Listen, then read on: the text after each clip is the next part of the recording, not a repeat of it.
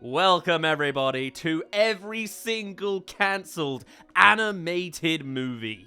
Pretty much. This is from a long-term series we run for about 4 or 5 years now, and with us practically covering all of the major animation lost media projects, I've decided to just go off the deep end and plug them all together. I don't know how exactly you consume a 7 or 8 hour-ish long video, but whether you want to just have it on in the background while you're doing some chores, hyper-focusing on a day-long watch, or hey, you can even just put it on and go to sleep, and by the time it's over, you've practically gotten 8 hours sleep. Feel free to take on this video in several different chunks, but otherwise, if you really want to learn about some lost media, this is one of the biggest sources to use. We'll have timestamps to each of the individual movies down in the playbar, and these aren't in chronological order or anything, they're shuffled to keep it as diverse as possible. We're not putting all 5 Disney ones in a row, you know? And while I'd like to do a ranking or discuss each one individually, we honestly don't want to make this video even longer. So please enjoy 7 to 8 hours-ish of practically every single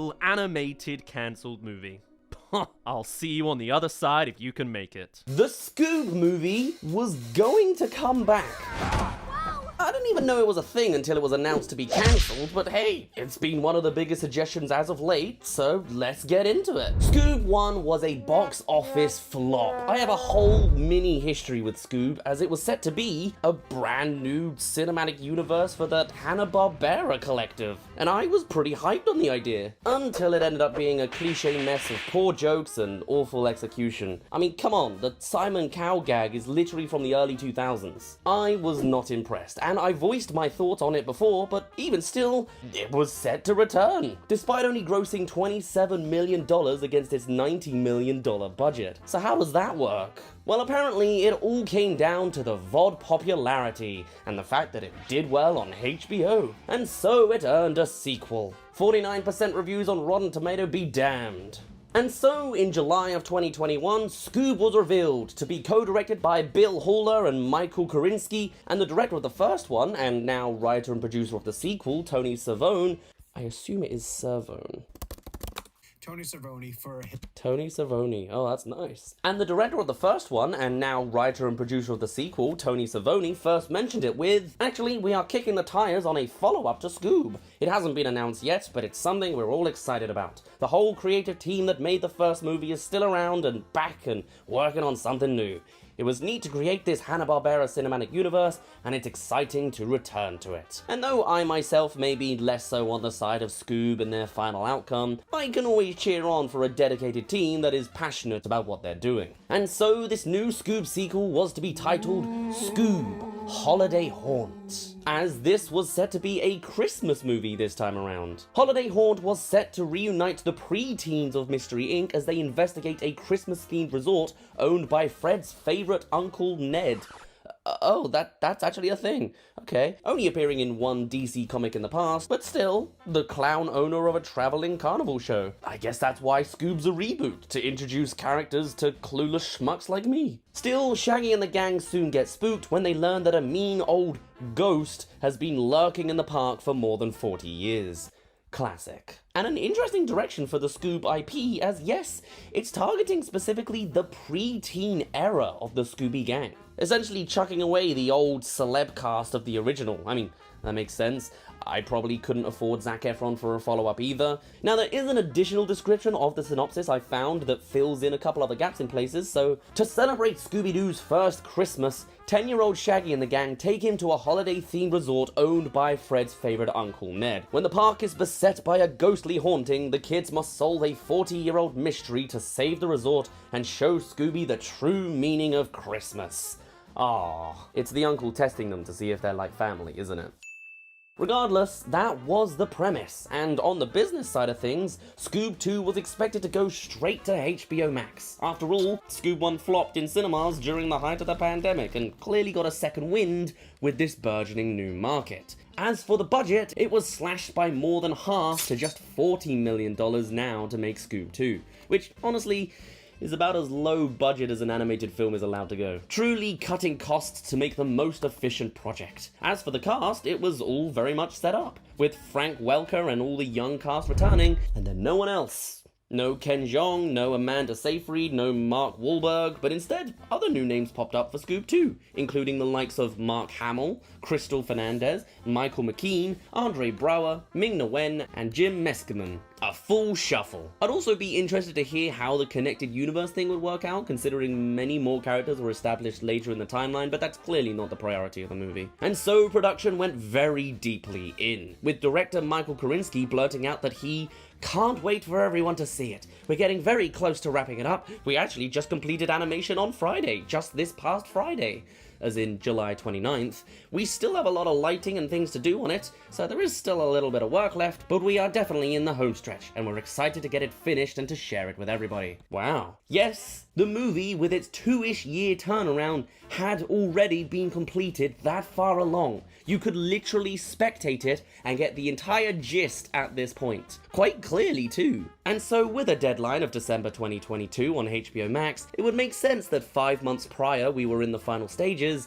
and it's mentioned from several sources that Scoob 2 was practically 95% complete. But something must have gotten in the way to derail the project. Albeit in quite an unprecedented way to do it so far into production, and it all came from yet another corporate shift with a merger executing between Warner Media and Discovery, combining to produce the new Warner Bros. Discovery. And as the new CEO of this combined company comes David Zaslav, notorious for his business mentality of show business over show friends, and he, with the new controls over Warner Bros. Media, decided cutting costs and writing offs were the way forwards. As with Scoob 2, the company will reportedly look to take a tax write-off on the incomplete production. However, it's not as simple as that. There are a couple of odd complications with Scoob in particular. For one, the composers had already been paid, and they are one of the latest additions to a film's production timeline. So, ironically, they're gonna continue to finish the work as they were hired to do, despite it being more of a ghost of a project at this point. How ironic. It's a little dicey. And of course, the crew were not happy with this controversial decision, and we have the quotes to back it up. On Instagram, producer Tony Savoni piped up with, "So what do you do when the movie is cancelled, but you've already paid for the stage and the musicians? You record the damn score!" And from the co-writer corner, Paul Dini also popped up on Twitter with his thoughts. "Yes, I'm a co-writer, but also, why cancel a 95% finished holiday movie this close to fall when you're guaranteed kids watching it right after Halloween, at least until New Year's? Makes no business sense, especially as both kids and parents dug the WIP screening, which certainly makes sense to me, as it's probably what makes this example of cancellation so baffling. But there is purportedly an explanation, as the studio itself also released a statement regarding their reasons, pitching it as part of a strategic shift and change in the company's business strategy. Just the fact that it's being done on an almost complete $40 million project makes it a particularly tough decision to actively roll out. Savoni also went on to say on a more personal level that, "Yes, I am afraid this is true. This movie is practically finished and turned out beautifully. I am beyond heartbroken." But there is more to the tale than just that, as Scoob 2 wasn't the only casualty of this sudden change in direction. Batgirl was also the more notable production that was similarly cancelled through all the same reasonings. Approved back in 2021, this was originally part of a company-wide effort at Warner Bros. To generate feature films for HBO Max, and in their case, had already completed principal photography, test screenings, and most filmings. However, nowadays, the studio doesn't want to make big budgeted projects for HBO Max anymore, and has slowly been cutting back on all of the original content hosted on the streaming platform, because yes, the studio is prioritizing cost-cutting measures along with its theatrical strategy. They are downsizing HBO Max for Warner Discovery. Pulling off of streaming services at the height of its popularity in the industry, truly the smallest brain move possibly imaginable in this theatrical environment. But that is the new plan, and the results of this domino out to be all the more destructive. But first, back to Batgirl. From the directors Adil El Arbi and Bilal Fallah, they both revealed that the cancellation of their project was as much a surprise to them as everybody else in a joint statement. However, at the very least in their case, their project was far from finished. David Zaslav for this project did decide to speak up directly and explain his decision, being quoted as saying, "We're not going to release a film before it's ready." And by that I guess he just means not at all. Batgirl was set to cost between $70 and $100 million, which is certainly a heavier weight than Scoob, but apparently the decision to scrap the project was not driven by the quality of the film or the commitments of the filmmakers, but by the desire for the studio's slate of DC features to be at a blockbuster scale. However, there were additional reports that early screenings of Batgirl were horrendous and unsalvageable. Not that it supposedly had an effect. Batgirl was set to have an interesting cast, with Leslie Grace, J.K. Simmons, Brendan Fraser, and Michael Keaton as Batman again. But now they're out of commission. Which you gotta ask as well, with such a major project like that seemingly able to just vanish so swiftly, as a collaborating A-lister, do you really want to continue associating with a company like this that clearly pushes for the mentality of show business versus show friends and sudden tax write-offs over giant, decently progressed projects? Though we haven't seen the effects of it yet, I can see this having a long-term effect later down the line of gaining a reputation for being unjust and untrustworthy as a company to choose to work with. But maybe that's just me. According to Warner Bros., the decision to not release Batgirl reflects our leadership's strategic shift as it related to the DC Universe and HBO Max. Leslie Grace is an incredibly talented actor, and this decision is not a reflection of her performance. We are incredibly grateful to the filmmakers of Batgirl and Scoob Holiday Haunt and their respective casts, and we hope to collaborate with everyone again in the near future. Overall, this seems to be a disastrous call, with many outing it as controversial, all the while shooting oneself in the foot at a time when streaming services are at their peak. Or maybe the olden ways are the bestest ways. Either way, there's still one other caveat to this story, and that is the sorry state of HBO Max and Warner Discovery as the effect continues to move along. As well as removing Scoob and the latest DC hit, the animation industry is of course taking the hardest hit, and my Twitter feed is absolutely filled with disaster stories, as HBO Max is rapidly dropping its libraries and cancelling projects left, right and centre. The truest tragedy comes from some animated projects that will now be lost in contractual hell. Many Cartoon Network shows, for example, were sold off to run exclusively on HBO Max, but now with this merger going on, they've been taken down, and due to the complications of broadcasting rights and contracts, it could very well be the case that some of these projects will never see the official light of day again, as they've been mismanaged into a cage that no longer supports them. In some cases, such as Infinity Train, Cartoon Network has even gone and scrubbed clean any references to shows full stops from tweets, YouTube clips, and all of that, since they don't have the rights to showcase them anywhere else. Or, as said by the creator of Tig and Seek, it's gone. It's all gone. And it all comes down to the dreadful state of the industry right now, the complications of broadcasting rights, and the sudden merger that is barraging its way into a 6-foot grave as seemingly fast as it can. But hey, I didn't like the original Scoob anyway. Is that enough to cover the loss of the jobs of the workers and the creative freedoms of the shows and the monopolizing state of the corporate overlords? No, it's probably not. Not to mention all the people that will give up on this industry as a whole for how unsupportive it is. But that was the rabbit hole of the cancelled Scoob 2. Disney Circle 7 Animation. If you've seen our previous videos, you would know that this is the company assigned by Disney with the sole purpose of creating Pixar sequels. Disney and Pixar had a business disagreement that made them split ways, and Disney owned the rights to most of their IPs, and so they could just do whatever they wanted. They had their greedy eyes on their own version of Toy Story 3, Finding Nemo 2, Finding Marlin, Finding Remy, however you want to colloquialize it, and as we're here to discuss today, Monsters Inc. 2, Lost in Scaradise. The pun doesn't really work with a British accent, but whatever. Now, these productions were all at varying stages of production. Toy Story had been all plotted out with concept art and the whole script pinned down. Finding Nemo had no concept art, but the entire script was written and is available to read online. Monsters Inc. is somewhere in the middle. It has the least content for us to actually break down, not having any kind of script online for us to digest, and having like 6 images to go through. So to provide a bit more content for you, we'll be meshing this old sequel idea with a new one. There is a real Monsters Inc. sequel in production.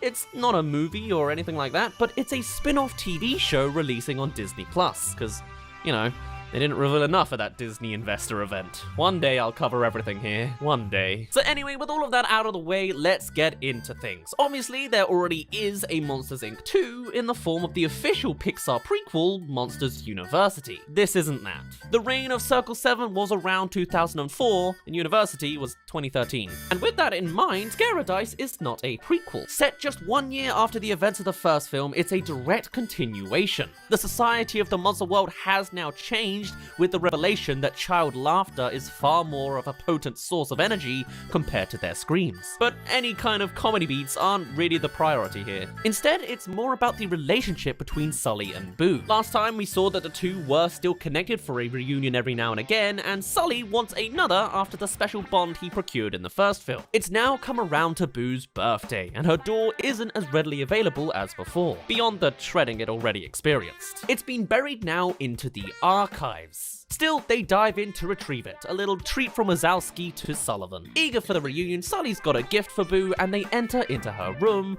only to find that Boo is no longer there. Instead, a sleeping granny takes her place. Boo has moved on somewhere, moving out and away from their reach.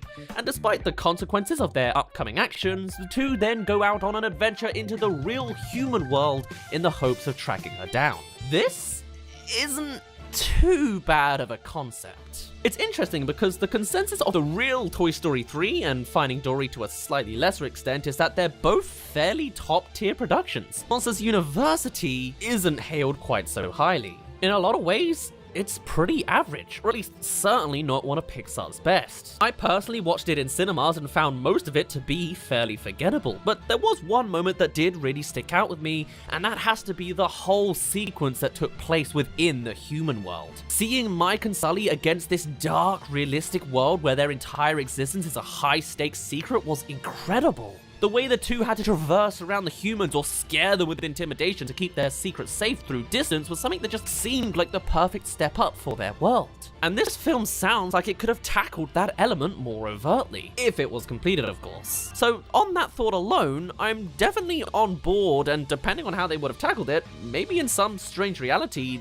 this would have been the film that could top the official Pixar follow-up. We'll never know, but it's nice to think of. Now, since we're in the monster timeline of 1 year ahead of the first film, let's scoot this time zone to just 6 months after the first film, because this is the moment that the official Disney Plus spin-off makes its debut with Monsters at Work. The city of Monstropolis is making its transition to a laughter-fueled society, and a new monster has joined the Inc. team, Tyler Tuskman, a recent Scare major graduate from Monsters University. He works not as a scarer, even though that's a defunct career anyway, but actually as an engineer in the facilities team. Of course, the main duo still are prevalent in the series, as Tyler dreams of working alongside his idols Mike Wazowski and James P. Sully Sullivan. The series, of course, covers Tyler's adventures through the ranks and systems of the corporation, with all sorts of antics on the side, I'm sure. A side story in-universe to explore whatever they wish. It's pretty nice. The idea was supposed to be first announced in 2017 by the CEO, and as production progressed, the current team working on this was supplied with all of the concept art for the original film, including all sorts of unused art. These would then be recycled into this new production to flesh it out further. Can't get any more faithful to the original image than that, now can you? And it's expansive too. I love it. Now, speaking of faithfulness, let's return to the less-so production again as we continue forward with Monsters Inc. 2, Lost in Scaradise. Still, like, I don't say paradise. Anyway. While there's little images left of the actual production, there are more explainable details that are relevant to the story. So, Wazowski and James are exploring out in the real world. We don't know if the adventures are a montage-style gravity sequence of the first film, or the grittier character-based self-exploration of the prequel, but what we do know is that the stakes would be heightened, presumably. Just from knowing the world of Monsters Inc., breaking the rules and set boundaries by going out into the human world is obviously forbidden and only for those banished. With the two doing as they do, they would surely have the CDA on their tail, as well as any other conflicts arising, like whether this journey is so worth it for Mike, who's probably leaving behind like all of his relationships for this voyage. However it's spun, it's likely this story would require a lot of sacrifice from the both of them, and this tension would cause a rift between the two of them. And even if they want to go back, some way or another, the two are gonna end up stuck in the human world, only stressing things out even more. According to the images we do have, at some point, the two would stop in their tracks and argue.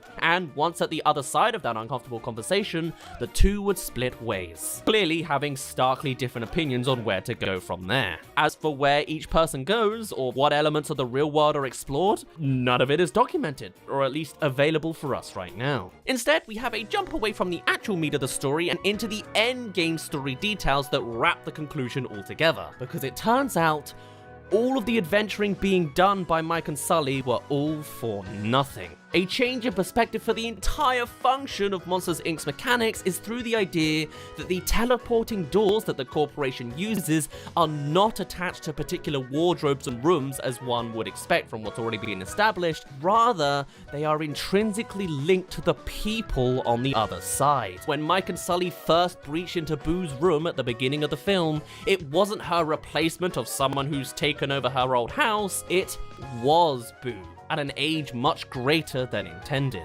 Some fans have broken down this idea more to assume that the reason the door was being archived in the first place in this film is because of age restrictions. If every door attaches to a person, then eventually they will pass their expiry date, and so shouldn't be used anymore in order to avoid both the leaking of the monster world as well as losing the efficiency of energy production, as they are no longer innocent children screaming into barrels. Monsters at Work is a production very far into its lifespan. That's a convoluted way for me to just say that it's nearly to be released. Originally, it was planned for a 2020 release date, but since that was never really going to happen, we're at the end of the year now, Monsters at Work is drafted to release on Disney Plus in early 2021 instead. More to that, it's sticking as close to the roots of the core franchise as much as possible, with every major voice actor reprising their role. John Goodman and Billy Crystal are back as Sully and Mike. John Ratzenberger, the ultimate Easter egg, returns as the Yeti, as do the characters of Roz, who now supposedly has a twin sister called Rose,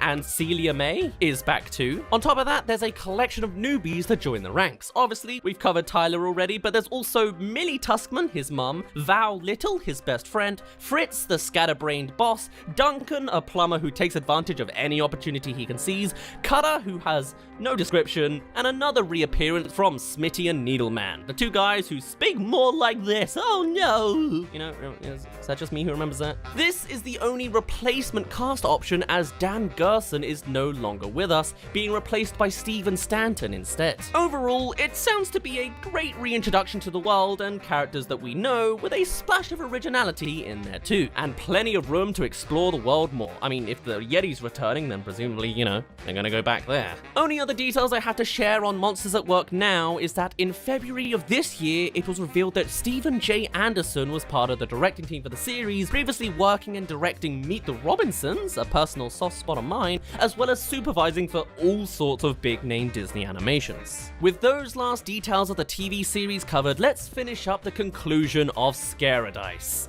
It still doesn't quite fit my accent. Anyway, while we've heard the production side of the Disney Plus show, for this one, we know of two names, Rob Muir and Bob Hilgenberg, both of which hired to write the script and storyboard it together, and both of which I struggle to find any notable IMDb page for. But there's one film that crosses over both vague names, Tinkerbell and the Great Fairy Rescue. I haven't seen it, or the others on these lists, but you get the idea. This would have been their big-scale debut, potentially, and who knows of the potential that they had. Anyway, the reason that Boo is so old is that it's revealed that the human world progresses through time at a much faster rate than the monster one. Surprising that the professionals had never really noticed that in all of their careers beforehand, and I guess that means that the Yeti is dead in this timeline, but it could allow for some sneaky foreshadowing in this film, with the two discovering new, more modern technologies or even futuristic stuff as they adventure through the lands. It could also explain how mythical creatures are prevalent in the past of humans, since they would appear so rarely between visits that concrete evidence would never really be found of them. And though this does open for a lot of options, it also breaches all sorts of questions. Working out the logic of this seriously complicates the premise a whole bunch more. But let's say this was an early draft of the idea and the nuances were yet to be ironed out. With all of the secrets revealed, it was time for one final reunion. Pixar Pixar nowadays are known for making you cry, and for once, Circle 7 Animation were kind of ahead of the curve. Much like the cliffhanger of the first film, Sully and Mike return to Boo's room where they see her in her aged state, strapped up to some hospital equipment. A bit extra dark and real to feature the equipment, but alright. Instead of snoring her head off, she's now awakened by the big furry silhouette, and for one final time in her life, she recognizes her furry blue friend, with a somber and scratchy kitty? Whether we hear any more of the conversation doesn't really matter. This bittersweet goodbye was set to be the true ending of the Monsters, Inc. franchise. Really taking the Interstellar approach before Interstellar was made, huh? Maybe society was changed again, maybe there was a shift in power again, or a villain overthrown, or maybe it was just a character story and a heartbreaking goodbye. The door would presumably then be archived, never to be opened again. The fans' Pixar theory that the witch from Brave was an old Boo would disintegrate, but maybe a new one would pop up, like how this was all in Boo's head anyway, and her being at the end of her life meant her brain forced imaginary visions of her childhood or something. But at the end of the day, that's not the timeline we're in. Back in 2004, Pixar sequels weren't really a thing, with the exception of that one Toy Story film. But in today's landscape, in 2020 plus, we've got franchises brimming everywhere. I mean, Toy Story's also getting that whole new perspective shift film with the announcement of Lightyear, so who knows what future avenues that could brew. As well as obviously all sorts of originals as well. Just all the work ethic in the world is going on for Disney right now. But while for the fake Toy Story, things seemed like a noticeable downgrade in this alternate reality, and Finding Nemo was around about the same, this film is debatable. Monsters University didn't blow too many minds, and this idea has a lot of complications to it, so whether you prefer this timeline of the Monsters series or the optional one we've just discussed, at the very least, there's more Monsters Inc. on the way with that 2021 Monsters at Work. I, for one, am very ready to see more Pixar content soon, but for now, we'll have to do a little more waiting in our reality. DreamWorks continues on to be just an absolute goldmine of cancelled productions. It's honestly impressive the amount of glimmering scrap this company has amassed in the span of like 3 years. With the company very much having a clear and divisive direction these days, reaching this point meant that sacrifices had to be made. And almost all of those sacrifices seem to be some of the most interesting concepts from an animation studio of late. We've lost Me and My Shadow, Bureau of Otherworldly Operations, Larrykins, and now this, Monkeys of Mumbai. Also known as Bollywood's Superstar Monkey. What a title! And Mumbai musical. That sucks. Still, Bollywood Superstar reminds me of Super Robot Monkey Team Hyperforce Go. Yes, I remember all of that. So Monkeys of Mumbai was set to be a computer-animated musical fantasy adventure film to be developed by DreamWorks and distributed by 20th Century Studios. It was announced back a little earlier than the others in January 2011 as a fast-tracking Bollywood-styled musical adaptation of the Ramayana, which is one of the largest epics in ancient literature and a tale of Hinduism. All about a prince saving his wife from the clutches of an evil king with the help of an army of monkeys. There's also, of course, some godly deity stuff throughout as well. Anyway, this DreamWorks project was set to be that tale, but told through the point of view of its monkeys. It would have followed two common street monkeys who become unlikely heroes in a last-ditch effort to stop an ancient, thought-to-be mythical demon from conquering the world. And since this was set to be a musical, two particular men were attached on to compose the song and score. One, Steven Schwartz, and classic Disneyan, working with the music department on Pocahontas, A Hunchback of Notre Dame, Enchanted, and with DreamWorks in The Prince of Egypt for lyrics and original songs, and nowadays doing Disenchanted, as well as composing from A.R. Rahman. An absolutely perfect choice considering their background in all things Indian. I mean, this guy was the composer for the Slumdog Millionaire, and looking at his other works, I might not recognize them myself, but I can see this is exactly what we'd be looking for. I can't imagine the impact that would have been felt from a good Western Bollywood movie on the big screen, especially an animated one targeted at kids. I mean, the influences there could have been massive. My only exposure to Bollywood is through Corridor Crew reactions, so I'm all for representative styles being readily produced. Anyway, a slightly more poignant plot synopsis goes like this. Monkeys of Mumbai tells the story of two orphaned monkey brothers, Raj and Deepu, who live a hard-scrabble life on the streets of Mumbai. Raj is majorly disillusioned with the role that life has dealt him. He is pragmatic and puts his nose to the grindstone to make sure his brother doesn't feel the hardship of being cast aside. Deepu, on the other hand, is the ultimate optimist and believes that one day street monkeys, scavengers that litter the streets, will one day soon discover their inner Hanuman, the Indian deity that was once revered by all, and rise to their forgotten glory. That's how they cast through life until a chance encounter plunges them into a magical world of adventure. Actually, there's an even more in-depth description I found that we'll get into in a little bit. So with things starting up and making shape, of course we get our wave of optimistic quotes, like this one from DreamWorks Animation's Chief Creative Officer, Bill Damashk. To reunite with Steven Schwartz and work with such a celebrated team of artists on DreamWorks Animation's first ever CG animated feature musical project is incredibly exciting. Together we will create a movie that is full of magic, fantasy, adventure, comedy, and emotion, in which inspiring songs and dances will delight audiences everywhere. Shame the first musical DreamWorks did was Trolls. Never an original piece in CG form. Anyway, progress continued to be made, and in June 2011, Kevin Lima had been signed on to take on the directing chair, previously working on the likes of Enchanted, Tarzan, and a Goofy movie. His whole Twitter handle is based on it. He's also been in all sorts of other Disney stuff in other roles. Okay, so having an all-round Disney guy coming from some pretty well-liked Disney movies certainly isn't a major miss. And the role of character designers was played to Patrick Mate, a real DreamWorks loyalist judging by their history, Kay Asadera, who I found little of from the time, but later gets involved in Alice Through the Looking Glass, Illumination's The Grinch, and Nico and the Sword of Light, and Sergio Pablos, also doing Tarzan and Goofy movie, but also Treasure Planet, specifically Dr. Doppler stuff, and later becoming a full-on writer, creating the original Despicable Me and Klaus. Also, there's art director Ron Cornelius, with a couple duplicate projects and The Croods. But whether or not you like their history, the character designs for this you can see for yourself. At one point, the crew even brought in a group of religious historians and were surprised to find that they were totally fine with the interpretation, and in fact encouraged them to go further. So let's sink our teeth into this. This story synopsis could have just been reverse engineered from looking at the concept art, but it fits, so I'll tell it as we ogle at the art. Oh, actually, it's tweets from the director. That's pretty concrete evidence. Anyway, here's what remains, as even cancelled production stuff can get copyright claims apparently.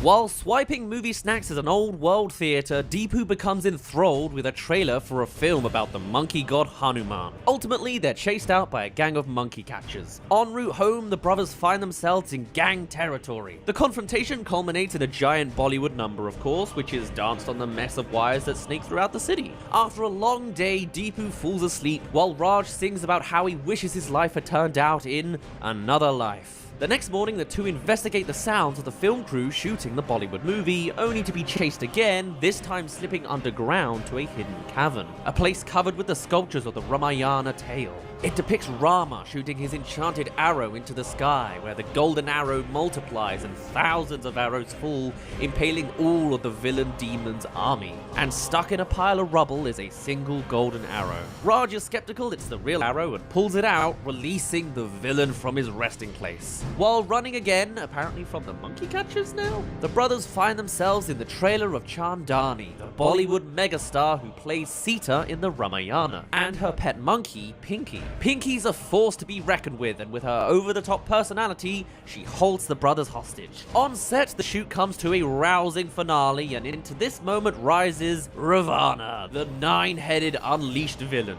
Ravana is tormented, driven mad by his 9 heads, each with its own personality and all power-hungry for control. Ravana thinks Chandani the actress is the real Sita and scoops her up, magically turning into a chariot and flies off to his island, Lanka. The chase sequence was to be set to a Bollywood version of the Bee Gees' Stayin' Alive.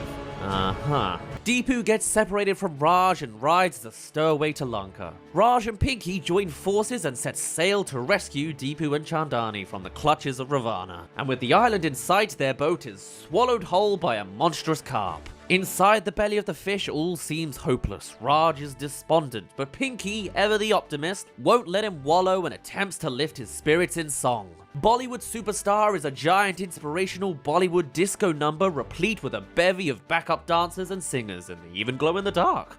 What a coincidence! Back on the island of Lanka, we are introduced to Ravana's mob of demons, each based on an Indian instrument, and become Ravana's orchestra whenever he sang.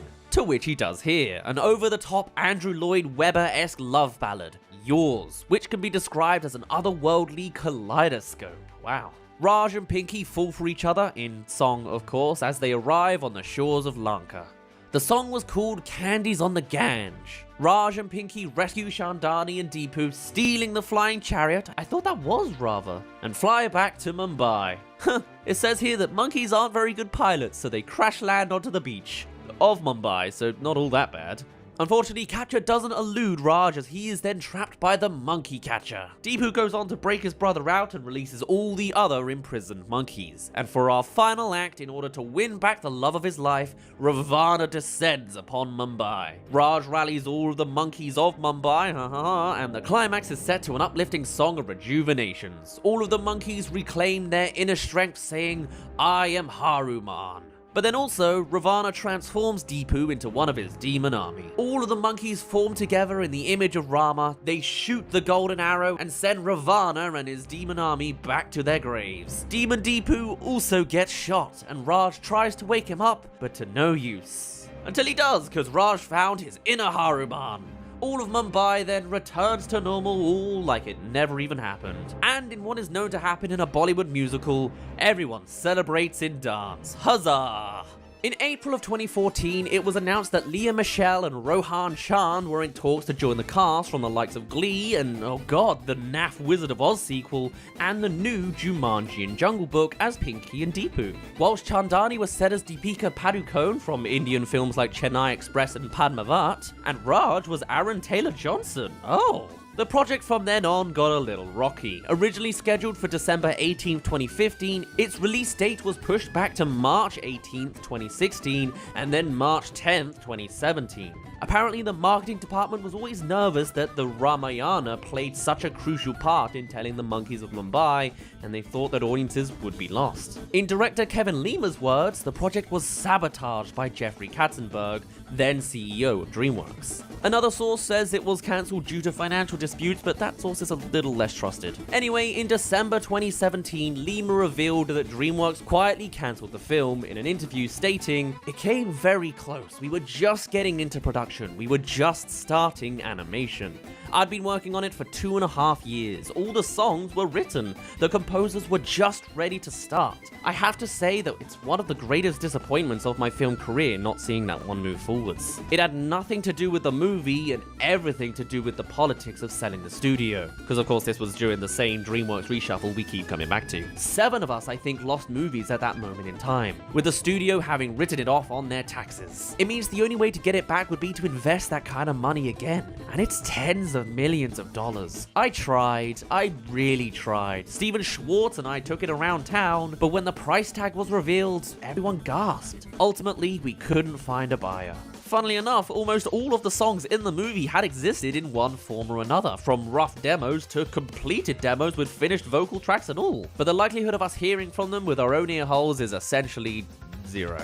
And Kevin Lima himself doesn't think the film will ever see the light of day. He says he's asked DreamWorks to revive the project from time to time, but they always give the same answer. Monkeys of Mumbai could have been a really cool, impactful film, I feel. Seeing more Bollywood representation on the Western screen could do some serious good for influential cinema goers and broaden all of our horizons. I could also see it falling into some cracks with our modern outlooks though. Pinky, as you can imagine, would have just about every visual aid to tell us this monkey is the guile, right down to the name, and since the story itself is so archaic, it has some outdated tropes like the minimally contributing damsel in distress actress, but changing that story too much would also feel like a mistake for a first-time adaptation. I also see some general flaws on the extended synopsis. Some parts feel forced or weird, but it was an in-production production, so maybe with a little bit of polish it would form a lot better. Regardless, that was the tale of Monkeys of Mumbai, yet another casualty of DreamWorks and their rebrand to something softer. Who knows how our timeline would have gone if we were more knowledgeable on another country's culture and the movie genre they bring. Today we're touching on the somewhat rare appearance of a Disney cancellation, and one that had the final nail in the coffin land just last year. It's been suggested many a times on our Discord, and that is the project that was Disney's Gigantic. Now, Gigantic was a planned computer-animated musical comedy film announced back on August 14th, 2015 by John Lasseter at the D23 Expo. And more so than just being any musical, it was specifically sprouting off of the backs of a very popular duo from that time, with the songs being written for the film by Kristen Anderson Lopez and Robert Lopez. Who are they? Well, they're none other than the Academy Award-winning creators behind the songs in Frozen. Yes, these guys are the ones you can blame for those songs playing on repeat for 3 years back then? Unsurprisingly, the pair won for Best Original Song with Let It Go, so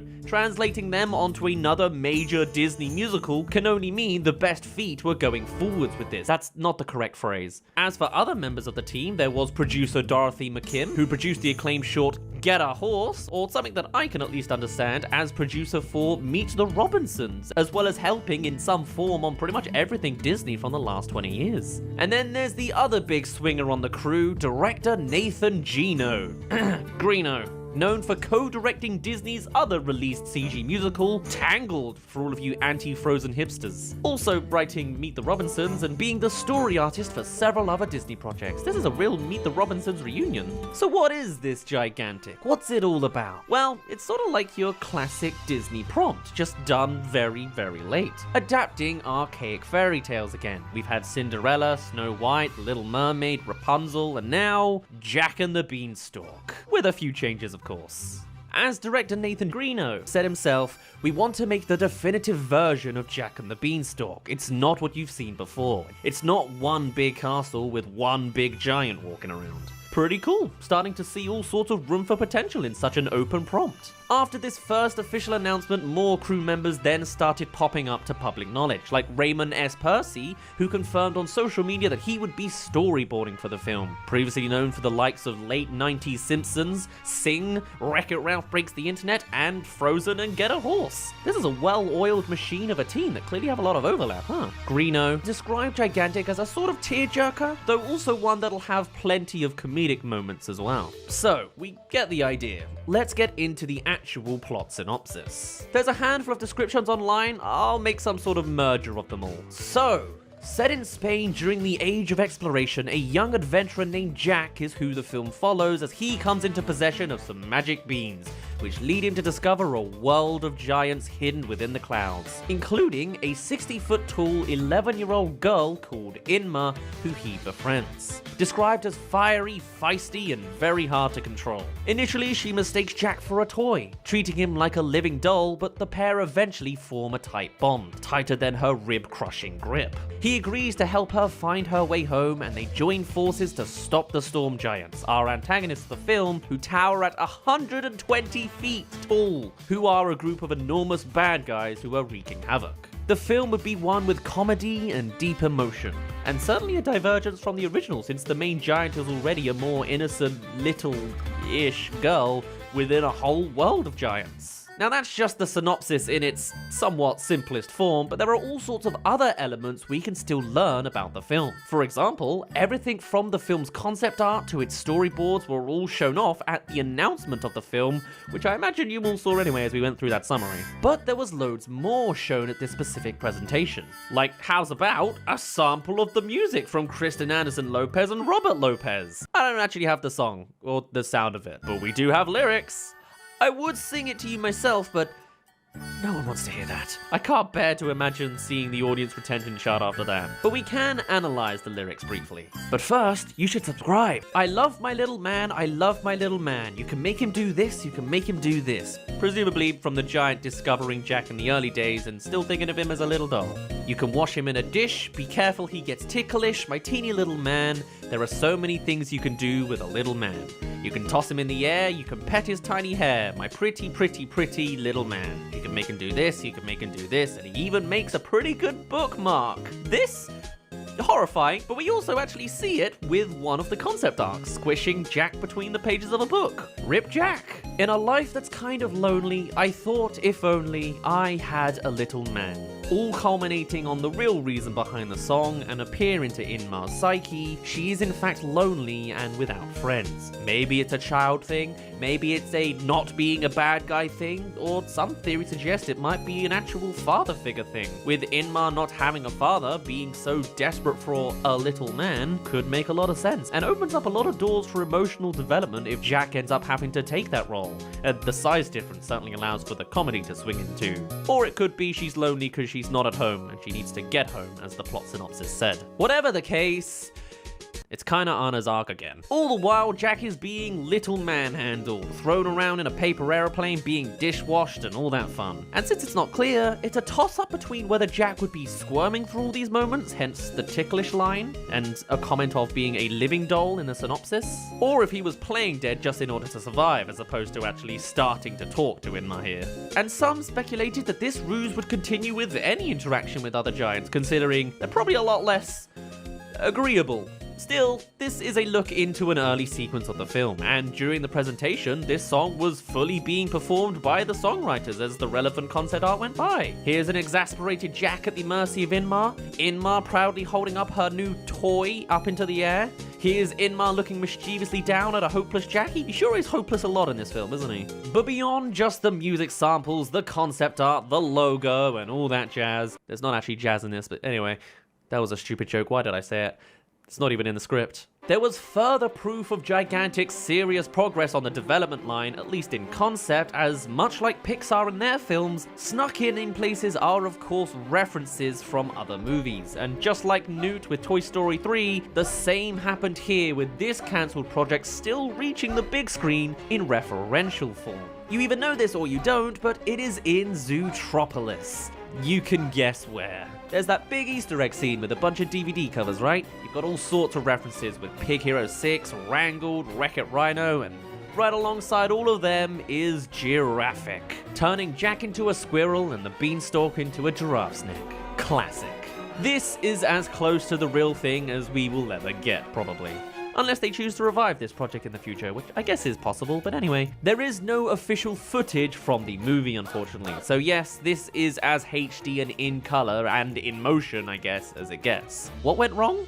Well, in 2015, Gigantic was pushed back to March 9th, 2018, and was originally set to be entitled just Giants, actually. However, on June 30th, 2016, Walt Disney Animation Studios announced that Ralph Breaks the Internet would be released on that date, and Gigantic would launch instead on the 21st of November, 2018. Okay. A little later, on October 3rd, 2016, things were still going well, at least on the Disney front. DreamWorks, you'll never guess what was happening to them. As a new crew member was added, with writer Meg LaFauve being announced to join the film as a co-director with Nathan Greeno. Previously working slightly outside the Disney animation sphere with a history in writing Inside Out, Captain Marvel, The Good Dinosaur, and ironically Gigantic, a TV show that has no relevance to this at all. Still, some people were really hyped up about this edition, with the massively successful promotion of Jennifer Lee from screenwriter to director with Chris Buck within Frozen, which clearly paid off looking at how well Frozen turned out. Very much Disney mirroring their prior great moves. On April 25th, 2017, Disney then announced that the release date had now been pushed up to November 25th, 2020, scheduling it to be the 59th animated feature in the Disney animated canon, following the release of Frozen 2 in November 2019. And Ralph Breaks the Internet took Gigantic's November 2018 slot.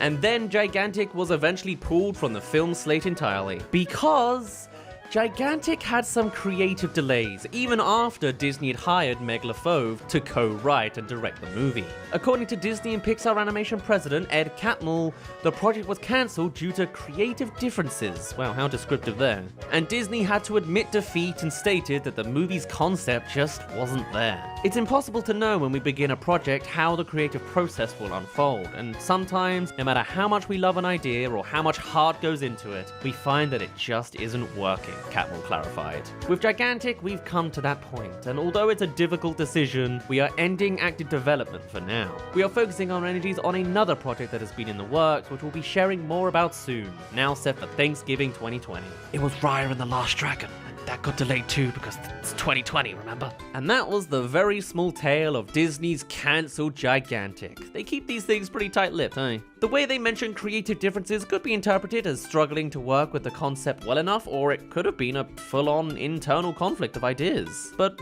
we will never know. Jack and the Beanstalk is one of those classic fairy tales though, so I imagine if there's any motivation for a dropped film to be picked up again, it would probably be here. Of the changes we did get to hear, it certainly looks to be an interesting and functional prompt, but the rest is up to our imagination. There was no super musical sequel to Frozen, unless you count Frozen 2. Kristen Anderson Lopez and Robert Lopez would go on to work with the WandaVision soundtrack as well as Spies in Disguise, and they worked on Coco? These guys are legendary. But even with Disney's Encanto coming up, they're not involved. Oh, that's because Disney labbed Lin-Manuel Miranda for that. I guess that makes sense. Even still, this giant beanstalk story has wilted, and the only Disney adaptation we've got is the 74-year-old version that is Mickey and the Beanstalk. I guess it'll do. Let's instead use this open slot to discuss the movies that never saw the light of day, Popeye! Look at this art style, it's the perfect bait for viral YouTube videos. Well, it is a viral YouTube video. Kinda makes sense, really. Released back in 2014, this was a representation of a real project. And if you couldn't already tell by the style, it's got that Hotel Transylvania vibe all over. Because it is Hotel Transylvania. Or shall I say, it was produced by pretty much the same people. This unreleased Popeye movie was a proposed film to be made by those wishy-washy guys over at Sony Pictures Animation, and the director of this short is the actual director of the 3, or I guess going on 4, Hotel Transylvania movies. And though Sony Pictures Animation does get a lot of slack, if I'm being totally honest, I really dig this clay-like slapstick style. And for translating an archaic 2D animation icon, I think it works pretty much immaculately. So what's going on? What happened back in 2014 that led us to talking about it now? So, this video wasn't a preview. Through the words of the director himself, it's not a clip, it's not a trailer, it's nothing from the actual movie, it's just something that kind of represents what we wanted to do. It was just kind of a demo, a proof of concept idea, and boy did it take off.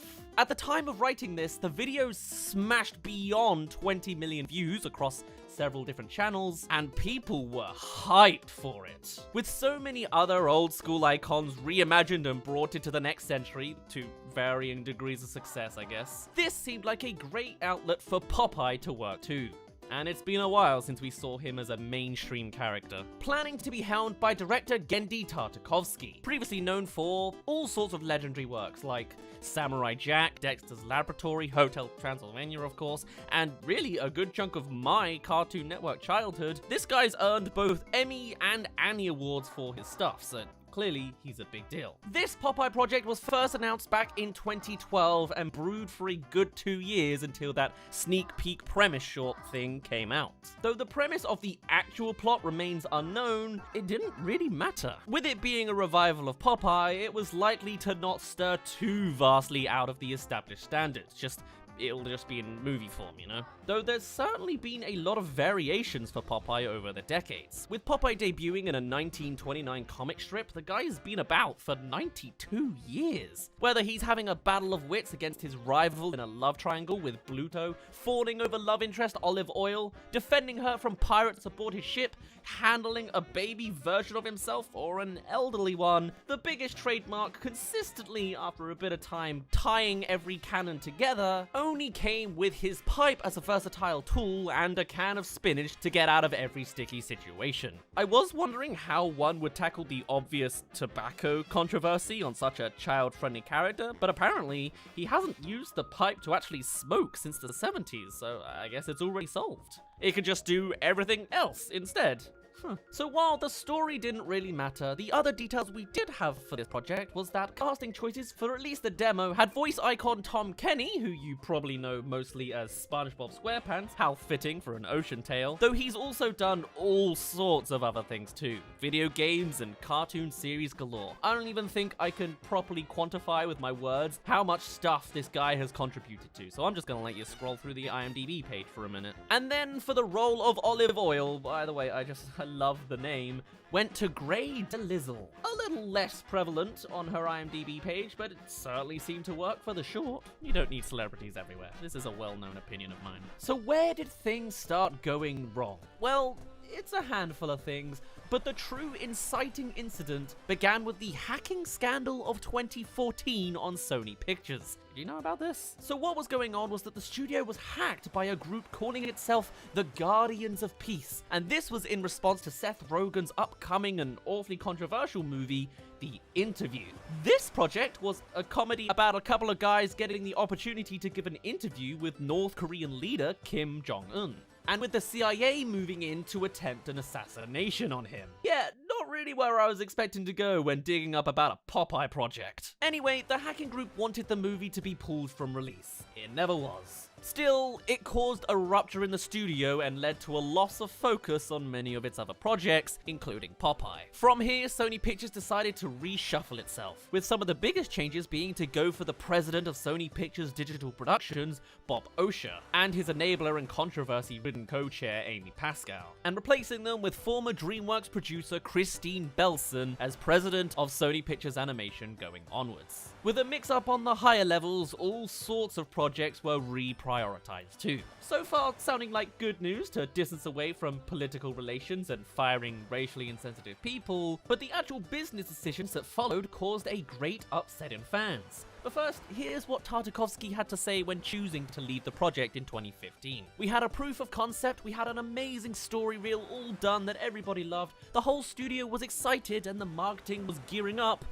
But then the hack happened. The executives were dealing with so much and all this ugliness came out, and it was just the wrong place at the wrong time for the Popeye movie. And with that, Genndy Tartakovsky went on to completing Hotel Transylvania 2 instead, as well as his own original Can You Imagine, which also never saw the light of day. And Sony said nothing. But in its place, another movie was released. One set to be either a massive viral hit with an encapsulating appeal, or a dumpster fire of a jaded view on the public. Yes, I still can't avoid this movie. What followed next and came to replace the Popeye movie was in fact the Emoji Movie. What a disaster. Jax Films' marketing meme was literally like the only redeeming factor. It was of course critically panned and an overall failure. But despite not releasing, Popeye was seen as certainly a somewhat success story in comparison to the Emoji Movie. Other quotes from the director say as such. With Popeye at least, we put up a great screening, everybody really liked that sizzle, we got a positive reaction. I was in love with what we were doing. It was hard to let Popeye go, but that's the business. There were other factors to the cancellation of Popeye, such as creative differences on whether to translate Popeye or reimagine him anew with like sunglasses and a backwards hat or something or other. But generally, Sony's bigger issue caused the downfall of this small project. But while many people had things to say about its cancellation, Sony itself never said anything. And from an official standpoint, Popeye was never announced to be over. Instead, it just lay dormant, stuck in a purgatory of active development. And now, 4 years on from its original release date of 2016, 5 years on from being permanently paused, 6 years since that old sneak peek, and 8 years post-announcement, that slick Popeye movie is coming back. Though we're calling it uncancelled on the channel because my different series merged too much anyway and I retired the Coming Back series. That being said, there's a few caveats to this revival. For a start, this animated Popeye is being reworked with King's Features Syndicate. These guys are made for the ancient animations of the Fleischer era. They're the ones who own the Popeye brand, along with all sorts of other classic cartoons and comic strips like Betty Boop, Flash Gordon, The Phantom, Beetle Bailey, and Mandrake the Magician. I'll admit, it's just a tad before my time personally. But still, things are moving ahead. And more to that, Genndy Tartakovsky is back on board too, as of May of 2020. King Features, as a small animation studio, have been best known for creating projects based around classic cartoons, and now this massive Popeye project is back on the menu. For the character's 90th anniversary in 2018, it was these guys who released a series of 2D animation shorts entitled Popeye's Island Adventures on YouTube. A tad different to the usual canon, but hey, it's a 90-year-old IP at this point. King Features are also the guys working on the Cuphead Netflix show on the side too. They're just your go-to 1930s-esque animation studio. So one way or another, I'm certainly keeping an eye on these guys. But while hype is likely to be in overdrive after the impression of that old Sony demo, it should be noted that this is being reproduced from the ground up, and though Tartakovsky is back, they're starting all over again. And it is worth noting that it will also not be necessarily sharing the same style as that Sony test for the material. But you can expect with the same director and the obvious impact that the original take took, there will be a good bit of influence to do Popeye as we would probably like to see him. Though there's no word yet on what stage of development exactly this redone Popeye production is at, we do know the movie is set for release in 2022 and was re-announced just a year ago, so pandemic was somewhat in mind still. Popeye over the last century has appeared in all sorts of formats, starting as a comic strip, moving to theaters when Max Fleischer adapted the comic stories into animated shorts, featuring in comic books, video games, and adverts, as well as all sorts of cartoon TV shows of different canons and movies too. There's the 1980s movie with Robin Williams, maybe not one of his best works, but still, as well as another attempted 3D CGI animated movie that I found could do with a bit of work. But with just a few years off from that 100-year-old milestone, it'll be interesting to see what form Popeye will take now. I'm sure we're all pretty into the idea of that super stretchy slapstick style, if not because it's just nice to see something at least slightly new for something so old. But who knows? Over the years, things have certainly been shaken up, so I guess everything's a little up in the air. At the very least, I'm sure we can all agree that anything is better than the Emoji Movie. Maybe we'd be in a better timeline if this released in 2016 as planned instead. Whatever the case, we'll add it to the list of upcoming movies to keep an eye on, and try our best to burn the Emoji Movie out from our memories. The Lego movies! Not just the one 2014 film, but the entire franchise. I think it was one of the biggest surprise hits of yesterdecade. I mean, come on, we all thought this was going to be one big cash grab, right? But that first installment turned out to be a fantastic love letter to all things creative. It truly felt like it had the soul of someone just having fun with their toys and making stuff up as they go along. And it was made by WAG, the Warner Animation Group. These guys were genuine competition for once. The guys who otherwise made Scoob and Space Jam 2 and Tom and Jerry. Look, this movie's great, and I think everyone kind of agrees. Warner Bros. Finally struck some gold, and boy did they want to continue that franchise, but you know why we're here. It's time for more of the cancelled series, because the franchise is dead in a couple of ways, and with it, we'll be covering a couple of cancelled movies. But first, let me give you a brief introduction to how this Lego movie franchise came to be. The development of the very first Lego movie began in 2008. Fast forward to June 2010, and Lord and Miller were in talks to write and direct the movie. Now, these two are the powerhouses of the industry right now, previously working on Cloudy with a Chance of Meatballs at the time, as well as since doing Spider-Verse and Mitchell's vs. the Machines. Remember those? Truly just in a masterclass of their own. By November 2011, Warner Bros. Had greenlit the movie with a planned release date in 2014. Taking on the animation co-director role and editor on the side was Chris McKay, director of Robot Chicken, and later doing the Tomorrow War as well. But with that stop-motion knowledge, Chris would be another staple for that Lego movie vibe that it has. In March of 2012, Lord and Miller revealed the working title, Lego, The Piece of Resistance. Yeah, that didn't stick. As well as a storyline that did. Alright. And by June 2012, Mr. Mario himself, Chris Pratt, was cast as Emmett. We had no idea where this was going to spiral in that time. Anyway, Will Arnett also became the Lego Batman, and it all went on from there. The first movie was a super hit, but I don't need to tell you that. With Warner Bros. Finally taking a W, they spiraled out 1 million productions out of this IP, including a bunch of shorts I didn't realize. You got Batman's a true artist, Michelangelo and Lincoln, History Cops, and Enter the Ninjago, all popping up as little add-ons of what we've already established. You know, maybe I should spend some time looking at shorts sometime this year. We'll see. Anyway, along with all these new expansions, another project bloomed within the midst of it all, and in March of 2015, Warner Bros. Announced that a third LEGO Movie spin-off, The Billion Brick Race, was in development. This would have been the first all-new spin-off property to add to the LEGO brand. Cool. Making it kind of closer to the first LEGO Movie than every other project, which, you know, leans on an already established IP. Now we're going to continue going through all this LEGO Movie franchise stuff in chronological order, but as a bit of a visual clue, when we're hopping specifically on this racing movie, the background border will be turning to this shade of red. We're trying new things for this series. Do bear with me, and let me know if you hate it. Then in 2016, we got one final short in the form of The Master, before news popped in July 2016, Jason Segel arose, along with Drew Pearce having signed on to this new race project as director and co-writers. Specifically, Jason wasn't directing as much as articles said he was at the time. Anyway, you recognize this guy. He's done stuff like The Muppets, How I Met Your Mother, and on the writing side of things, also The Muppets, and most recently Windfall. Nice. As for Drew Pearce, he's done Mission Impossible Rogue Nation, Fast and Furious Hobbs and Shaw, Iron Man 3, and Hotel Artemis. Progress clearly was going, but we'll hear about what plot they put together still in a little bit. Anyway, we needed another major movie for the general LEGO franchise, and thus came the LEGO Batman movie. Also a fantastic hit. The first movie was received with a 96% on Rotten Tomatoes, and Batman kept up at a nice 90% in 2017. Following that was all the more shorts. Dark Hoser, Batman is just not that into you, Cooking with Alfred, movie sound effects, how do they do that? And then, not a few months later, post-Batman, we got the LEGO Ninjago movie. Oof.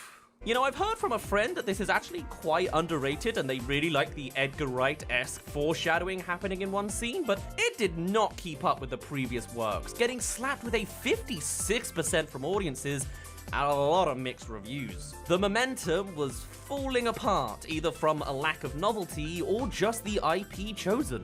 But the machine kept whirring. Sharky Shark in Which Way to the Ocean, Zane's stand-up promo. Are these well known? I'm personally doubtful on that, but by this point in the timeline, we've reached August of 2017, where back to the Billion Brick Race, it was announced that George R. Gutierrez was hired to replace Pierce as co-director. Ooh, dramatic already. And at that time, the film was scheduled to release on May 24th, 2019. But clearly, this racing movie was having a bit of a false start in places. The rest of the LEGO factory continued to mass produce. Emmett's Holiday Party, Unikitty got their own TV series started. By February, Gutierrez had left the project. Oh, never mind. What? Yes, just 6 months later, and George had already left. Things really ain't looking good, are they? But the removal wasn't necessarily out of creative conflicts or drama like that. We instead got some direct clarifications a little later that explained the situation like this. I left the film in 2018 when I didn't think it was gonna get made. These days, time is a precious thing to me, so if I don't think something is gonna go, I instantly leave. That's quite a brutal take, but I guess I can kind of respect that. Even still, we've heard nothing of this movie, and actually, a lot of it we hear in hindsight now. But with George's exit, we have some of his tweets and quotes showing how the plotline was to go, as well as some concept art on the side. So let's have a look into just what there was with the Billion Brick Race. First, Drew Pearce took back his previous role and went on to announce that the movie was a LEGO racing movie, inspired by pre-existing racing films, including the likes of the Cannonball Run. The Cannonball Run? The Cannonball. Oh! Releasing back in 1981, it's your kooky, cartoony racing movie with a bunch of quirky characters not limited to a young Burt Reynolds that looks exactly like Pedro Pascal sometimes. What? Let me see your driver's license, please.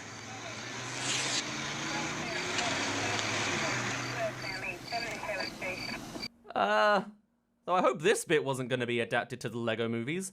Anyway, the Billion Brick Race was intended to send references to all sorts of 80s and 90s cop and action movies. Bit of a weird choice, but hey, if it works for modern kids, I guess it could have worked. I'm less certain in concept, but the imagery changes my mind. Let's have a look at this. First things first, from Gutierrez's Twitter, we have this lineup of a bunch of intended new characters.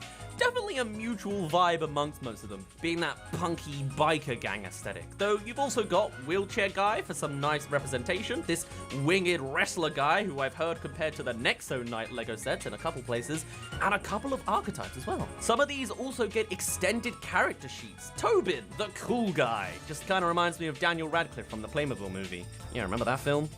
Frankie, tough punky girl. Brody, tough biker guy, but with a car, not a bike.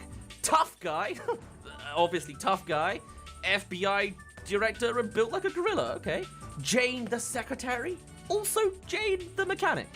Secret identity, or just, you know, Jane and the cooler Jane over here? I don't know. Mr. Wonderful, he looks like a lot of fun. Honestly, this lineup definitely gets those wacky races vibes, or Cell Damage if anyone remembers that. Just such cartoony characters all brought together on the same prompt. Then the only other concept art that can be found is this physical photo of a collage from the movie. It's not about how many bricks you have, it's what you do with the ones you've got. A nice message. And actually, kinda like the Cannonball Run, the rules for vehicles are open. Sometimes people are flying, sometimes they swim. This race is actually, again, looking like wacky races, or something with a side of Sonic Superstar races. I mean, it's very Lego to customize on the fly, and would certainly open up to some creative options that way. And actually, some of these sets look great. A city with an engine set piece and a giant Coke bottle, of course. Your classic stadium congregation, moonlit monsters, a mechanical castle, explosive bridges, the set of La La Land, a portal to Lord of the Rings, apparently. I actually really like how over the top these movies have room to play around. I mean, is that SpongeBob and Homer Simpson in the background? You've got a bank robbery, a view of the kooky cars, this gorilla is in a couple places with his banana car, a sunset vineyard, Mayan temples and dragon, volcano tropics, and seemingly these two are our main protagonist if I had to guess. If this isn't just one big ensemble show. Having a classic sunset romance scene and several duo shots. Actually, the more I look at it, the more I see how cool a Lego racing movie could have turned out, as there's room for so much variety and creativity, and just some really cool and hectic characters as well. But alas, things got in the way. But before we reach that final nail in the coffin, here's how the rest of the Lego franchise was coming along, as while this project was blowing out steam, another future production had begun, with the Lego Batman being announced a sequel in December of 2018. Chris McKay again confirmed that the sequel was in development and that he would return to direct the film after doing the first Lego Batman movie. But on a general scale of the Lego movie franchise, by this point it was finally time to bring up the rear on the slowed momentum, where all the stakes were added. The Lego Movie 2, the second part, finally released. Also, underwhelming. Kind of. Audiences seemed to like it. It got an 84%, but it just wasn't bringing back the returns that it used to. The Lego Movie franchise had officially lost steam, especially with two movies stumbling behind on itself, Ninjago and Part 2. And so, things weren't looking good. The Lego Batman sequel, though, had some details we hadn't heard yet, coming out a little more later down the line, but it was eventually revealed that the script was being written by Michael Waldron and Dan Harmon. Notable for the likes of Rick and Morty, of course, but also from Michael, there's Loki and Doctor Strange Multiverse of Madness. And from Dan Harmon, also Community, but you probably knew that one already. At one point, Chris McKay went on to say that Dan and Waldron had done a first draft of the script that was really great. It was truly epic, both from an action standpoint and from a story standpoint. I don't know why he's got that voice, but he does now. This Lego Batman sequel was stated to have taken notes from The Godfather Part 2, because of course it was, as well as Boogie Nights. The film would have focused on Batman's relationship with the Justice League, particularly Superman, and his main antagonists would have been Lex Luthor and OMAC. I assume that's how you say his name. I don't know him. All to be tentatively called Lego Superheroes. I've also got here a few extra quotes from McKay that have all the more specificity. The film was to be about the Justice League and where Batman was in terms of the Justice League now, and the struggles they were going through, as well as flashing back to how the Justice League came together. It would have also featured Batman and Superman's relationship, as well as Batman's relationship to a lot of the other members of the Justice League. And Robin, obviously. There was a really great plan for Robin. I wish there was a way for us to go do that movie, because that would have been a lot of fun. And on a thematic front, while the first Batman movie was about Batman's relationship with Robin and touched on themes like parenthood, the sequel was more about friendship and change. It was about how hard it is to change, to commit to change, to stay on the new road you've carved for yourself, especially when maybe you weren't such a good guy to your friends. Your old friends might not be able to see the new you. They might still live in the past. Oof, that's quite a strong theme to get onto paper. However, it of course never came to be.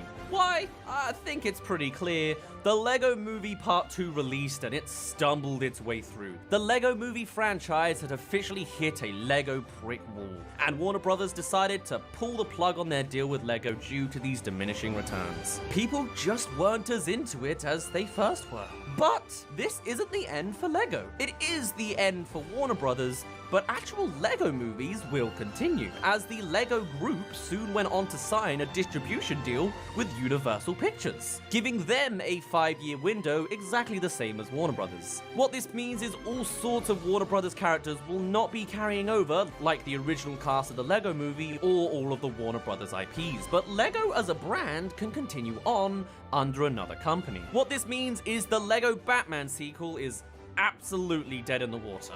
McKay went on to say that because Lego has left Warner Brothers and is now over at Universal, there probably won't be a Lego Batman sequel, unfortunately. I'm so sorry to say that I don't think they'll be making a Lego Batman 2. Instead, the final Warner Brothers project ended up being the Uni-Kitty TV series that started in 2017 and eventually ended with the Birthday to End All Birthdays in 2020, and all other ties faded away.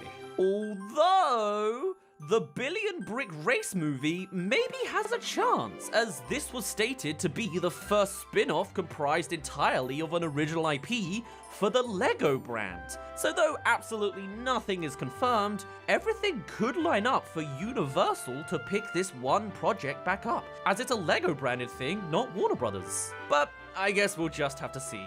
At the very least, there is no Lego Movie 3. We'll see no more of Mr. Mario's Emmett any further, and all those DC connections will not continue as the Lego movies go in a new direction under new management. Let's just hope the passionate soul of creativity continues on, and this doesn't revert to how we all expected the Lego movies to first be, a cold, 90-minute collection of cash grabs. But I guess we'll just have to see what 2022 grants us. Lego Batman was expected in 2022, but that's just not our timeline. Fingers crossed, maybe it'll have the same novelty again as 2014. Who knows? It could be Jaws, Jurassic Park, Casper, Back to the Future, E.T., any of the DreamWorks lineup, or the Minions. Oh god. So to finally follow up on the most popular DreamWorks cancelled movie, we're now hopping over to the fan favorite company that is Pixar. Thank you to Spoderman for suggesting it on our Discord. Now, funnily enough, while searching through the cancelled projects that Pixar even has, I discovered just how rare it is for any of their projects to be axed. Internally, Pixar supposedly has a rigorous process that all of their scripts go through to become the Pixar standard. And this isn't the first time that complications have cropped up during the early phases. Pixar president Ed Catmull explained that Pixar films suck initially in development and require a lot of work to execute their hard-to-sell concepts. But even in some of the worst-case scenarios, such as in the early days of Ratatouille, when a project is particularly doomed, Pixar will instead completely restart and replace the head director with one of the Pixar veterans in order to handle the project to land on 2 feet. Hence why Brad Bird directed Ratatouille over the original director Jan Pinkava. But we're not here to talk about Ratatouille. We're here to talk about the most progressive Pixar cancellation ever made in the company's history, and most likely the most well-known one as well. And that is, of course, Newt. Apparently not even capitalized. This is a project that broke the mold for reaching as far into production as it did while still being stopped. Had it actually come out when planned, it would have been Pixar's 14th film, but of course, that wasn't the case. So what was it about, and how did it all go wrong? Well, it all begins with a guy called Gary Rydstrom. Not a fictional character as his name might imply, this was the guy who came up with the pitch of the show and was set to be the fresh-faced new director of this potential project. But he's certainly not a Pixar nobody. This guy has actually quite the successful career in sound design. winning multiple Oscars and nominations for his work and everything. This dude worked on Jurassic Park and Titanic and Saving Private Ryan. The guy's not totally out of his depth directing either, as he also went on to direct Lifted, the Pixar short. So to be the guy stepping a tad out of his lane for a new avenue would have been the perfect fit for this upcoming project. And Pixar's Newt would be Rydstrom's full-length feature directorial debut. As for the story itself, Rydstrom began his pitch around 2008 internally, and we have a couple testimonies of how it went down. Rydstrom came out wheeling a complicated 9-part Newt mating ritual chart, oh god, like you'd find in a science lab or biology class. Rydstrom says the film is about the last two blue-footed newts on this earth, a male and a female, who are thrown together by science and cannot stand each other. Newt, our lead, has been in captivity since he was a tadpole. He's lonely. His only friend is a lifeless sock puppet. He can see the mating ritual chart from his cage and practices day in and day out, good luck making that wholesome, getting ready for scientists to capture him a girlfriend. And who can't relate to that, asked Rydstrom. Seems like a depressing insight into Gary's mind if practicing mating rituals is relatable, but sure, I can see the aspect of stressing for a future partner and loneliness, etc., you know. Anyway, back to the story. Unfortunately, the 9th and final step is obscured by a Mr. Coffee. Alright. So he doesn't know how the ritual ends. Hey, you want some spoilers for a movie that's 13 years old and also doesn't exist? Whoa, there's the final part of the blue-footed newt mating ritual. Oh, actually there is none, now that I've actually had to find it. I tried looking it up, and it's definitely stained my search history, but there are no real blue-footed newts. But in regards to a mating ritual, I can only really see that they shake their tails a bit. No 9-step dance pose in reality. Kind of a shame, really. I'd want to see a dancing newt, I think. So there was an attempt of educational facts on DazzReviews, I guess. Back to Newt, thematically, it's the way of life. You want to know step 9 and there's a Mr. Coffee in front of it. Yeah, okay, Gary. But I can see what he was going for. Sure, I'm making jabs, and it sure is typical that the name of our Newt protagonist is literally Newt, but it's simple enough, and there's more to know. Our female lead goes by the normal name of Brooke, and she's got details too. Being the last female blue-footed newt, she is in the wild and has no idea she's the last female of her species. She escapes all sorts of dangers in her day-to-day life, including being evasive of these crazy biologists who are always chasing her. Rydstrom describes her evasive capabilities as making her an amphibious Errol Flynn, a reference that's admittedly a bit beyond me, and looking it up, yeah, I wouldn't have picked this up. One day they catch Brooke and bring her back to the lab and present her to Newt, where they have the world's worst first date before, through circumstances, they both end up in the wild. It's at this point the vast majority of concept art can really come into play, showing the colourful wilds and blooming potential cinematography. Suspiciously, there are examples of other blue-footed newts shown in places, so either that's somewhat of a spoiler that resolves the conflict, it's an error that they couldn't get over, or maybe it's just some flashback. I don't know.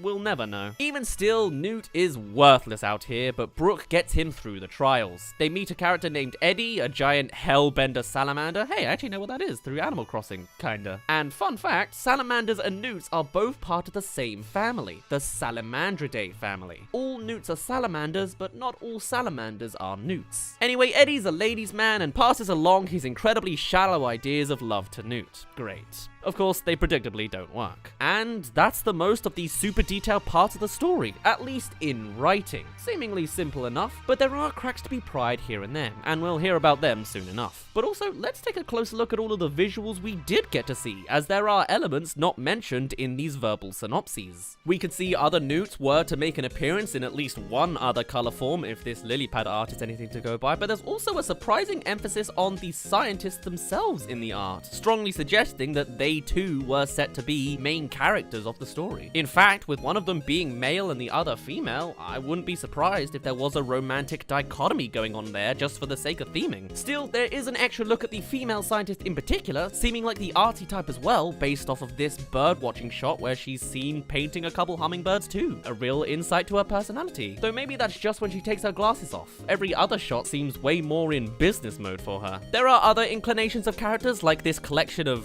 rats? moles? Either way, they seem to be like a family collective. Logically, it could make sense with a side setting if they're rats, or it could just as easily be a feature out in the wild. Perhaps again there is to pop up the theme of starting a family from someone who's already far down that path of reproduction. I can see it all coming together. Then we full on see our salamander, looking just about as I'd expect really. Sometimes underwater and sometimes not. Another we get is this creepy two-headed snake. Again, an experiment with a rare condition or just a wild villain. Whatever the case, here's another with a more severe case of Medusa syndrome, I guess. I don't actually know if Medusa syndrome's a word, I just made it up. You know what I mean. Looks like one head's more aggressive than the other, whilst another rendition has just one head, either looking like something out of Jungle Book or being gigantic with this nice silhouette behind a leaf. I like it. There's also eggs with eyes, this bug-catching human, a shrimp, a tortoise, and this thing here, titled just as Monstro. How mysterious. All making singular appearances. Feels kind of like a mashup of other Pixar films in theme to me. I get a Finding Nemo sense from some of these, Newt just looks like a nicer Randall, whilst I get a Bug's Life vibe in some other shots. I mean, here's the final major one to see, a giant owl as a for certain wild antagonist. First seen out on some countryside fields, but then in this really beautiful concept shot along this wooden hallway. I can only imagine how that would have all panned out visually, especially with the modern cinematography of Pixar films in the last decade. I mean, the other landscape shots are pretty great too. Mossy rocks and a river, gangly crop fields, overhead leafature to squint at, smelling at flowers for the first time, the Newt crossing sign over a tree trunk, or this dynamic shot on top of a speeding car in the rain. It looks great. And my personal favorite, underwater at a lily pad pond. Mwah.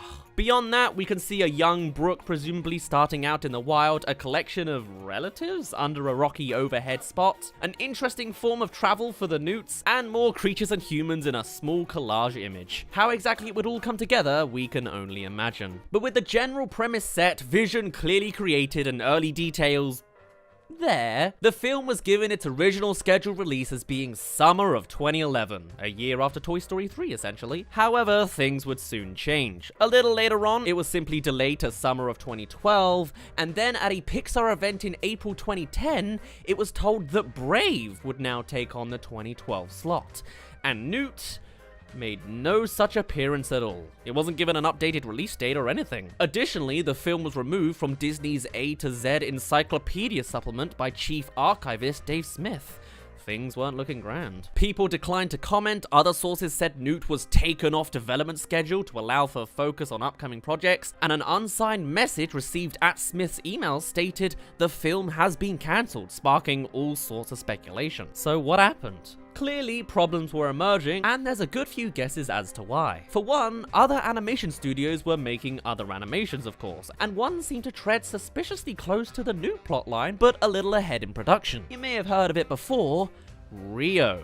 Again, focusing on a last of their species animal tackling the outside world whilst worrying about propagating the species. John Lasseter, oh this guy, did later admit that there was a resemblance, but of course didn't confirm that this was the reasoning behind cancellation. This could have very well been a low blow though that required a lot of Pixar reworking in order to just not create a second duplicate film. Also, Rango was another movie that annoyingly popped up with similarities. So clearly, internal works were going on, as it was confirmed not too much later that the dynamic choice to replace directors was put in effect here. Just like with Ratatouille and Brad Bird, Pixar's star director Pete Docter was put on board to replace Gary Rydstrom in order to rework the pitch from the ground up in a way that would be possible. This guy's made some movies you probably like. What we know of this reworked version is very, very little, but we do know a little bit of the Pete Docter experience, and by that I mean he had other ideas in mind. Newt was another unlikely idea that wasn't working, and when we gave it to somebody new, he said,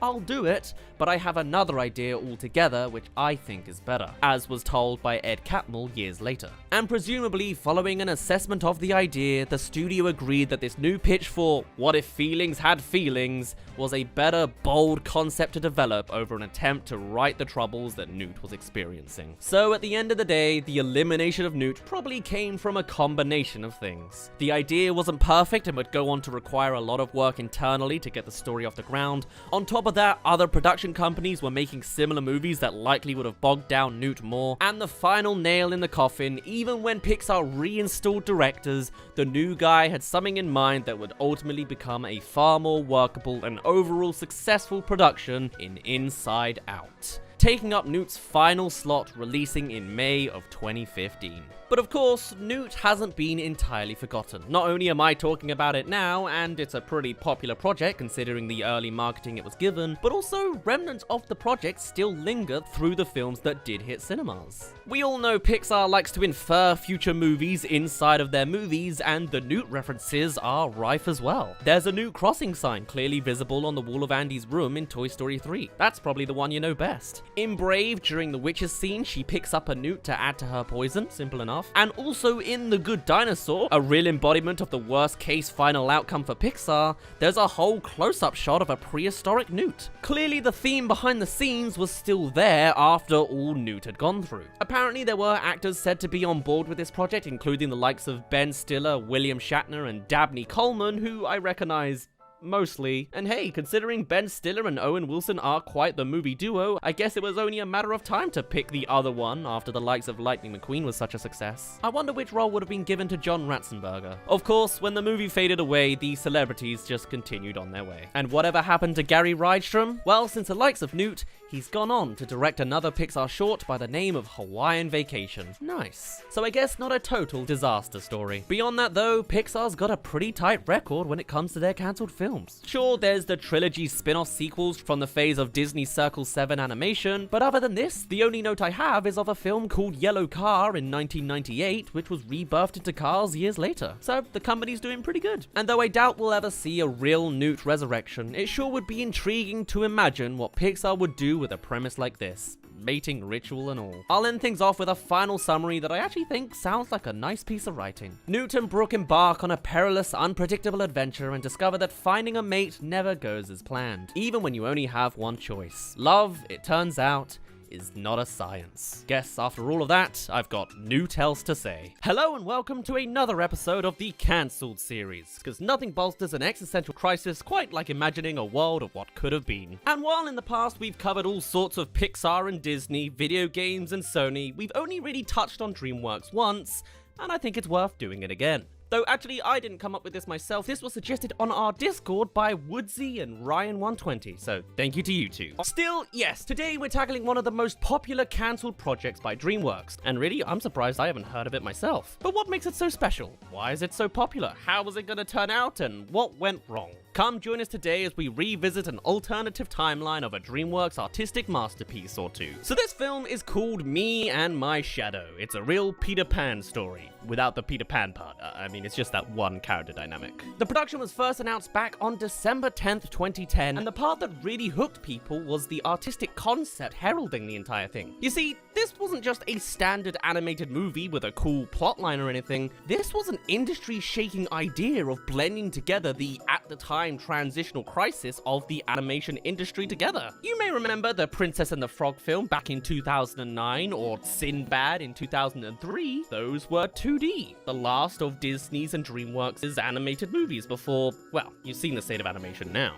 And though we clearly now know where things went, whether people like it or not, the fact remains that this film was intended to still hold on to the 2D ideals in a more collaborative way, as it would have fully blended CGI animation alongside hand-drawn animation. By the simple to think of, yet complex to execute idea of a man's shadow interacting with his 3D self. Honestly, I can understand the hype behind such a concept. That's a great pitch, and would turn some heads, if not just from the fact that DreamWorks hasn't done a 2D film since the likes of Sinbad, way back in 2003. So with us starting on the cusp of the decade, the release window for the film was set for March 2013, and things were going fairly standardly. People started getting signed onto roles such as Bill Hader, before he got all involved in Inside Out, or Bob's Burger, or all the other things he's been in, cast as the Shadow. There was also Kate Hudson as the romantic interest before she was on Glee, and then there was Josh Gad as the protagonist. Believe it or not, he did exist before his Olaf role. Whoa. And as for director, the slot was given to Mark Dindal, who not only also developed the film's concept and story, but previously worked on Chicken Little and The Emperor's New Groove, and later, according to IMDb, he does the occasional story artist work now. I guess. So with the soon-to-be big names on board, where was the script going? Well, it was slated to go a little something like this. Stanley Grubb is an ordinary human who works an everyday job and is overall a bit of a dull dude. Very timid, shy, and not really bold on tackling adventures or breaking the rules.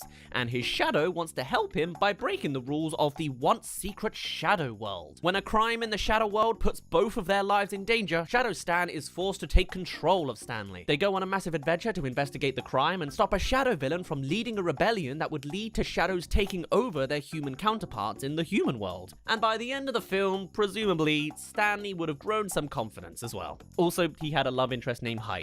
This goes on a bit of a tangent, but I'm still on board. Imagining Owl City performing underneath is a tad strange, but that's a confirmed thing too. Having a whole realm of the shadows isn't exactly how I would have anticipated such a premise, but it would have allowed for a lot of creative imagery. As is having a 2D character move across a 3D plane, which is interesting enough, but from some of the footage that remains of the film, there were plans to get far more inventive with the spacing of these two-dimensional characters, as well as how they interact with light. The more you try to break down the possibilities of what a shot can do in this world, the more investing this project sounds. No wonder all sorts of people were hyped, and even the staff were. The most vocal of the bunch there come in the form of Matt Williams, a veteran animator who prior to this worked on The Princess and the Frog, Coraline, the SpongeBob movie, Looney Tunes Back in Action, and later Claws and Space Jam 2. He's gone on to say about the project that it featured definitely the most talented animators I have ever worked with in my career. It was great. A small crew where we were all given a certain level of freedom. I was going to be the lead on the villain of the film, but sadly it was cancelled before I could start my first shot. That villain, by the way, was rumored to be Tom Hiddleston, just scratching the surface of his time as Loki, but I don't think that was ever confirmed.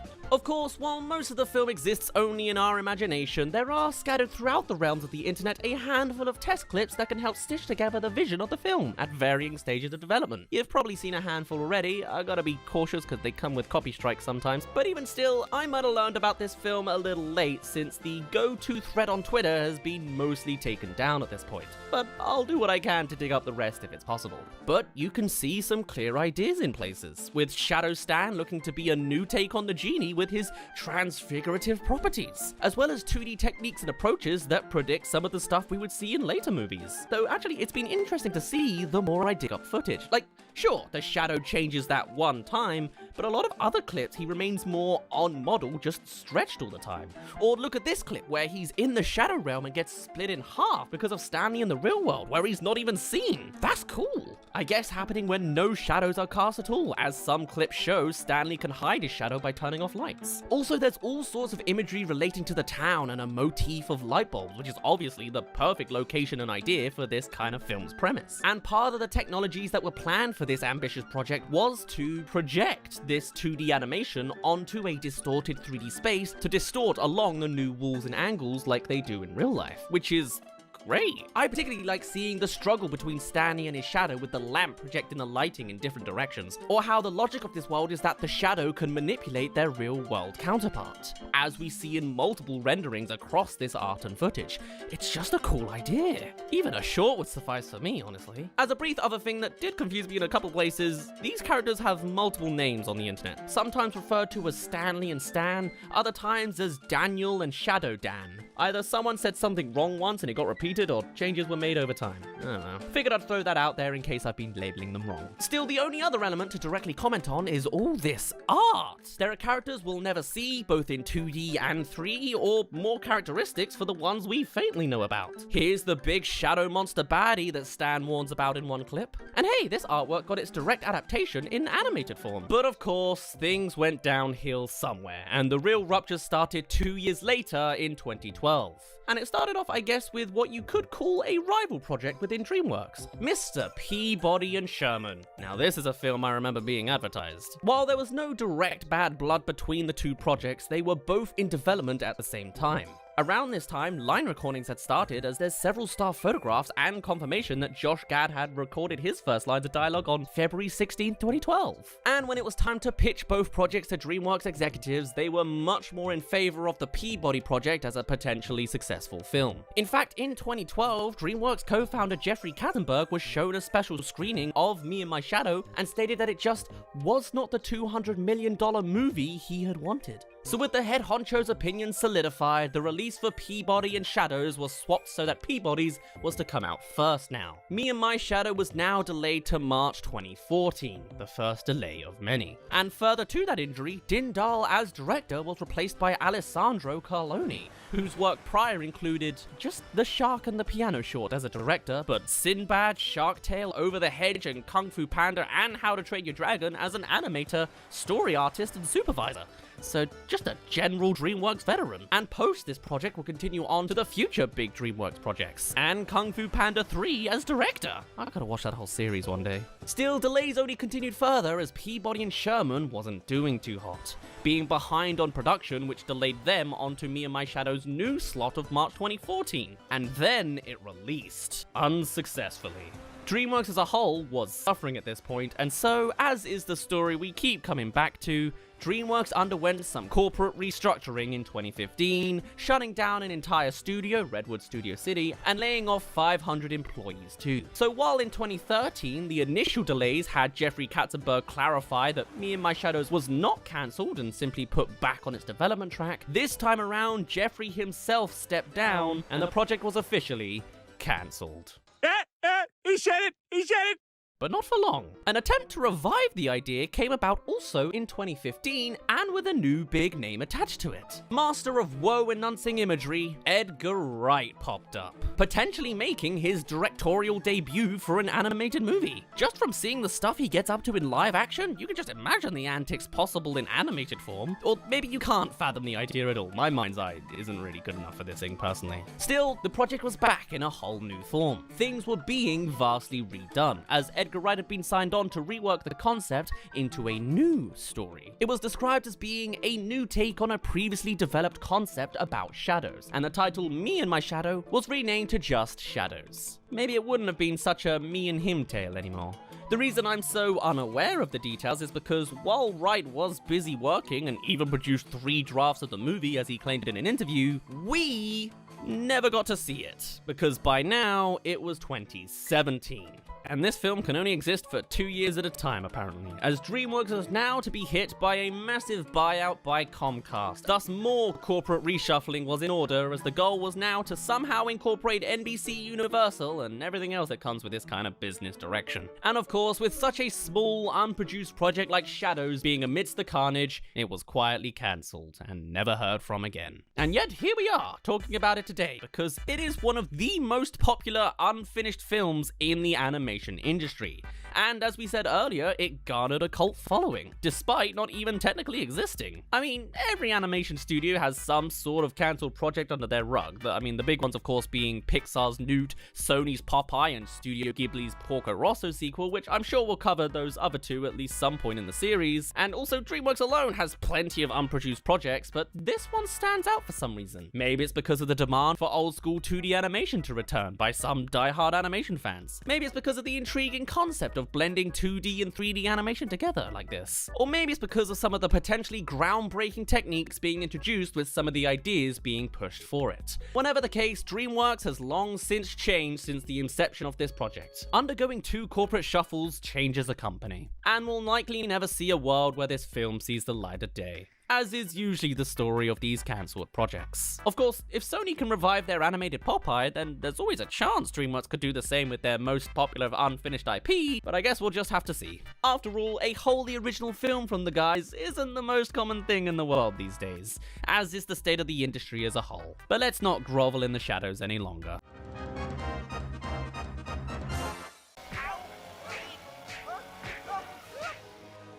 Alright, so absolutely yonks ago, I made a video about the cancelled DreamWorks masterpiece. It was probably the best cancelled production I've ever heard of, and based on viewer responses, I think all of us can agree. The fact that DreamWorks hasn't picked this up somehow again years later is a tragedy every week that this isn't new news. And though I made that video a good 2.5 years ago, all sorts of details have popped up much more recently. Now, for those of you that haven't seen that video, I'll give you a brief summary of at least the plot of this movie, though if you want to see the full thing, check out the old school video. But essentially, this film was called Me and My Shadow. It was all about a very timid, standard office boy kind of character who has a shadow that comes to life a la Peter Pan. Or Dark Link, I guess. Now, his shadow variant was far more extroverted and wanting to get out there in life, such that he would be pushed around by his shadow. Now, there are all sorts of animation hints and ideas that we saw expanded in different ways, from the shadow being able to move Dan's actual body around in the real world, to seeing a whole shadow realm that Shadow Dan was able to explore, as well as some really just brilliant animation ideas, like the real world Dan swinging around a lamp, and that would light up different areas of the room for his shadow to appear distorted against different furnitures and walls. A really brilliant idea that just never came to fruition through DreamWorks.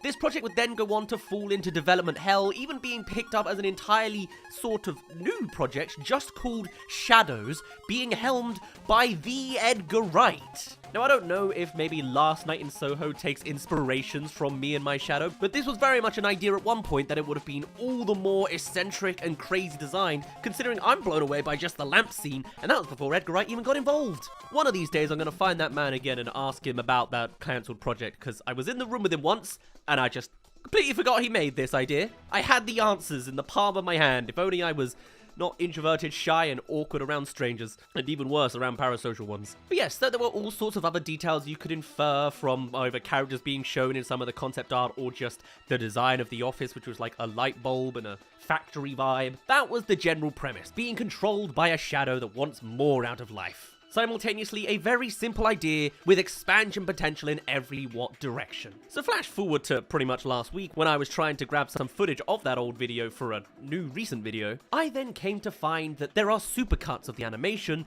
that far exceed how much footage I used for my old video. More stuff has cropped up in all sorts of corners that I just kind of wanted to showcase. One more expelling of love for a project that we may never see, but I guess there's always a chance. DreamWorks is in a new era of its works after all. Just sometimes there's highs and there's lows, so who knows. So the first shot we see is this Shadow Realmy one here that we did have 2.5 years ago, showing a world entirely made out of shadows that is both obviously kind of 2D, but also warped, distorted, and 3D. Already psychedelic on the eyes, since characters are even distorting around as they walk in certain ways. Warping into that is then the opening credit title sequence for this movie that I don't think we had so animated in the past, and could very well be what the shadow world we saw the whole time was anyway, with symbolisms of cogs maybe hitting to the theme that Dan is just a cog in the big machine of his totalitarian factory job. Next up, we have another animation test of our Shadow Dan with more of the personality traits of the real life Dan, probably because it's actually meant to be his shadow in this moment. Brilliant design, by the way, anyway, that the shadow's eyes are like transparent to sell that. Just like a simple character design thing. That's very, very good. I should also add, though, on this video that I found that supercut all of these clips together, created by a person called Also, just while we're revisiting this episode, there is a big mistake I made in this video that I'd like to clarify. All of this footage here looks a little bit weird because it's been interpolated at 50 frames per second for some reason, and even then, the person who compiled it isn't the person that uploaded it. So the credit for all of this footage combined together goes to Squidward15. They just had the very bad luck of deleting their original compilation, so I only saw this rip-off mixed up one. Either way, thought I should officially clarify that. What an unfortunate mistake. For whatever reason, they also have all of the footage interpolated to be 50 frames per second, which, sure, looks good for animation if you're into high frame rate, but it doesn't actually succeed in elevating the animation quality, since animation specifically works on key frames and special rigid movements. We like Spider-Verse because it was willing to animate on 2s so that it could highlight the main poses more effectively.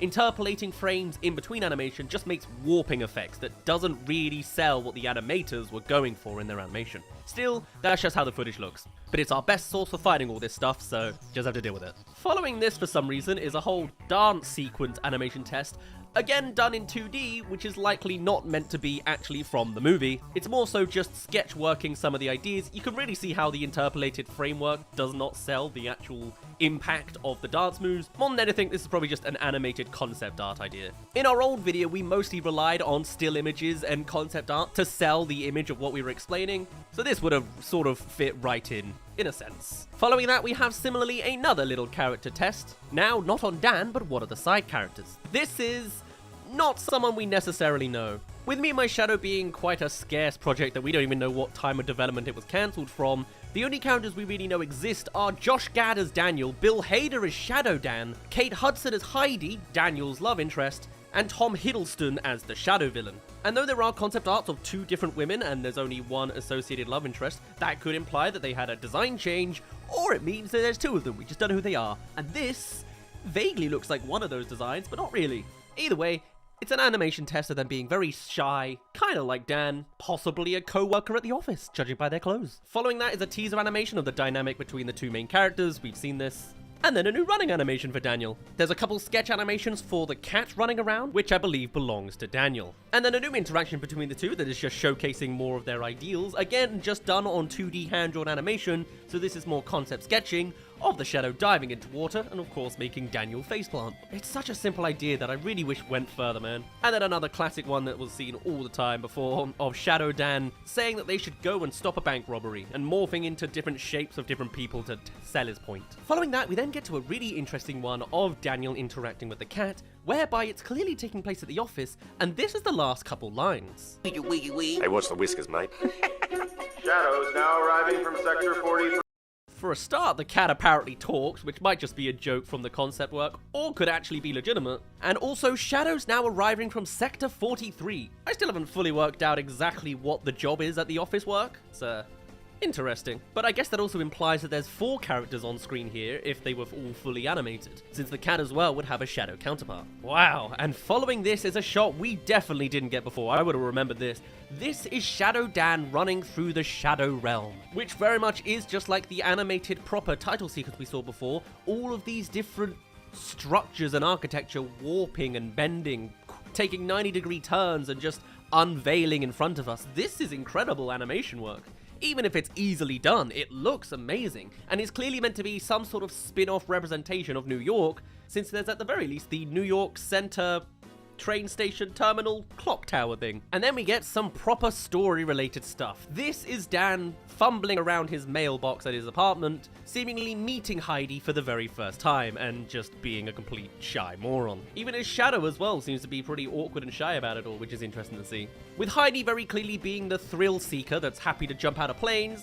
Doesn't quite match exactly with Daniel's temperament, but hey, it's what they're talking about. The animation is incredibly stiff and could very well just be a placeholder and not actually the plot-related dialogue and how things go, but it's very much more visuals for a project we can only fantasize what would look like. Oh, and here's this. So this is clearly the sequence when the Shadow first realizes that they can influence Daniel's real body, since he's clearly looking at his hand as if he did something. This could very easily be straight after the Heidi experience, and now here he is falling down the stairs right at the start. This will then roll into that lamp footage we usually see of them swinging around the room, but these are the early parts. And this is animated proper well, so I wouldn't be surprised if this is legitimately not just concept work at this point. These other Shadow-related shots we have seen before with this lamp scene, except for, I think, this pulling one. Oh, you could already, I mean, I love that already. The camera work is just, if it, finished. Although there is also a redo with a different perspective on it. It's all something. And then another one that clearly doesn't work, which is interesting to see, as the camera goes far too wide on the lens. Camera's clearly attached to the lamp, so it's like an actual test blooper, I guess. We then get a mirror shot, which we've seen many a times before. A very good clip for a trailer, I would have said. And then this one that shows a little bit more of the technicalities that go behind developing these shots. With Shadow Dan always drawn on 2D animation,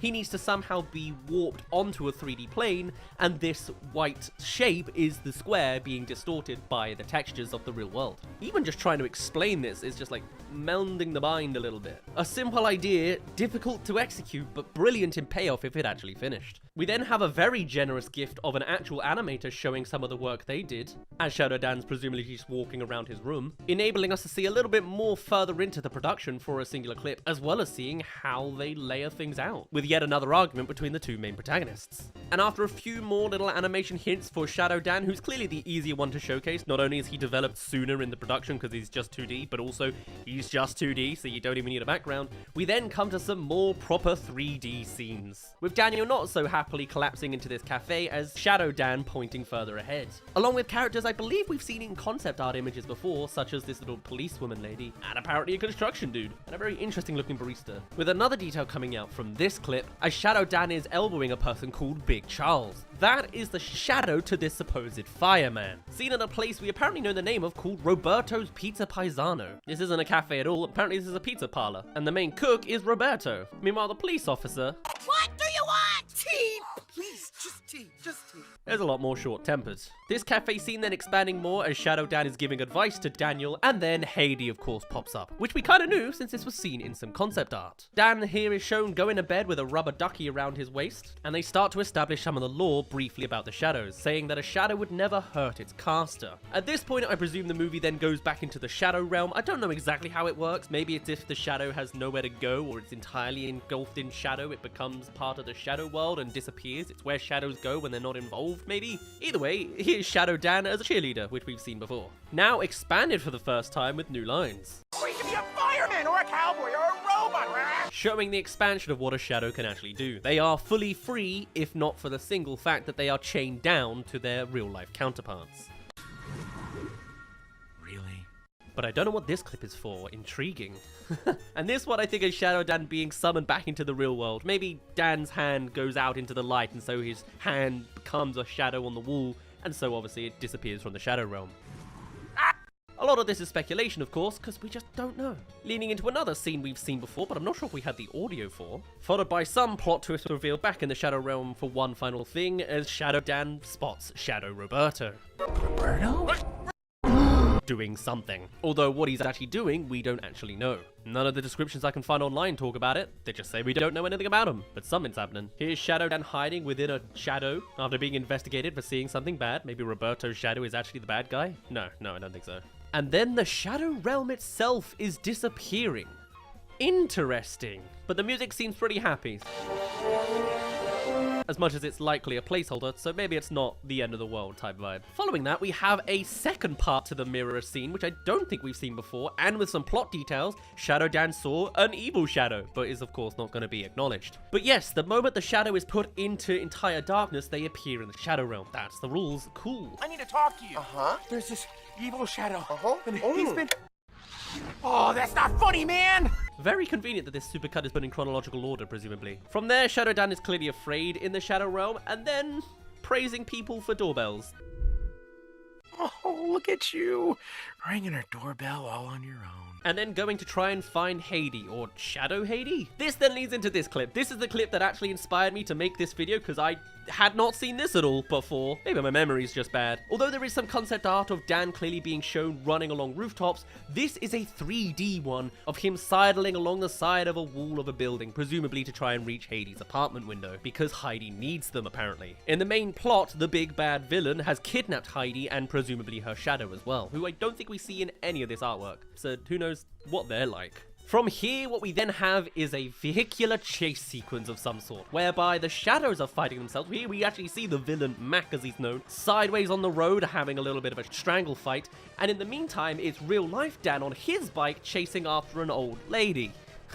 Alright, completely unbeknownst to the sequence of it all. Still, this is proper animation, going very nicely. Oh, never mind, they're not chasing, they're being chased. They get away nonetheless, with Mac able to fully detach from his caster. That's interesting. Apparently when the old lady is fully engulfed in shadow, her shadow appears in the realm of the worlds of shadows with a dolphin? I think I also heard somewhere that the bed itself is a shadow that can do stuff like ride around like a horse, so God, this world is interesting. Whilst we then jump to Dan working in the office, properly animated this time, presumably as the intro monologue, as the shadow is clearly bored of this life. I guess he really is just testing what light bulbs work and what don't. A perfectly thematic job for a story all about lights and shadows. I like it. Here's one new tiny shot of Dan putting something down. Oh my god, he's headless for a frame. Followed by probably what is the most iconic shot of all of these cancelled pieces, and the moment when Shadow Dan actually manipulates his hand for the first time. Of course, using it to press the doorbell at Heidi's place. Maybe this is even what he was complimenting about the doorbell earlier. We then get the lamp shot we've seen before.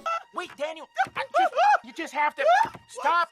Though I don't remember them being voice acted by the proper two people last time, so maybe that's a nice plus. There's more shots of the cat seeing more of the flashing lamplight and stumbling Dan at one point. And then there's this shot of Shadow Dan being very excited that he can influence Dan's life since he actually got in to talk to Heidi for the first time, and they're gonna go skydiving, which is something he of course wants to do, and Heidi does as well. Explaining it while being warped in and out of the Shadow World as well, just a brilliant piece of directing. Good fun to see all round. What we then come to as well is some elements that are clearly new but not necessarily cemented and confirmed. I do know at the very least there is one YouTube video going around of someone that made their own fan content around me and my Shadow clips, which is this stuff here. Words have consequences, dude. This is not happening! I'm not a violent person, okay? Again, looking perfectly on model and a brilliant piece of a passion project, but now these things may be more fan stuff rather than actual cemented content. Still, for a start, we have an extract of an opening sequence, giving credits to the main characters, or at least some of them, with their names casting shadows against the streetlights. Mixing a combination of both the Shadow Realm's warped, separated architecture and the real-life color palette of the real life. This feels a lot to me like the intro sequence to Monsters Inc., and it feels a little bit choppy in certain places. It does clearly look like images being rigged to move more than anything else. But a lot of these title sequences do have a lot of animation fluctuations to them that make you get away with it a bit more. Maybe it needed more producing, or maybe it was just the style. Beyond that, we then get an entire sketch sequence that is just an absurd display of something or other. Where now there's this character called Brock, who's like a military veteran combat ranger of some sort, who then drives a car with a parachute. I think this is meant to be a dream of Shadow Dan's, but whether it's actually real, I have no idea either. The showcasing of this kind of format in the concept art is entirely new. We don't see these kind of comic panels before, nor do we see dialogue shown underneath,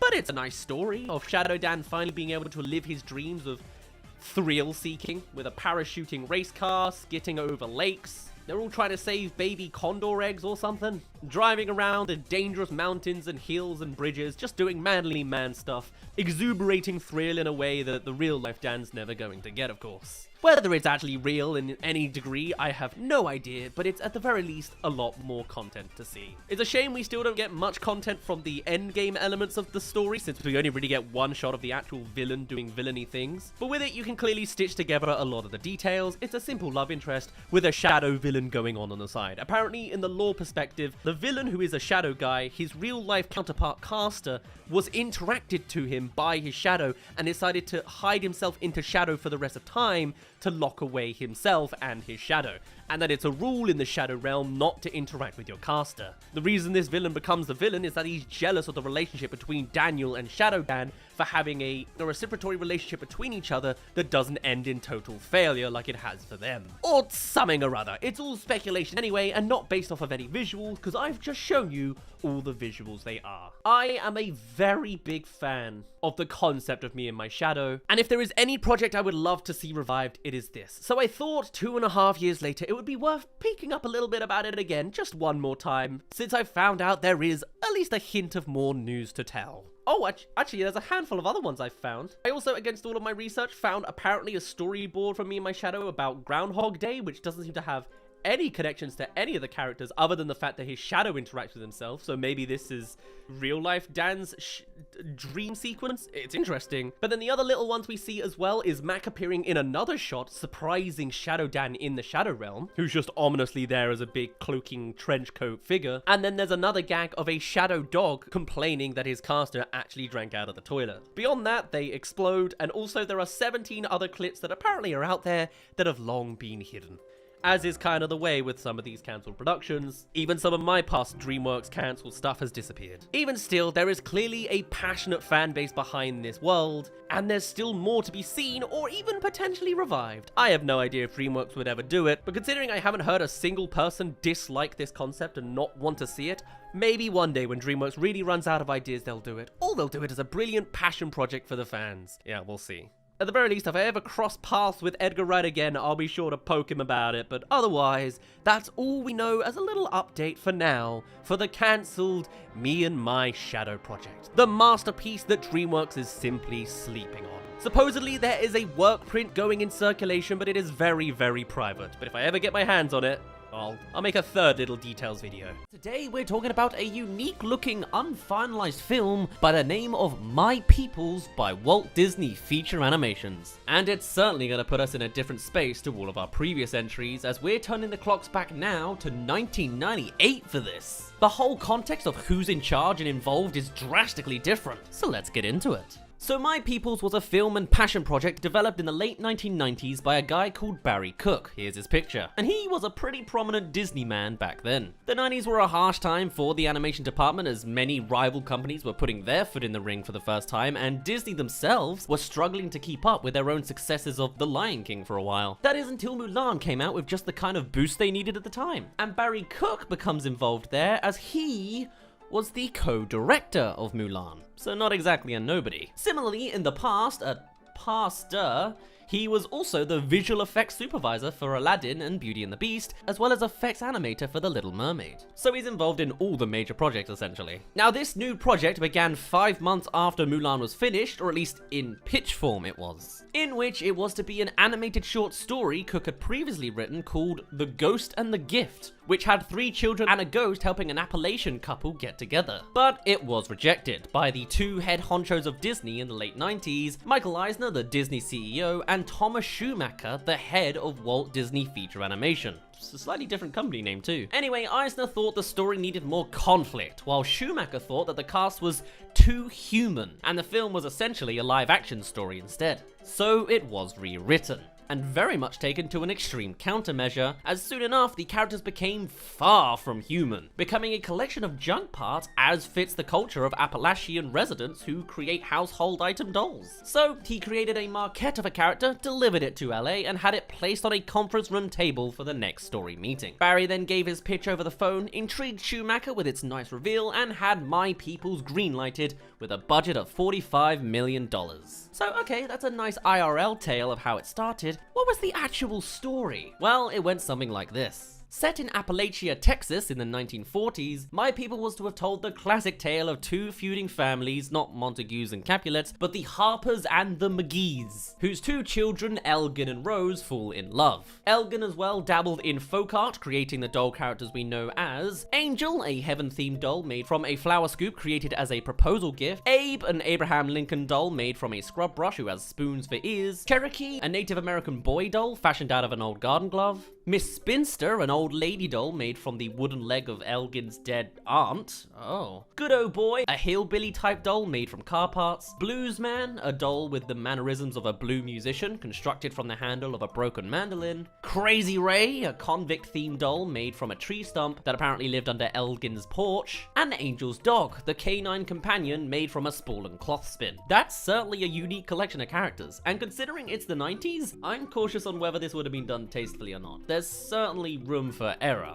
In fact, Cook also considered the possibility of an over-the-top southern preacher named Preacher Man. However, the execs at Disney worried that they could be considered offensive and cut him out. Maybe for the best. So with all that cast, how does it come together? Well, we actually have the opening pretty clearly laid out for us in a prologue opening number animatic. In it, it explains that the 2 families lived next door until one day some sort of misunderstanding with a pig causes the 2 old men of their respective families to fight. The 2 lovers meet up together and exchange gifts, and the next day the McGee's new chicken lays a blue egg that the family immediately assumes is a curse put on the family by the Harpers. And it turns out to be true in other descriptions, being a curse to make Rose forget about Elgin, but it backfires, swallowing the 2 of them away in a storm after their attempted proposal with the Angel doll, and later on animating all of Elgin's dolls. All the while, Old Man McGee is left looking sadly out of his window where his kids were last seen, or something to that effect is to be this first draft of the events. What we then hear going forward is that Angel, now animated, is unimpressed with being a proposal gift and has no intentions to help Rose and Elgin get together, instead leaving town. Some of the other dolls would go after her, whilst others did what they could to help the couple, including the act of keeping away Rose's arranged suitor Herbert Hollingshead. The details of how these adventures play out is where details become more muddled, especially with the fact that rewrites were aplenty. After all, while Eisner was on board, he described the project as cute but feeling small. But Barry Cook had counters for this in the production department, signing the actual voice cast to be massive, whilst keeping down costs by dipping into the CG transition going on at the time, pitching the production as being 70% CG and 30% hand-drawn. Wow, that's certainly ahead of its time, actually. And apparently CG was cheaper. How would that fit in? Well, the idea was going to be that the dolls would be CG, whilst the humans and backgrounds were traditionally animated, given the effect that they pop out on the screen once they become animated. An interesting idea, and we could see some of that in effect, though this is early 2000 tech, so it's a little rough around the edges. Still cool though. Come subscribe for more cancelled content. So let's have a look at the actual visuals we have of the film. We've got a size comparison that confuses me because Abe is gigantic. What a doll. There's a test animation for Bluesman singing on a blues stage, an attempt at the 2D and 3D integration, which is a good go, though less succinct as what can be done in later years. There's an Edna Lee test, as it's called, looking like a 2D animated version of Miss Spinster, a new name and animation style? Okay. A good look at Old Man McGee, a whole storyboard of Old Man McGee's story, apparently, though it looks like the guy making some sort of poisonous substance. Is this meant to be a version of The Curse, which means it's Old Man Harper? There's also pieces of a music number with the dolls, really highlighting the strange size differences in places. And then all sorts of locations for the adventure. A rail crossing with a steam train at night, out in nature with a few characters, a few glimpses inside the home. Is this fancy concept art or an abstract sequence actually in the movie? A gloomy night with some kind of risky character design, being near a gas station, presumably near the car repair shop, some 3D models realized, and hey, here's even more details on the actual humans of the story. I didn't see much of those. There's a little outhouse, a school bus, a scrap heap by a tree that good old boy later turns into a vehicle. Cool. And then there's the actual animated stuff, like this proof of concept showing most dolls reacting in a cinema screening of The Sixth Sense. It was relevant in 1999, with Granny telling quips and spoiling the movie, and the dog having an unexpectedly low voice for his teeny tiny size. Pipe down, you old bag! Gucci, you just made a date with Gucci. What a line. What a line. And this final bit with Abraham Lincoln animated. Overall, it looks pretty interesting, but I could never piece all of these things together, really. As for the voice cast, tell me if you recognize some of these people. Dolly Parton as Angel. And then people more known for pre-2000 stuff, mostly before my time in all honesty. But they are Billy Connolly as Angel's dog, known as Fergus in Brave and Dane in the Hobbit series. Diedrich Bader as Herbert Hollingshead, who's Rex in Napoleon Dynamite and Trapjaw in the new He-Man. Hal Holbrook as Abe, who he's later involved with Lincoln in the 2012 film Lincoln. Lily Tomlin as Miss Spinster, who's now Aunt May in the Spider-Verse, though I recognize her as Mrs. Berenger in Pink Panther 2. Inspector, we never refer to Japanese people as our little yellow friends. But why? This all went over my head as a kid. My god. Anyway, next there's Lou Rolls as Bluesman, known for his soundtrack work on stuff like Playback and The Tuxedo. Ashley Judd as Rose McGee, being in Double Jeopardy at the time and Twin Peaks in 2017. Travis Tritt as Elgin Harper, being in Blues Brothers 2000 with Lou Rolls. And more soundtracking for My Cousin Vinny and Honeymoon in Vegas. Mike Snyder, with an I, as Good O' Boy, performing in The Dolly Show and as an announcer in Nashville Beat. And finally, there's Charles Durning as Old Man McGee, being in Oh Brother, Where Art Thou, as well as the Muppet movie in 1979. A lot of this, admittedly, goes over my head, but it's a whole different time with a whole different people, and some of these guys were big, winning awards and everything. Not to mention, for a short time, Barry Cook had convinced James Carville to voice Crazy Ray. Who's James Carville? I didn't know. He was the former lead strategist for Bill Clinton's presidential campaigns. Nowadays commenting on liberal politics still, but notably giving a prediction in the 2020 election that was, quote, the most audacious, confident, and spectacularly incorrect prognostication about the year, for thinking the presidency would be known by 10 PM rather than 4 days later. I'm sorry I keep falling down rabbit holes here, but it's fascinating as a British guy who doesn't know 1990s America. Still, what a crazy casting. Imagine if politicians getting into movies was a trend. There were also big hits in the soundtrack, with bluegrass musician Ricky Staggs hired to work with Marty Stewart and Hank Williams III, each known for The Raw Deal and The Cat in the Hat, The Marty Stewart Show, and Fun with Dick and Jane, Driven, and The Judge, respectively, so a lot of the budget went there too. But of course, things started to go downhill fast. One of the things to note actually comes from that prologue song again, which seems to be a slightly later draft of events, as it describes the film as taking place in...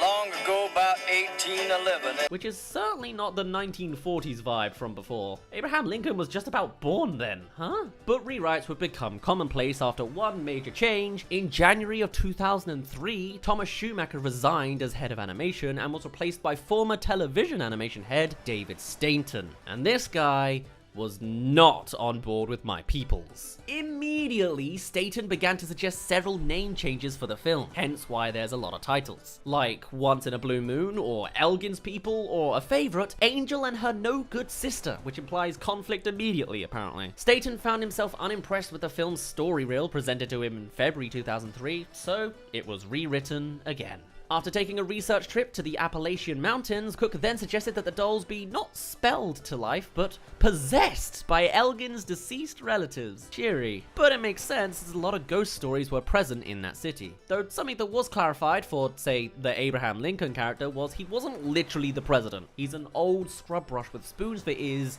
that thinks he's president. Like Teddy in Arsenic and Old Lace, who thinks he's Roosevelt. So they, quote, "We're gonna have him do crazy President Lincoln kind of things, like emancipating the chickens out in the barnyard." But that said, Abe's character was also going to be this movie's voice of reason. He would be the one advising caution when all of the characters wanted to go rushing after Angel. What that means for his traits if possessed by a dead human that's probably not the president, I have no idea, but you can see how it gets complicated on the logic. Due to this alteration now, the title was changed from My Peoples to A Few Good Ghosts.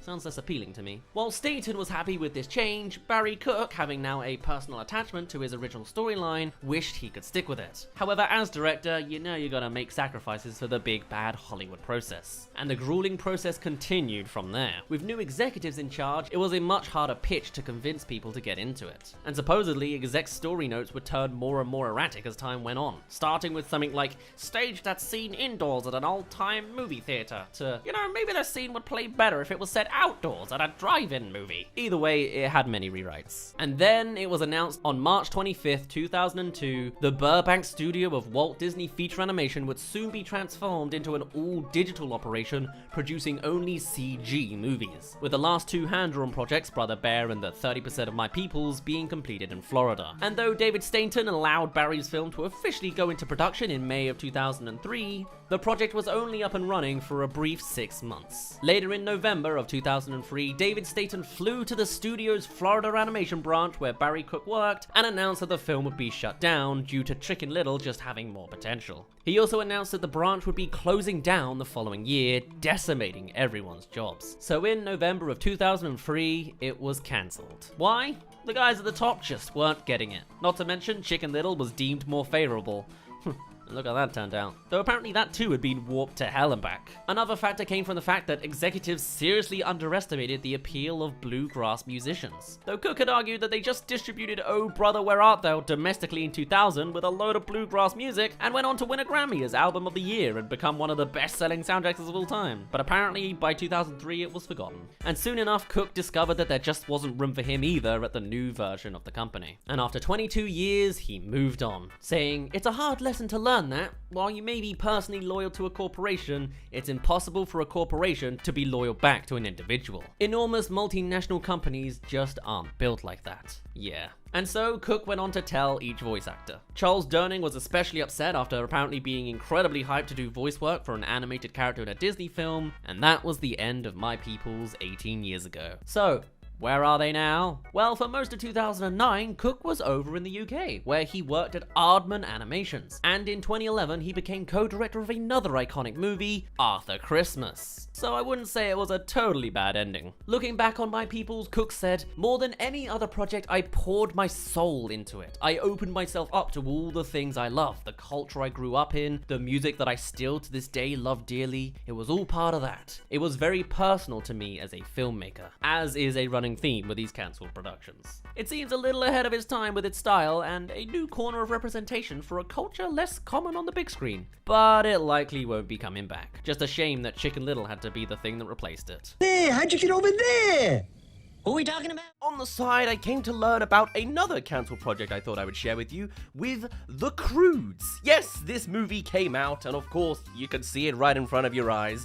But there is a cancelled underlying film that became the foundation for this movie. As way back in the day, this movie was to be done by Aardman Animations. Yes, the Croods was gonna be stop motion and everything. See, back during the timeline of Around the Croods and a little bit before, there was an iconic partnership between DreamWorks Animation and Aardman. Most notably, they made Flushed Away together, but this was a deal that would eventually fall through, with Croods being one of those projects that got transferred to one studio rather than the both of them. So how did it happen? What came to be? And what was the original idea? Well, with both studios now revisiting their hits of the early 2000s, with both Aardman making Chicken Run Dawn of the Nugget and DreamWorks with Puss in Boots' Last Wish dipping back into the Shrekiverse of theirs, I thought I'd likewise cast back to that time. Back to when the Croods was called Crude Awakening and was being co-written by a certain former member of Monty Python. God, timelines are weird. And the timeline we ended up on is the one where both studios ended up making their own caveman movies separately. So let's cast back to 1999 when DreamWorks struck $250 million with Aardman. Up to this point, Aardman had grown strength to strength with their short films, with animation mastermind Nick Park bagging them 3 Oscars. I wouldn't exactly say it was their peak, but you know, a very iconic history of theirs. These Oscars came from Creature Comforts in 1989, which is a personal favorite of mine. I mean, look at this. This is wholesome and incredible. Have you seen this? If you don't know this, this is real-life human conversations that were animated onto animals as if it was their lives. Brilliant. You then also got The Wrong Trousers in 1993 and A Close Shave in 1995. Can't go wrong with a little bit of Wallace and Gromit. It was undeniable that Aardman had the quality factor, but not necessarily the resources to make a full feature-length movie. Meanwhile, at the same time as this financial hurdle, Steven Spielberg and Jeffrey Katzenberg were looking to quickly grow DreamWorks into a new major Hollywood studio, to rival Disney most notably, but also Universal, Warner Brothers, and what have you, all the others. Now, they'd already been beaten to the punch for the first CGI movie with Toy Story, and were now looking to invest in a secondary studio with a different flavor to them, much like Disney had found with Pixar. Enter the Plasticine boys, all the way from Bristol of all places. The UK is getting a piece of the penny pie now. So come to the turn of the millennium and that juicy $250 million deal was struck to distribute no fewer than 5 Aardman movies. Now, the first deal hits off with a triumph in 2000 with the one and only Chicken Run, the most profitable stop-motion animation movie of all time. Though the Aardman guys apparently had an interesting working relationship with mogul Katzenberg. Jeffrey was sort of like Mrs. Tweedy. He would come into the coop and open up one of the grooves and catch us all. Now, though usually with the cancelled series I go out and find all sorts of articles and concept arts when talking about a cancelled movie, I actually have all sorts of details in this documentary I found on the Aardman YouTube account called A Grand Night In, The Story of Aardman, which is where we'll be getting a lot of our sources. I'll link it in the description if you want to see it for yourself. That was Nick Park talking, for example, in that clip. Still, at the end of Chicken Run, everyone left the project pretty happy. Chicken Run now being credited as the reason why the Best Animated Film category was introduced by the Oscars in the first place. It was probably the only W animation really got in the Oscars, but The movie ended up grossing $227 million. Hence, it's the best of all time. It was also one of DreamWorks' highest earners to date, right up to the release of another movie they'd been working on. Everyone knows that Shrek was a generation-defining smash-mouth smash hit, grossing almost $500 million and completely blowing Chicken Run's box office out of the water. And whilst Chicken Run has that credit of the awards introduction, Shrek was the one that took all the glory, winning the first ever Best Animated Movie Academy Award, beating Monsters, Inc. Also, side note, never forget that Jimmy Neutron Boy Genius was also nominated for that first one, which is one of my favorite things ever. Why was he there? Nonetheless, the deal was still on, and Aardman got to work, simultaneously working on both the first feature-length Wallace and Gromit movie at the enthusiastic request of Katzenberg, as well as their first CGI effort, Flushed Away, as we mentioned earlier. They also had some other projects in development. In comes John Cleese and Kirk D'Amico. Now, if the second name's not familiar to you, well, this year he directed the ill-fated Ruby Gillman Teenage Kraken, so it's still relevant in DreamWorks, at least. Now, both of them had an established relationship with DreamWorks, Cleese voicing King Harold in the viciously beloved Shrek 2, it's easily in my top 5 personally, and they'd been working on an animated adaptation of Roald Dahl's The Twits, which never came to fruition, but interestingly enough, it kind of has with Netflix's version releasing next year. Is there a single idea out there that's not going to be put into animation at this point? No. industry be industrying. Still impressed with the script, DreamWorks invited the two of them to choose from the ideas they had brewing and develop it into a movie. Cleese and D'Amico chose what was, at that time, a buddy story of two cavemen on the run. Yeah, forget the cave people family we eventually got. This was a full-on prehistoric farce. Farce is a very familiar style of comedy for Cleese, having previously explored it with both Fawlty Towers and his 1988 Academy Award-nominated movie A Fish Called Wanda. Farce is a genre which puts comic characters in highly precarious and improbable situations, making life difficult for the characters involved. One glance at Fawlty Towers and it's that. And on the visual front for this story that was meant to be some warping of Croods that we know and Twits from Roald Dahl, we only really have one singular concept art of the original character designs of the duo on the run. Here it is. Clearly still having influences for what body types the characters are gonna have in the actual CGI Croods that we know, since they wanted to look a little different. But as for the details on the plot and all the rest of it, it's up to our imagination really. But there's still plenty of story to tell around the background behind how this movie came to be, and where it developed from here. If you haven't already, come along and subscribe. Titled as Crude Awakening, a much funnier title compared to just The Croods, but you can see how it was translated over,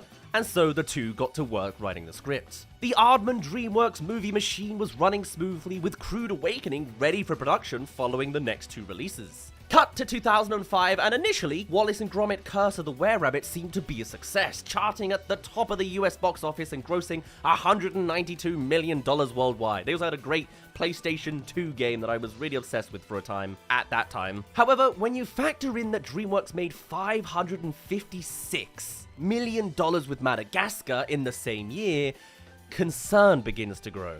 And Flushed Away didn't do any better, only grossing $178 million. Now maybe as a kid I would have agreed with that. I, for some reason, really didn't like Flushed Away when I first watched it, but now I love it. It's probably because it's so British. And actually, that was the issue for both studios. There was an uncertainty of cultural difference with the distinctly British Aardman and the more corporate, universal appeal of DreamWorks.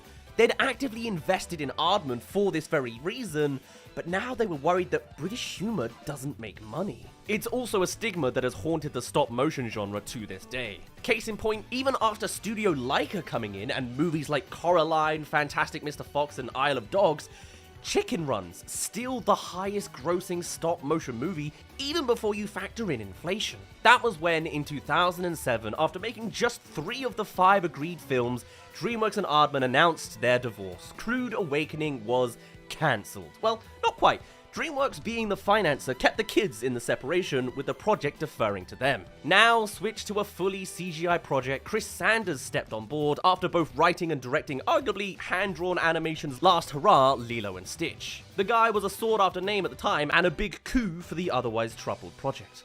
But hang on, didn't Chris Sanders direct How to Train Your Dragon around the same time? He did! In fact, that's the movie that pulled him away from Crude Awakening. Looking back, Sanders said, "The concept was really cute, but the story wouldn't quite lift off the ground. Crude Awakening needed a reinvention, and it got it from..." the original co-writer? Yes, Kirk D'Amico of all people came back into the picture to direct himself. This was the point where 2 characters were swapped out to be a full family, D'Amico wanting to tackle an ensemble comedy instead. Gone was the on-the-run plot in place of a family simply trying to find a new home. And thus, Crude Awakening had now been fully transformed into The Croods. The Croods are on the screen the entire time, D'Amico said, and it's because it's an ensemble comedy. You have to track every single one from scene to scene. You can never take it easy or cut away to the villain. The prehistoric world was rejigged to be more fictional and imaginative, most of the creatures in the movie being complete inventions. Quickly addressing comparisons to the Flintstones, there was a conscious effort to go for a radically different character design. Initially slated for 2012, the project continued to be delayed to March 1st, 2013, before finally settling to March 22nd, 2013. I wonder what those extra few weeks were for. The movie made an impressive $587 million, spawning a sequel that came in, 2020.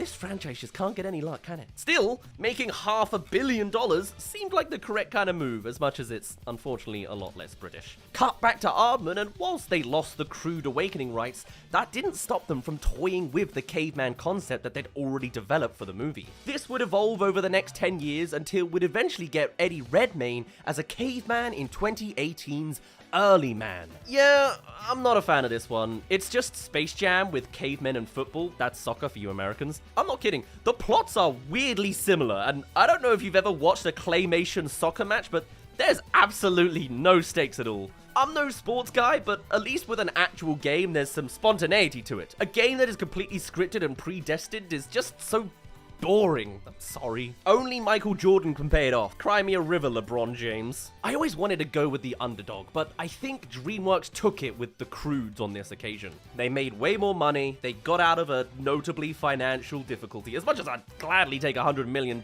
myself, and what Aardman came out with afterwards 10 years later just isn't it. And there you have it. That's how Croods and Early Man came out of one project. What I find fascinating about this whole story is that neither of these eventual movies have much in common with the original story whatsoever. Perhaps just the genre of farce is slowly fading away. And whilst The Croods is decent enough, I would have loved to have seen a stop-motion version of it. It's almost like you can see how much better the project would have been if you put the Croods script and Early Man's art style together. Maybe we would have gotten something really special. Or maybe it would have never made any money in the first place.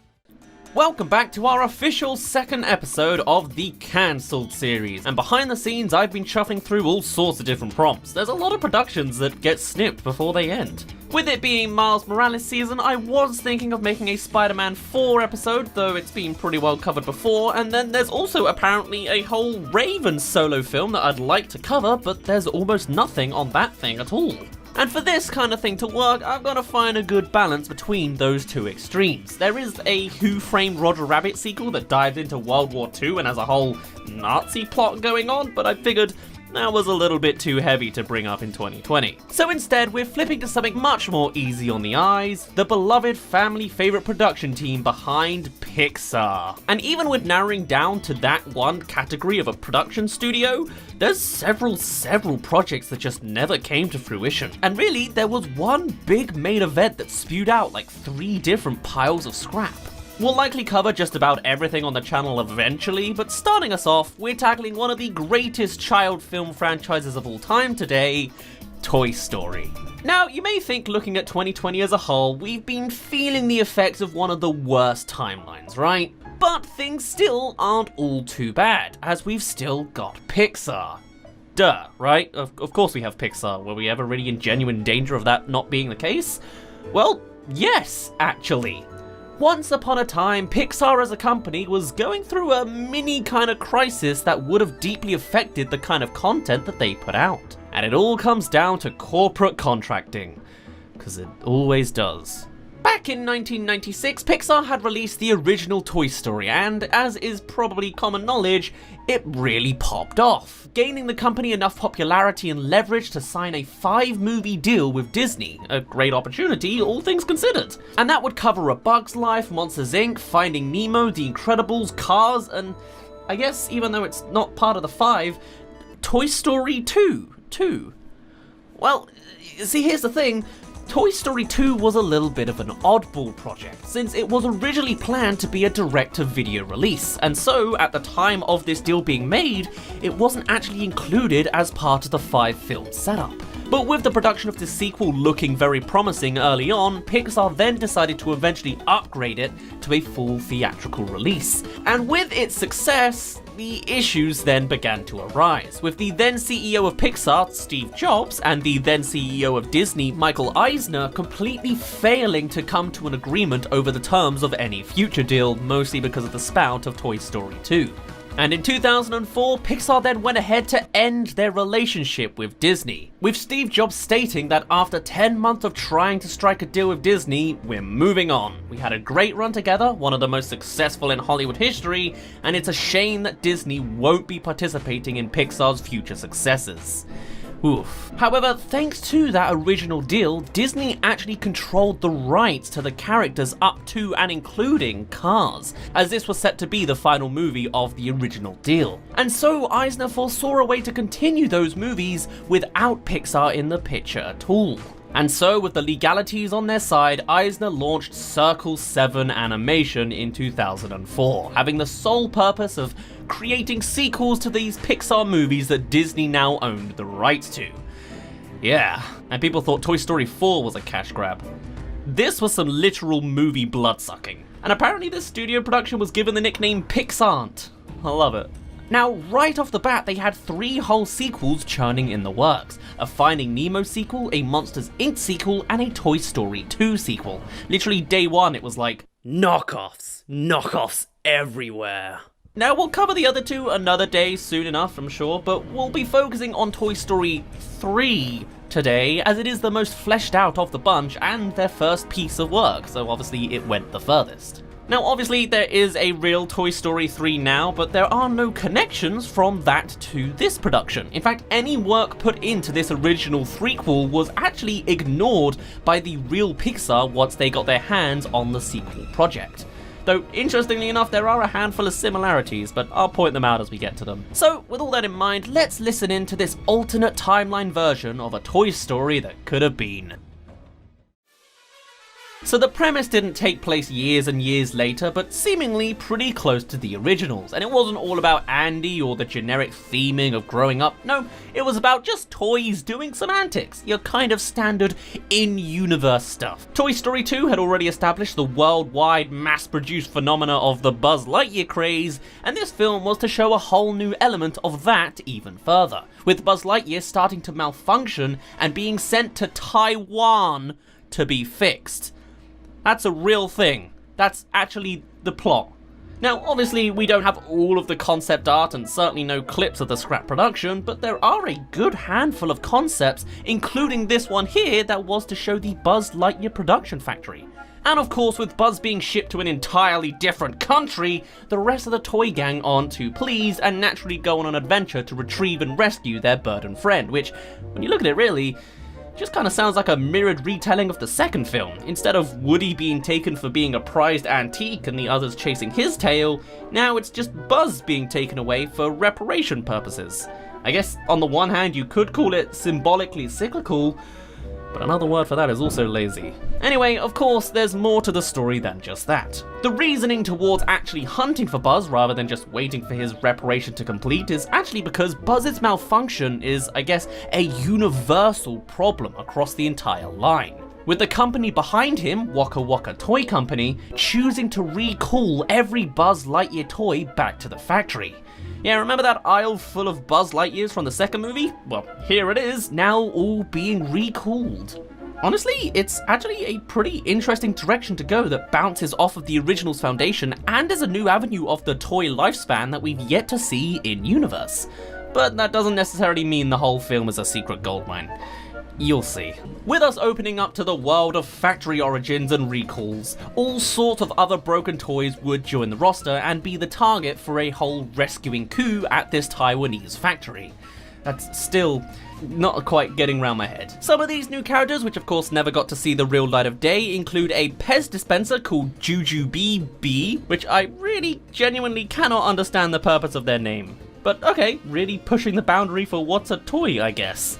I mean, did it have a face? Was it one of those object toys?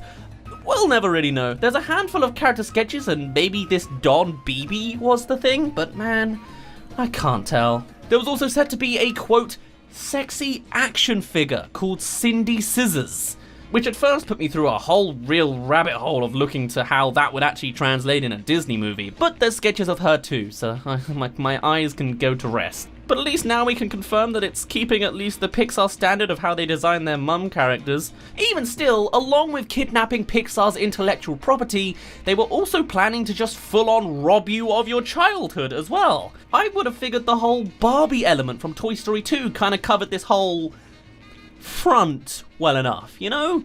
This is perfectly kid-friendly in concept, but with a couple of male characters clearly being intrigued, and with it being them hosting a beach party, You'd think that'd be enough to kind of highlight the idea. Plus, involving Barbie as a character, of course, allows for way more exploration later on from a story front. I mean, it just seems like we've got enough. So adding a sexualized character name pun like Cindy Scissors just seems excessive. Whatever the spin on it, it'd be a little jarring to have in such a kids movie if sexy was literally their first character trait given for her. There's also a mention of a third character here described as a Linda Hamilton-esque toy called Jade, who seems to fit the description of a female G.I. Joe type person considering the connection to Sarah Connor from the Terminator movies. But with our mentioned new characters being a badass female, a sexualized one, and a living Pez dispenser, I can't really say that these new characters would bring too much to the Toy Story universe. But there is actually more to mention. Alongside more designs of Don Beebe, there's Handy Hans that looks like a giant safety hazard, Mini RC, which we already have as a character in the films, a mariachi donkey, an apologetic plush bear, and Rosie, who is more prominent in the script, who we'll see more of later on. And then the other elephant in the room, Dax Blaster. Oh, another member of Star Command and Buzz's non-malfunctioning replacement. Now that's some of the characters touched on, but what's worse than some of the concepts behind this alternate sequel is the business kerfuffle that was happening underneath it too. Obviously every Toy Story movie is to have a Woody in it, right? Well, this version still had the character of Woody, yes, but Tom Hanks himself? Nope. They would have completely recast him. Similarly, there was John Ratzenberger, who has appeared in every single Pixar film ever. He's Ham the Piggy Bank in the Toy Story series, and yeah, he too would have been recast as he was only willing to participate in it if it was done under Pixar's wing. Oh, dramatic stuff, and probably a big old doomed note on top of it without having Tom Hanks in it, you know? But with that brief detour out of the way, there's like a million more images to go through, and we actually have a good plot description that tells plenty of detail. So let's open up this portal more into alternate timeline 2004. Well, last time Andy went to cowboy camp for the duration of the film, this time Andy's off again to live like it's the 1700s, and his family go along with him. And as Buzz is trying to show off after hearing about Dax's existence, he malfunctions with badly timed wings and a projectile hand that leads him to getting sucked into a vacuum cleaner. With him hesitant to address the issue, the others chuck him into a box and send him off in the mail, only to realize that the whole Buzz line is now being recalled, prompting Woody, Jesse, Bullseye Ham, Rex, Slinky, and Mr. Potato Head to tail him in a fast shipping box this time. Literally the gang of number 2, but with a cast of 7 over 5. Because that's not going to be messy to script at all. Though apparently they did hark back to Jesse being afraid of the darkness, so they're keeping the character traits real. Alright. Anyway, in this reality, Buzz is branded with a red R on his neck. Oh, okay, apparently it's just a tag necklace. That's a lot nicer, so alright. And he's put on a conveyor belt leading to the Smasher, pulverizing toys and using a magnet to grab valuable metallic parts. Oof, who needs an incinerator, right? He saves himself, I guess, avoiding the workers' gaze, and tries to save others on another conveyor belt, though they're fine since they're being repaired. The red R means recalled. Meanwhile, the others arrive in Taiwan and have to navigate the marketplace, which, you know, fair enough. We've seen the arcades, the toy shop, the fair, whatever, but the actual script sequence gets a little odd in places. It's time for our first sketchy script description. Sure, maybe the sexualized Cindy Scissors was a bit tongue-in-cheek, but in this version, Woody's change in voice box leads him to communicate with Chinese toys with a very outdated take of a foreign accent. The idea of talking to foreign toys is actually a little intriguing, but I can assure you this isn't the right way to approach it, and there's more of these kind of oddities to appear. It's not a good look. So Buzz is found and placed in a conference room with Dax Blaster and his sidekick Comet. I couldn't find any pictures of Comet, though they're apparently starstruck from meeting the best-selling toy in the company's history. Cool. And there, the humans tell of how every Buzz owner will get $10 off a new Dax Blaster, and that they're announcing it at a big unveiling party. And with that deadline, Buzz is taken into the archive room, where they keep one of each toy they recalled. Kinda like the same prison setup from the real Toy Story 3, huh? Here, Buzz meets Cozy Rosie, a doll who was designed to keep kids warm at night, but ended up catching on fire. And Jade as well, a Barbie-like doll whose knee can accidentally expose a sharp piece of metal. Yeesh. Buzz can scratch kids with his projectile hand accidentally, and does to Andy early on, but it's nothing on this. Anyway, no one really tries to escape except for a walkie-talkie named Shorty, who's found by a worker and placed on a conveyor belt only to be crushed by the Smasher, surprising everybody but Buzz, who tried to warn them. This is a whole new thing going on, and Jade says it would never happen under the former CEO, Old Man Kagoi, who's apparently being left in the dark by the other executives. The plan is now to get the memo about the toy destruction into Kagoi's hands. Okay, interesting, but alright. The main toy gang meanwhile discover that after some antics again, they're heading to Taipei 101, the tallest building in the world, or at least it was between 2004 and 2010. Huh, that's when the real Toy Story 3 came out. Wow. Anyway, it's time for another round of sketchy script description. This time with the tone of the archive room. What could the toys possibly be doing wrong now? Well, opposite Buzz's cell is Spike the dog. How generic of a name. He's playing poker. Yeah, I get it, yeah. With a pair of, quote, hot paper dolls in varying stages of undress. Wait, you lost me. Winning and getting them to undress more before Buzz's hand projects onto the game. Alright. Buzz then goes to escape, clashes with Jade, and third sketchy script description of the episode, he semi-swears at her. What a great way to pay homage to his titular catchphrase from the originals. What a great way to keep the spirit of the series going. Anyway, Jade and Rosie now join him on the move, and the toy gang are dropped off at a daycare center and abused. Again, actually coming back in the real thing. Huh, is this really a coincidence?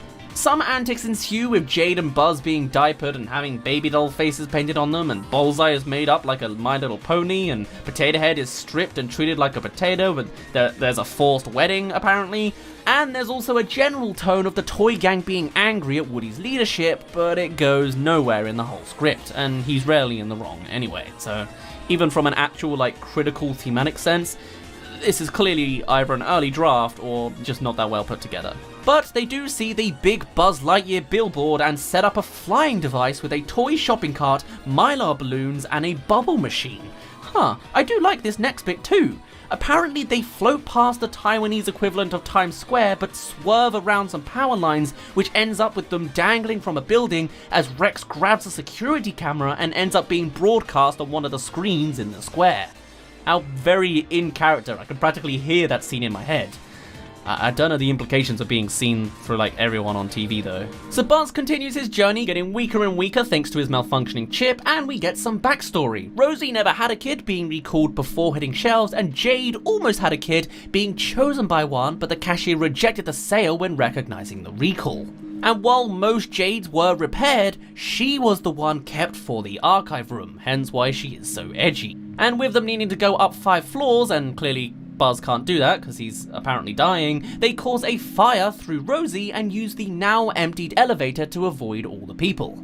They reach the conference room to grab the memo, and Dax joins in, only for him to betray them in his moment of glory. Obviously, he's like the great replacement now. Also, he's a Transformer type guy, being a vehicle as well. The toy gang reaches the factory loading dock where they see loads of Buzzes, but none of them theirs. The real Buzz is in the pneumatic tubing system flying overhead that luckily everyone just magically sees in the moment with a billion Buzzes in the room. And Dax appears too. It's time for a conflict. Though it is another conveyor sequence that we've seen a handful of times in Pixar's films. Dax gets Buzz's group onto the Smasher's path, whom the other toys go to save, except Buzz and Woody get pinned by clamps. Buzz wiggles out, but Woody doesn't, saying to leave him in a moment that's a bit overdramatic and out of nowhere and leads to absolutely nothing anyway. Buzz saves him, but gets his leg now stuck and swings out to the side as the Smasher pulverizes just his leg. Jeez, that's a bit of an extreme, but it does lead to this incredibly dark concept art of Woody mourning a lifeless Buzz. I don't know why he's lifeless, it was just his leg, I guess from the pain? Ugh. Still, he comes back disorientated, and we learn that if his chip goes, he'll lose all of his memories. So it's time for an operation. I guess almost a Toy Story foreshadowing too, huh? He's fixed in the parts department, but factory reset until they mention Andy and the story of Jade and Rosie, which brings back all of his memories. Revived, they work on getting the memo to Kagoi so all recalled toys can be fixed, and they reach his office when Rosie accidentally burns it away. And then things get really weird. So Kagoi catches them in his office and talks to them while they are inanimate. Then he asks them to really talk to him and breaking all rules of the Toy Story universe. Kinda. Buzz then talks to him for real and tells him everything, like this esteemed toy maker understands the living element of the toys he's created. This is both a terrible idea and a fantastic one. However you want to spin it, it would explain his disgust for destroying toys, but man, oh man, what a fan fiction. Kagoi vows to fix every broken toy and races to the Dax Blastar party, inserting his news and bringing out a new fleet of Lightyears, now driving a brand new space rover. Angered and de-pedestaled, Dax then angrily chases Buzz and they all escape for the shipping dock back home that's also been running out of time throughout this whole film. Dax powers up the manufacturing line and creates dozens of Dax Blastars, and Buzz crashes mid-chase from avoiding boxes of the recalled Buzzes from before. It's finale sequence time, and it seems to be awfully action-packed too, being an all-out war between dozens of Buzzes and dozens of Daxes. I love that kind of concept in mind. There's no concept art of it, but man, just the vision of that is mwah.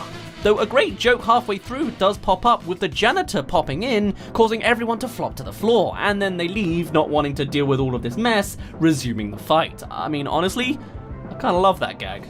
Our versions of the two continue their chase, now with the space rover versus the transformer motorbike thing that Dax is. Meanwhile, the toy gang are ahead prepping the box for shipping, though it has Andy's old address and they have to restart. And with one successful expansion of his wings this time, no more malfunctioning like the beginning, Buzz sends Dax off into the old box with Woody relabeling it to the address of Sid's house. What a great callback, honestly. Though, wasn't he thwarted and stopped doing what he did last time? Anyway, tied loose ends, Jade gives Buzz a kiss because Toy Story 2 isn't sacred anymore, and Andy is none the wiser. Not really the big thematic ending of the real Toy Story 3, but an okay kind of filler episode. Very Toy Story 2-y, and definitely fitting for the direct-to-video approach that they had planned. But there's all sorts of glaring issues in it too. As another sketchy script description I missed from before, apparently when apologizing to Woody for his distrust in him as a leader that still didn't really go anywhere, there was no disobedience and no actual splitting from the group or anything, Mr. Potato Head goes on to ramble about how his wife's gonna tear him a new storage compartment and forgetting to clear his internet history and how he's still smoking his old pipe and photos that he took of Mistress Potato Head, and I mean it's all just too much information and definitely not gonna go over kids' heads at this point. Oh, no thank you. But then there's other parts that are genuinely intriguing, like how it opens up with a chase sequence of a criminal ham and potato head that also comes to be in some capacity in the real thing, and the exploration of broken toys and maybe this element of talking to humans. It went in interesting directions, and I like some of these jokes.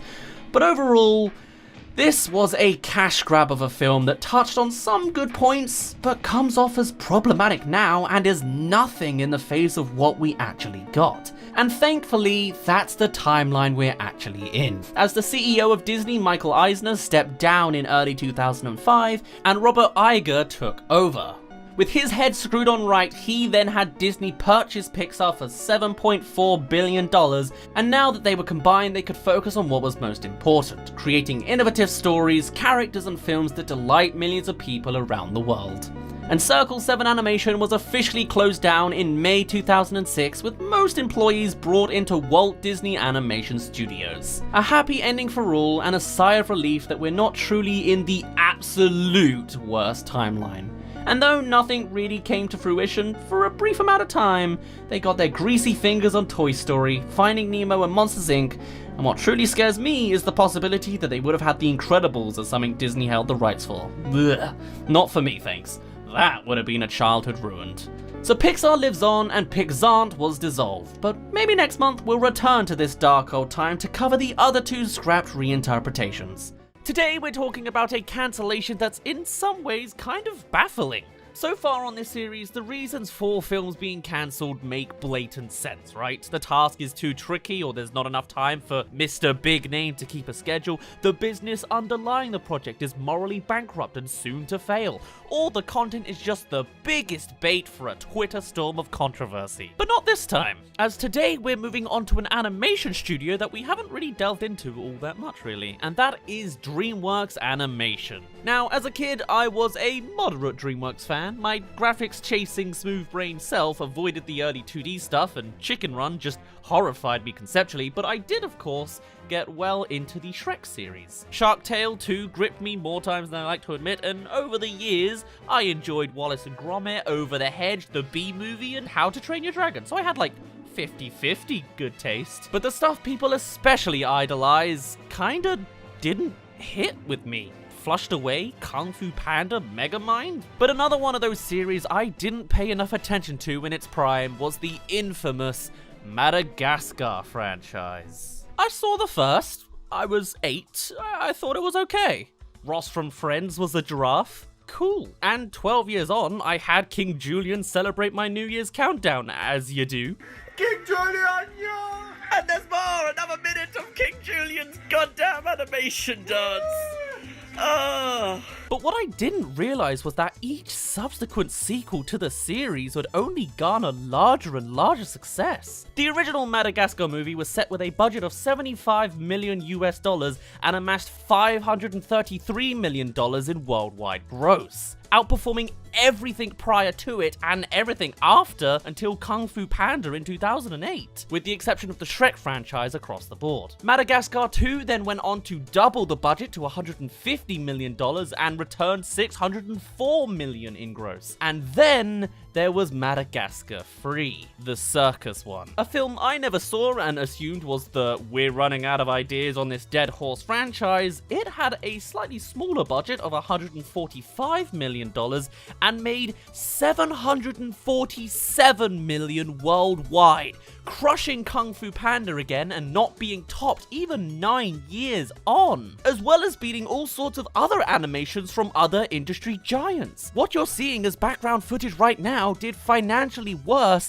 than this third Madagascar film. My interpretation of the series has been completely off, since this IP was gaining more steam with each progressive installment. At least the mainline movies were. We don't need to go into the spin-offs. So of course, naturally, another sequel had to be made. It just makes financial sense. And so it was set. Number 3 came out in June of 2012, though talks about another sequel started in 2010 when the then CEO Jeffrey Katzenberg stated that a 4th installment was likely. Ultimately, they will come back to New York and they will come to terms with that, which they will do in this next chapter. Because of the way that movie concludes, there's probably one more for them. It's not much to go on from what he said, and essentially is just Jeff spoiling the ending of the third film, but it does suggest that the plan for the gang was not to just loop right back to New York and, you know, have that be the kind of conclusion. Still, it was hardly confirmation that an actual movie was in the works. Similarly, on the month of the third film's release, with the box office results exploding on the charts, a statement came from Anne Globe, the then head of worldwide marketing for DreamWorks Animation. What a fitting name for her, by the way, Globe? She, hopping on the murmurs of another film, claimed that it's too early to tell. There hasn't been a lot of discussion about it, which makes sense anyway, since the film only just came out, right? Moving ahead a couple more months though, to August of 2012, and as murmurs continued to murmur, Eric Darnell popped up, being the writer and co-director of all 3 movies. It's fair to say he would have quite the insider knowledge on the going-ons of the Madagascar franchise. And boy did he have a lot to say. Addressing the talks of a potential Madagascar 3, Eric went on to clarify that in order for it to happen, quote, 2 things have to happen. One is that the world has to want Madagascar 4, because if they don't, it doesn't matter what we do. Makes sense really, right? Now, I'm certainly no authority on dictating whether there is an actual demand for a new Madagascar. In fact, I'm probably one of the worst people you could possibly ask on the topic, but when I punch that title into YouTube, I see a lot of million views. So, going on further, he added, the other thing is, even if the world wants Madagascar 4, we have to make sure that we have an idea that it is incredible, that is great, that is unexpected. If the audience wants it and we have a great idea, we will see. Maybe. And really, that's a whole lot of words for what is simply pretty obvious. Of course, 3 movies in, you can't expect to make a 4th unless there's somewhere for the story to go and there is an actual demand for it to continue. Still, with those easy foundational materials set, the project moved into confirmation territory. Since at some point within DreamWorks, these criteria had to have been met, as 2 years later, on June 12, 2014, the film was scheduled to release on May 18th, 2018. As for the actual details of this project, they remain scarce. From most sources, the plot was considered completely unknown. Basic speculation suggested it would probably focus on our main heroes Alex, Marty, Gloria, and Melman, also The Sky is Blue. Some suggested that the group may be tired of being in captivity and try to return to Africa, even though that's, essentially a plot point they've already kind of done, and one source I found that apparently went unnamed claimed all sorts of insider knowledge on Madagascar 4. According to them, this project was set to be the final film in the franchise, ending the Madagascar IP as a quadrilogy. Story-wise, the next chapter was to see the zoo animals deciding on their future and what to do with the rest of their lives. A real Toy Story 4 approach, just several years earlier. The revelation was going to be that the 4 realized that each of them belong in different places and habitats, and that's where they want to spend the rest of their lives, which, to me at least, makes perfect sense and would be a great thematic beat for the bigger picture of the idea. Or maybe I'm still just liking the aftermath of Toy Story 4. Zoo animals are artificially crammed together despite natively existing across the entire globe.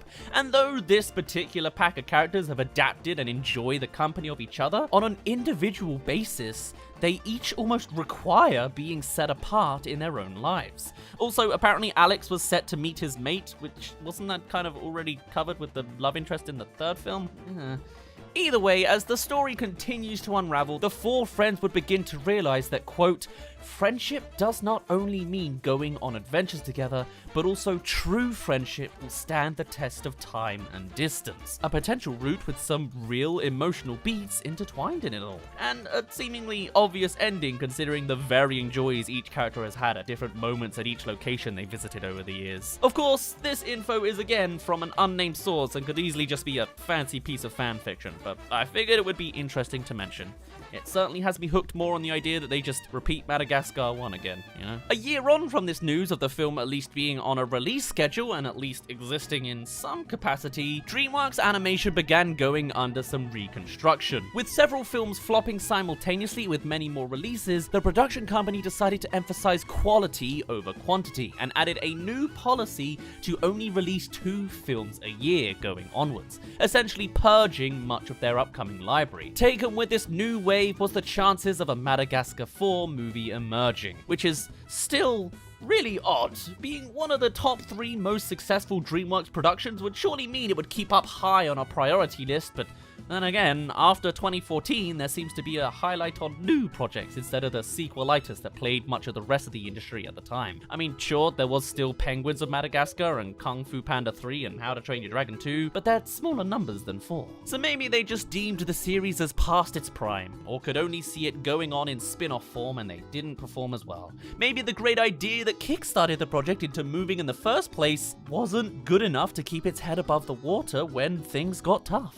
Who knows? Still, on January 15th, 2015, the movie was officially removed from the release schedule of beforehand. And with it being 3 years since that established release date, things don't look too hot for the franchise. Sources are split on whether the idea is officially and permanently cancelled, or if the thing is simply lying dormant for a better year to come. In April 2017, Tom McGrath, writer of all things Madagascar as well as the voice actor for Skipper, said that there are things in the works. Nothing is announced yet, but I think they'll show their faces once more, which has certainly egged fans on, but it's been 4 years now. But then again, on the flip side, DreamWorks decided to use both of their 2020 slots to produce sequels, Trolls World Tour and The Croods 2, so maybe there is still hope. It's awfully unclear. At the end of the day, as things currently stand right now, the Madagascar franchise ended up being a trilogy rather than a quadrilogy, as long as we don't count all the spin-off content. And though collectively the IP has garnered over $2 billion, it seems the characters have seen their last glimpse on the big screen. Or not. I mean, animation fans have had to wait longer for sequels in the past from other studios, so...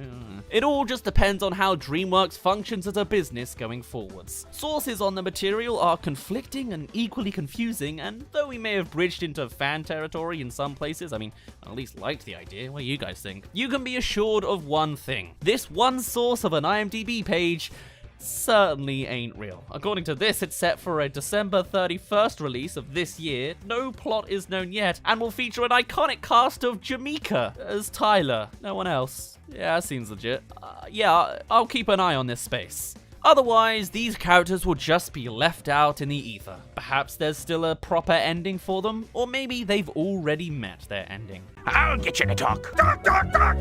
This is the cancelled Seven Dwarfs movie, a 3D animated spin-off which was set to be a prequel to the original Snow White, with plans to give Dopey a tragic backstory that was akin to Lord of the Rings. Okay. Long before we got a movie that seemed to have sort of two versions of these iconic characters pop up in possibly one of the worst of the Disney live-action remakes, which is one hell of an achievement by itself, this was the plan. And when I say long ago, you'd be forgiven based on the footage that this may well have been once Disney had their CGI movies rolling in the Frozen/Wreck-It Ralph era, because especially for the test footage, it seems like it visually fits in around there. But no, this movie was set for a 2006 release, and it wasn't a movie from the main Walt Disney Animation department. No, it's our old friend Disney Toons behind this one, which does seem to sit weirdly in the timeline, because of course most of the straight-to-home sequels and prequels Disney put out in this era were traditionally animated. After all, they were meant to be following on from the original movies. However, on closer examination on what was going on come 2004-2005 Disney, you can start to paint a picture of why they were all of a sudden going for a CGI Seven Dwarfs movie. As we've covered in the past, Disney were taking their direct-to-video sausage machine in a bold new direction at this time. That being via making sequels to movies that didn't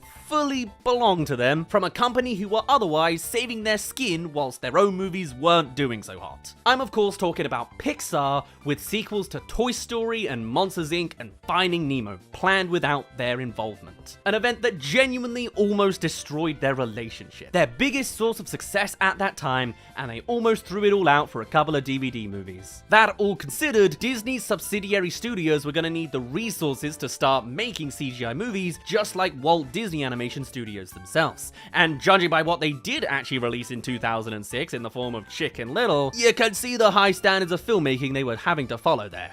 Disney Toons needed to be 3D ready, and Seven Dwarfs may have been the first stop for that. Kinda symbolic in a way to have that as the first CG one, with the original Snow White being their first feature-length film, full stop. A sort of, look at how far we have come. Or haven't, because we're doing the same movie again. But at least from the footage, it did look like they had something visually going on. Like from what we have, this is a really solid translation of those character designs. If they successfully redid the original with their 2010s art style, this is what they'd look like, though maybe a little bit less cartoony. I was already aware of this cancelled project's existence, but only recently some of the footage uploaded a few years ago found its way to me online that I thought actually justifies a full cancelled episode. There's the individual bits of concept footage, and then this concept trailer with all of it stitched together with a Snow White 2 title card. And it sort of complicates the narrative a bit, because this footage presents itself as Snow White 2 using the footage with some storyboards and a stock soundtrack. And I have honestly no idea what's from the actual leaked project and whether the rest of it was just edited together after the fact. I could definitely buy it as a proof of concept, maybe. However, the Snow White 2 edition is interesting, considering all the information points to this being a prequel, not a sequel, and also not being about Snow White. I mean, you can call a prequel Snow White 2 if you want to, but I'd wager, it's more than a little bit confusing. Having done further digging, that became a placeholder name later on towards the end of the project's life, so whatever. Anyway, the actual complete footage centers around Grumpy and Dopey, i.e. the two best known of the dwarves, I'd argue. The premise kind of of being a simple classic cartoon with Grumpy trying to get Dopey to talk. And depending on your take on the Dopey character, maybe that's continuing on an issue with the character that doesn't sit comfortably. At the very least, with that, the Dwarves and the casting minefield that this property is, I'd still wager that they probably should have never bothered with the live action remake. Like, no one was gonna be happy no matter what they did, and then you didn't actually have the grace to actually make a good movie. But anyway, back to this movie. The clip is charming enough, not really reinventing the wheel or anything, but it does its job as a proof of concept. Though not sure about Grumpy dressed as a cheerleader. Yay, Dopey! Give me a D! Yeah. However, it's a far cry from what the plot was supposedly going to be, as the plot was allegedly going to give Dopey a tragic backstory. Yep, according to a CBR article, the plan here was to, and I'm not joking, to capitalize on the success of Peter Jackson's Lord of the Rings trilogy. That was the plan for this Disney Toons produced movie. I can see why they're all getting cancelled. They were looking to compete with Lord of the Rings. As for the story itself, the initial plan was to show how the dwarves all met each other, combining forces to trap an evil sorcerer into the magic mirror. I guess spoilers. Sorry. Which, if you've seen the wet fart of a self-referential movie, Wish, is actually partially an interesting plot detail. Especially with the dwarves involved as well, actually. Like, was that just an idea that never left the studio until now? Doomed to be cancelled, brought back, and then flopped in its own way. What a fate. It definitely feels like there must be some correlation between these two ideas, so I guess you could argue Disney's Wish is just a reincarnated version of this cancelled Dwarves movie. Nice. Unsurprisingly, from the test footage, Dopey and Grumpy were framed as the main characters, and you'd see their journey of meeting the others over the movie, through a fantasy setting called the Old Lands. Completely different to Middle-earth. Dopey and Grumpy live in a village with other dwarves until a series of accidents forced them to embark on a journey to the Old Lands. On their journey, they meet the 5 other dwarfs who join the adventure for their own reasons. The group is pursued by an evil wizard, leading them to meeting a beautifully young woman, Narcissa, a name as subtle as a high-vis jacket in foreshadowing that she's the evil queen. The dwarves bond with Narcissa, though she has certain traits suggesting she also has a darker side. The idea being this would have been highlighted through the dwarfs caring for her in a similar way to Snow White, which I think would have been particularly interesting. The group reaches the ancient city of Dwarfenholm, where a twist reveals the wizard is Narcissa's father, and they have been using the dwarfs to access the powers of the Olden Dwarf. And if that's not mad enough, the wizard that becomes the magic mirror is her dad. Alright. So canonically, she would be going up to her dad asking whether she's attractive. And then he says no, there is someone younger. Why doesn't she just go dad, dad on the wall, you know? Like, Narcissa betrays her father, causing his enslavement in the magic mirror. And from then on, he's just cool giving her compliments.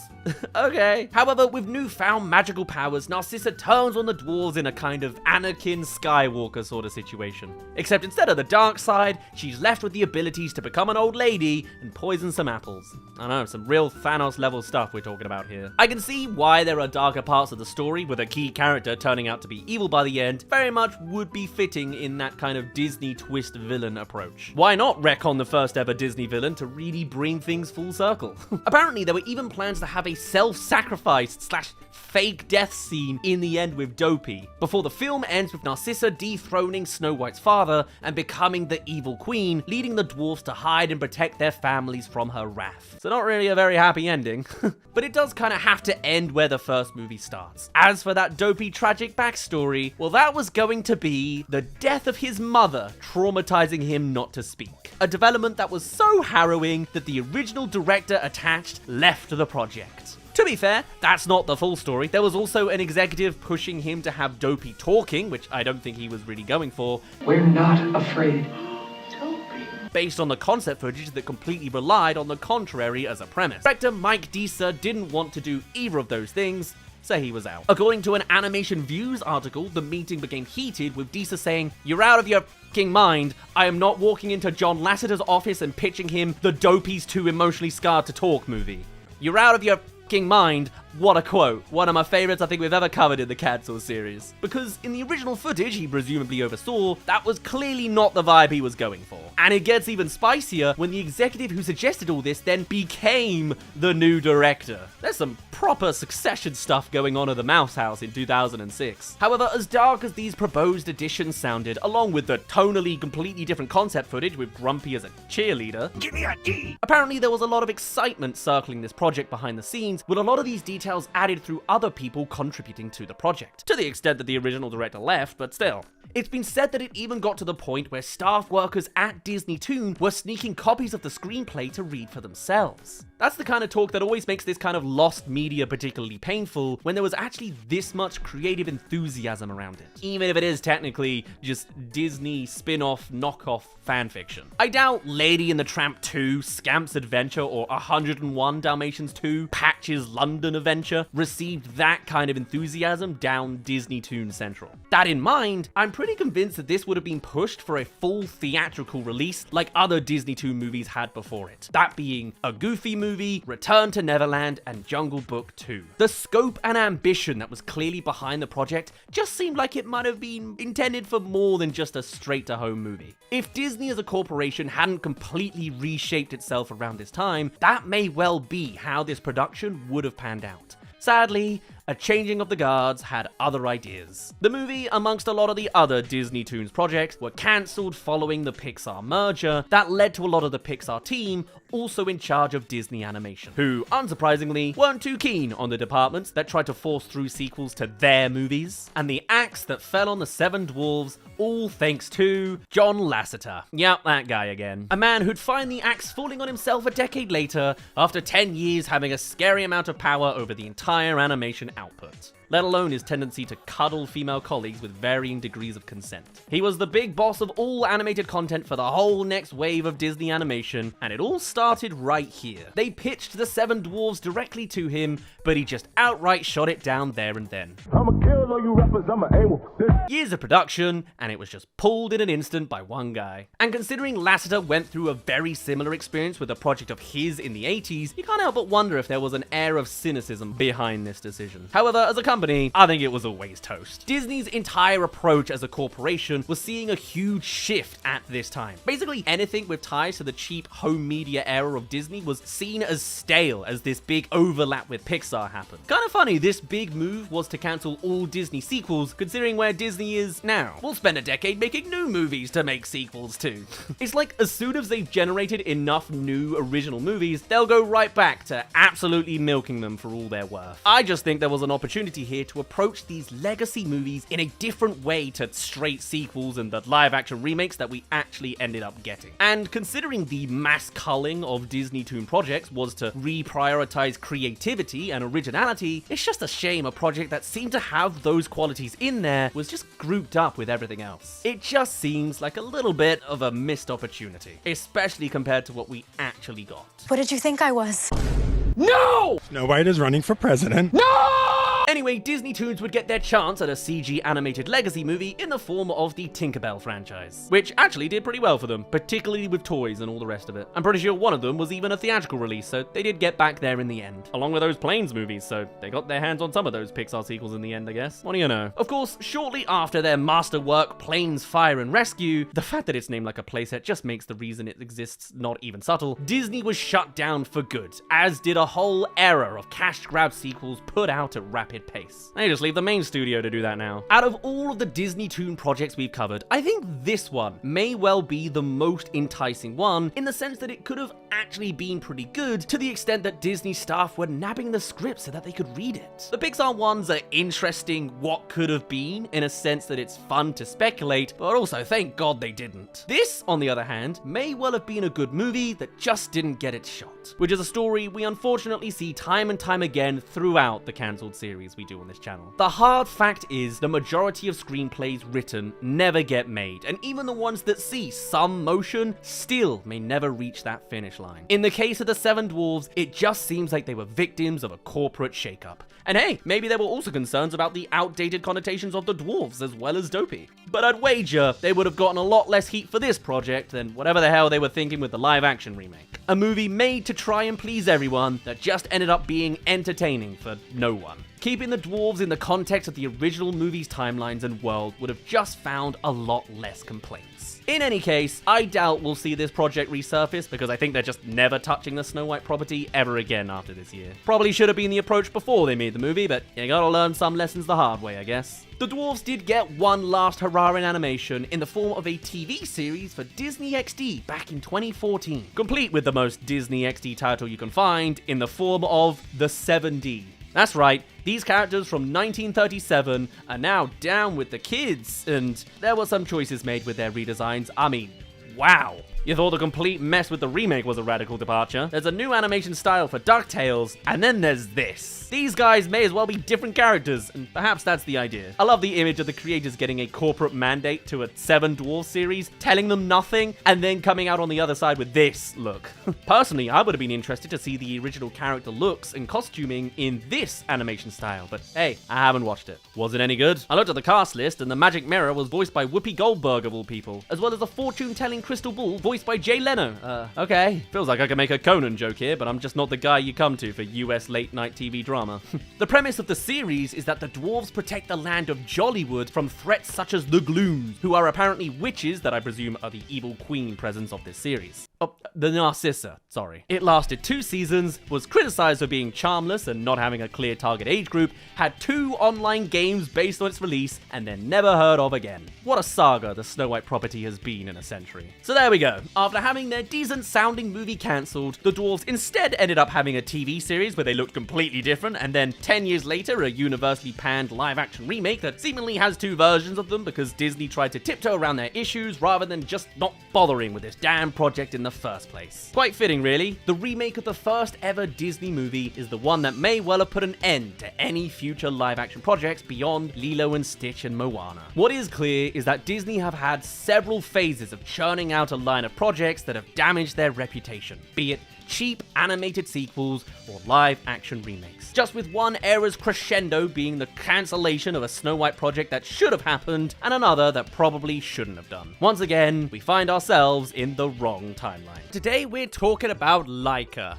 Kinda. There are actually 2 notable Laika movies that have been cancelled to a certain extent. One of which is very much tied to Laika Studios as a movie, but has so little details about it that it's literally called Animated Adventure. And then we may cover it a little bit later on, since there is loads of concept art we could talk about maybe next month. The one I want to talk about is the more Laika-esque production that's actually properly cancelled and has a whole lot more stuff going on about it. This is the fabled Henry Selick movie. Now, Henry Selick is the main Laika guy that you probably associate with Laika movies. This is the director of Coraline, not to mention Nightmare Before Christmas, James and the Giant Peach, and Wendell and Wild. But we'll get to the future projects a little bit later on. Now picture this, you've just created, directed, and enjoyed the successes of Coraline, right? One of the greatest stop-motion animated movies of all time, and that is not much of a contested opinion. Clearly, following off from that, you want to make the next big major project, and this next cancelled one is the one that has been doomed and lingering for quite a while, because it's not exactly a Laika movie. You see, Selick was actually approached by John Lasseter right after Coraline with the hopes of making a new Disney stop-motion movie, essentially bringing Disney a whole new style up front and center, which is interesting. Now, of course, Coraline came out in 2009, so that's a bit of an idea of where we are in the timeline. John Lasseter is unfortunately still around. But when given the opportunity after such a major success to move to Disney and do a production there, of course you would want to take that, right? And apparently, Henry Selick moving around studios isn't even something that was strange or controversial, as Laika Studios had even said that they were still on good terms with Henry Selick when he decided to leave Laika, saying, quote, "Selick has a history of wandering from studio to studio with each project. He is hoping he has found a comfortable and long-lasting home for whatever is next for him." And as for a quote from Henry Selick himself, he says, "What I personally gravitate towards tends to be fantasy, medium dark, not too dark, fairy tales, and sci-fi. Stop motion takes something on the page that's really dark and adds a little sweetness to it. A living toys realm." And so, that would be the idea around this unproduced movie. Alongside the fact that obviously it's going to have a kind of Coraline-y tone, despite not being adapted from a book or anything, we do also know that the team was also said to use rapid prototype 3D printer technology as seen in Laika's Paranorman. Hence why we've got footage of Laika's Paranorman mixed into this movie. There is very little actual animated footage of this movie, so the stuff I've got going on behind us is a general feel for what it could potentially be. Now, for the longest time, back in the early days of 2008, 9, 2010, we didn't actually know many specifics of the plotline. However, details have since come out in 2022, centering on a young boy named Hap with the ability to shape his fingers into whatever shape he wants. Hap wants to be a shadow puppet master, but is unable to make any compelling shadows until he meets a mysterious shadow girl. She teaches him how to make shadow puppets that come to life, ultimately leading Hap and his brother to become embroiled in a war for the shadow world. That is at least the latest version of the plotline as of 2022. There could very well be some earlier elements going into the early 2009 versions. We do know this production went through all sorts of changes, but that is an idea for the general tone we're going for. Ironically enough, it's another cancelled movie all about shadows. We are very familiar with shadow-based cancelled productions.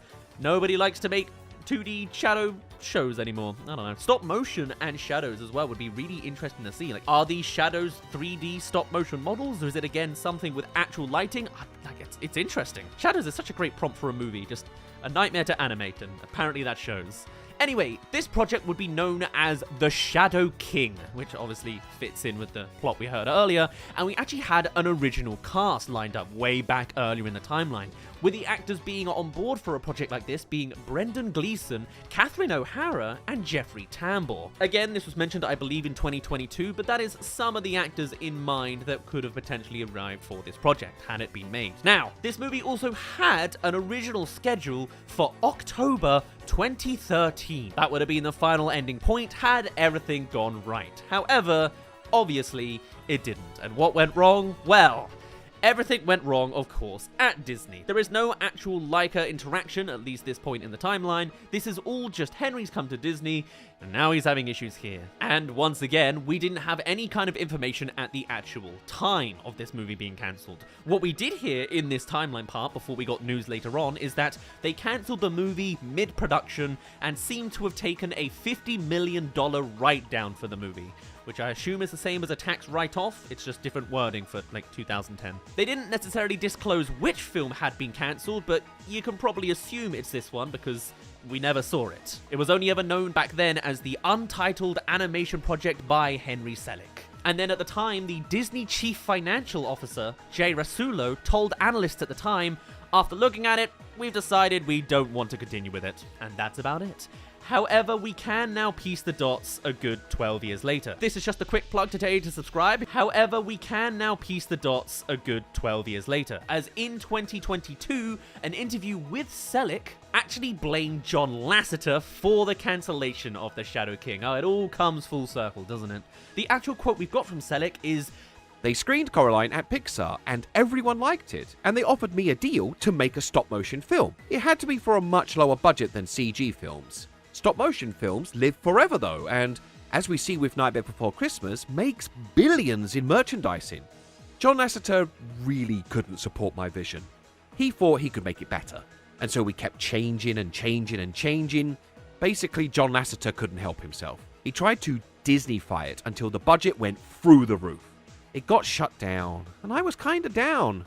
I wasn't sure I was going to make another movie again." And so there's your story for the production issues. John Lasseter added something on, changing the story as much as he could to make it more Disney, increasing the budget, and then deleting it when it became too expensive, despite clearly probably making profits later.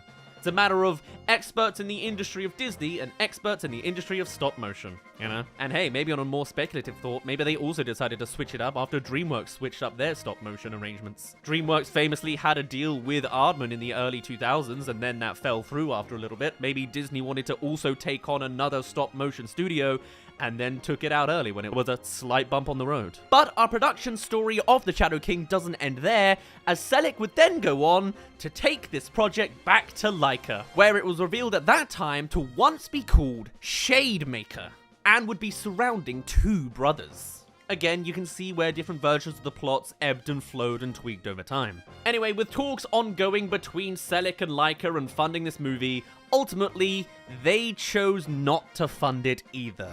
So despite the fact that it was gonna take Selick's special brand of surrealism into a new direction, it died on the cutting room floor trying to be shopped around. There were murmurs that Disney cancelled the project because it was too dark, but really they're just murmurs at the time. It could be a little bit of everything. And also we did learn that there was a sequence included that was taking place at Central Park, of which some footage of the Shadow King has been leaked online. I said we didn't have any animated footage, there's, leaked tiny stuff. So clearly some production was finished, but it ended in a way that was the most dissatisfying. However, perhaps there is a happy ending to this production story, as Selick would obviously go on to make other movies, going on to make James and the Giant Peach and Wendell and Wild. In fact, it was with Wendell and Wild that he started thinking otherwise, as Selick actually reacquired the rights to the Shadow King in 2022.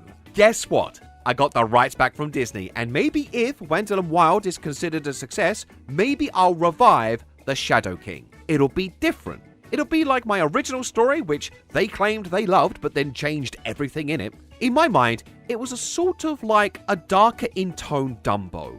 You know, Dumbo is made fun of for his big ears and turns out, my god, that elephant can fly. Well, this was a kid with deformed hands, and maybe they're not as cute as big ears and that was their problem, but that's a really messed up thing. He's gonna get taught by a living shadow girl how to use those hands to not only make the greatest hand shadows in the world, but hand shadows that can come to life.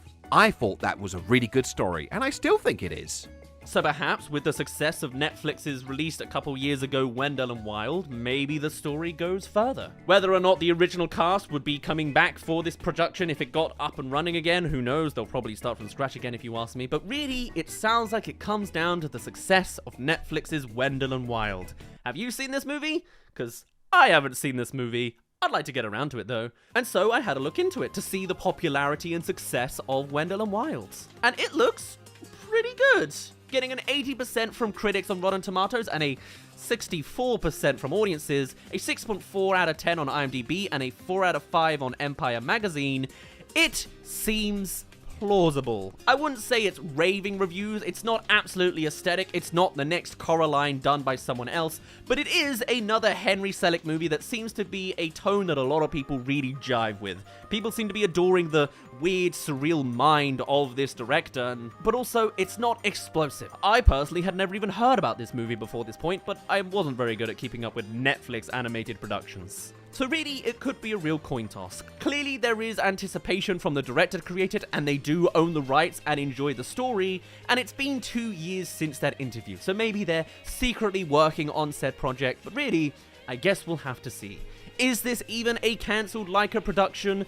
Is it gonna go full circle? It has been done before. We previously covered the cancelled Nimona movie, and then that got revived on Netflix too. It could even be a Netflix thing with such a clear establishment created with Henry Selick and Netflix.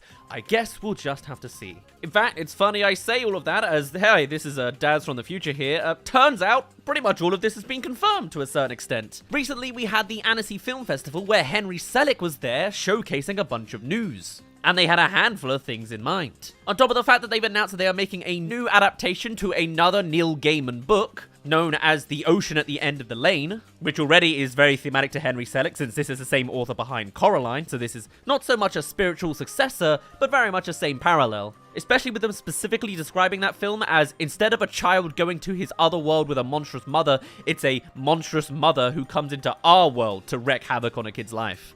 Lovely, we love trauma. But also, they have just outright announced The Shadow King. Kind of. Henry Selick reiterated that they have indeed acquired the rights from Disney, and now they are turning this into a graphic novel. A cancelled project, it's gone through some motions, it's back in book form, and who knows, maybe with a little bit more success from The Ocean at the End of the Lane, or just in general some time has passed. Perhaps maybe the Shadow King will be real and fully revived, a la the best case scenario like Nimona. I've been cooking on this video for like 2 weeks, so admittedly I've just been slow about it, so of course I got interrupted, but there you are. But still, at least this twisted, warped Disney version of the movie is indeed our cancelled Henry Selick Laika Disney early 2010s movie. I'm gonna have a hard time titling this video, I can already tell. After a decent hiatus, I'm bringing it back. At least one more time. as more recently, more production news has popped up, of course. Well, I say recently, news of this movie were leaked by a 4chan user back in November of 2022, and somewhere along the line it was recommended to me via my Discord server. So thanks to Futaba Forever, Anzio Hall, and Sweaty Yeti for getting this attention to me. We got a nice chunk of details to go through. But first, a mystery. When was this movie set to be released? When was it under production? We don't actually know. Details of the dates around this production are positively blurred, which is fascinating, right? There are some details, vague ones really. We'll get there in a mo. First, what even is this project? This is the cancelled Metro, created by Disney Toon Studios. This was set to be a Trains spin-off in the Cars universe. We got planes, so why not trains as well? Really gunning for that Thomas the Tank Engine and Tugs vibe. Now, we don't really have news over when this production officially started, as it was off the books. No public announcement of this movie was ever made, but we do know the history of Disney Toon Studios. They have popped up a handful of times in past cancelled episodes, but it's understandable if you've forgotten over the months. These guys are known for their direct-to-DVD sequels. Think, well, every 2 and 3 at the end of a Disney classic. Though that doesn't necessarily paint the full picture, as they are not at all bad. Sometimes they made equally investing sequel movies like Lilo and Stitch, Stitch Has a Glitch, Lion King 1.5, and an extremely goofy movie, which they got to make because they are the guys behind a Goofy movie. This secondary Disney production team are also the people who made Planes 1 and 2. Suddenly Trains makes a lot more sense for them. They're not directly Pixar, but they are given the IPs to play around with some spin-off ideas on the side. So this didn't exactly come from nowhere. That being said, the studio also has a lot of cancelled productions under their belt as well. There was a point in 2007 when, during an executive reshuffle, John Lasseter was put in the position to destroy all projects currently being made, which wiped out sequels to Pinocchio, Dumbo, The Aristocats, Chicken Little, and Meet the Robinsons, all at once. And also, even their Planes franchise got its 3rd movie cancelled, Protect and Serve. Add that onto the one Cars 2 Tales from Radiator Springs episode, and that gives us 3 cancelled projects all tied to the Cars universe alone. They really want this thing to expand. Or don't. Anyway, while it's unsure exactly when this project started, we do have details about some of the people attached to create it. Most notably are the directors, Steve Loter and Sunil Hull. Now, if you don't recognize these names and faces, don't worry, I'm also pretty bad keeping with names despite doing so many of these. But you do know their work. Steve Loter, for a start, is a major director for all sorts of iconic nostalgic TV. He was the director for all of Kim Possible, as well as Buzz Lightyear of Star Command and American Dragon, all kind of the underrated cartoons of that era. Adored by those that saw it, but not seen by everybody, you know? And next to him at the table, you have Sunil Hall as co-director and head of story. Now, this guy is the creator behind The Mighty Ones recently, as well as directing the Monsters vs. Aliens TV series, being the storyboard artist to Gravity Falls, and having the both of them work on The Penguins of Madagascar, Snort About Mort. I clearly do not know the full scope of the Madagascar franchise. Still, these are the two at the top of this production, and both of them had some words to say about the project after being poked about it a little on Twitter and other sources. With Steve Loter describing the story as a cross between a specific Walter Hill film from the 70s and a specific Scorsese film from the 80s. That is a weird prompt, but it tells us a heck of a lot of the format for this movie. See, the Walter Hill movie in question is The Warriors, and the Martin Scorsese film is After Hours. Here are their details to get a better understanding of how this Trains movie may have rolled out. The Warriors is a 1979 action thriller about gang members in New York City. Essentially, our protagonist gang squad, the Warriors, are framed for the murder of the most powerful gang leader and are on the run all the way back to their home territory on Coney Island as other gangs try to take them down mid-transit. They're run down by a modified school bus, they board an elevated train, there's a building fire on the tracks, they meet low hierarchical gangs while on foot, chased by police, board a subway car, brawl other gangs, there's an undercover cop at one point, they're lured in by a group and ambushed, reach their destination, fight the real murderer and win despite them bringing a gun. Their name is cleared and they end with In the City by Joe Walsh being played over the credits. Essentially, it's a chaotic, on the run through New York type story. After Hours, meanwhile, this one's a wild ride. It's all about one guy, Paul, who just finished after a boring day at work. He then goes on to meet someone called Marcy at a cafe, follow up their advice and goes to buy a paperweight and an apartment, taking a cab but losing their dollar bills to the wind. At the apartment is sculpture work, like one shape reminiscent to The Scream. They scarper out and attempt the subway home but can't afford it because the fares just went up at midnight. They go to a bar and learn that there are burglaries about. The bartender offers money for the subway but can't open the cash register,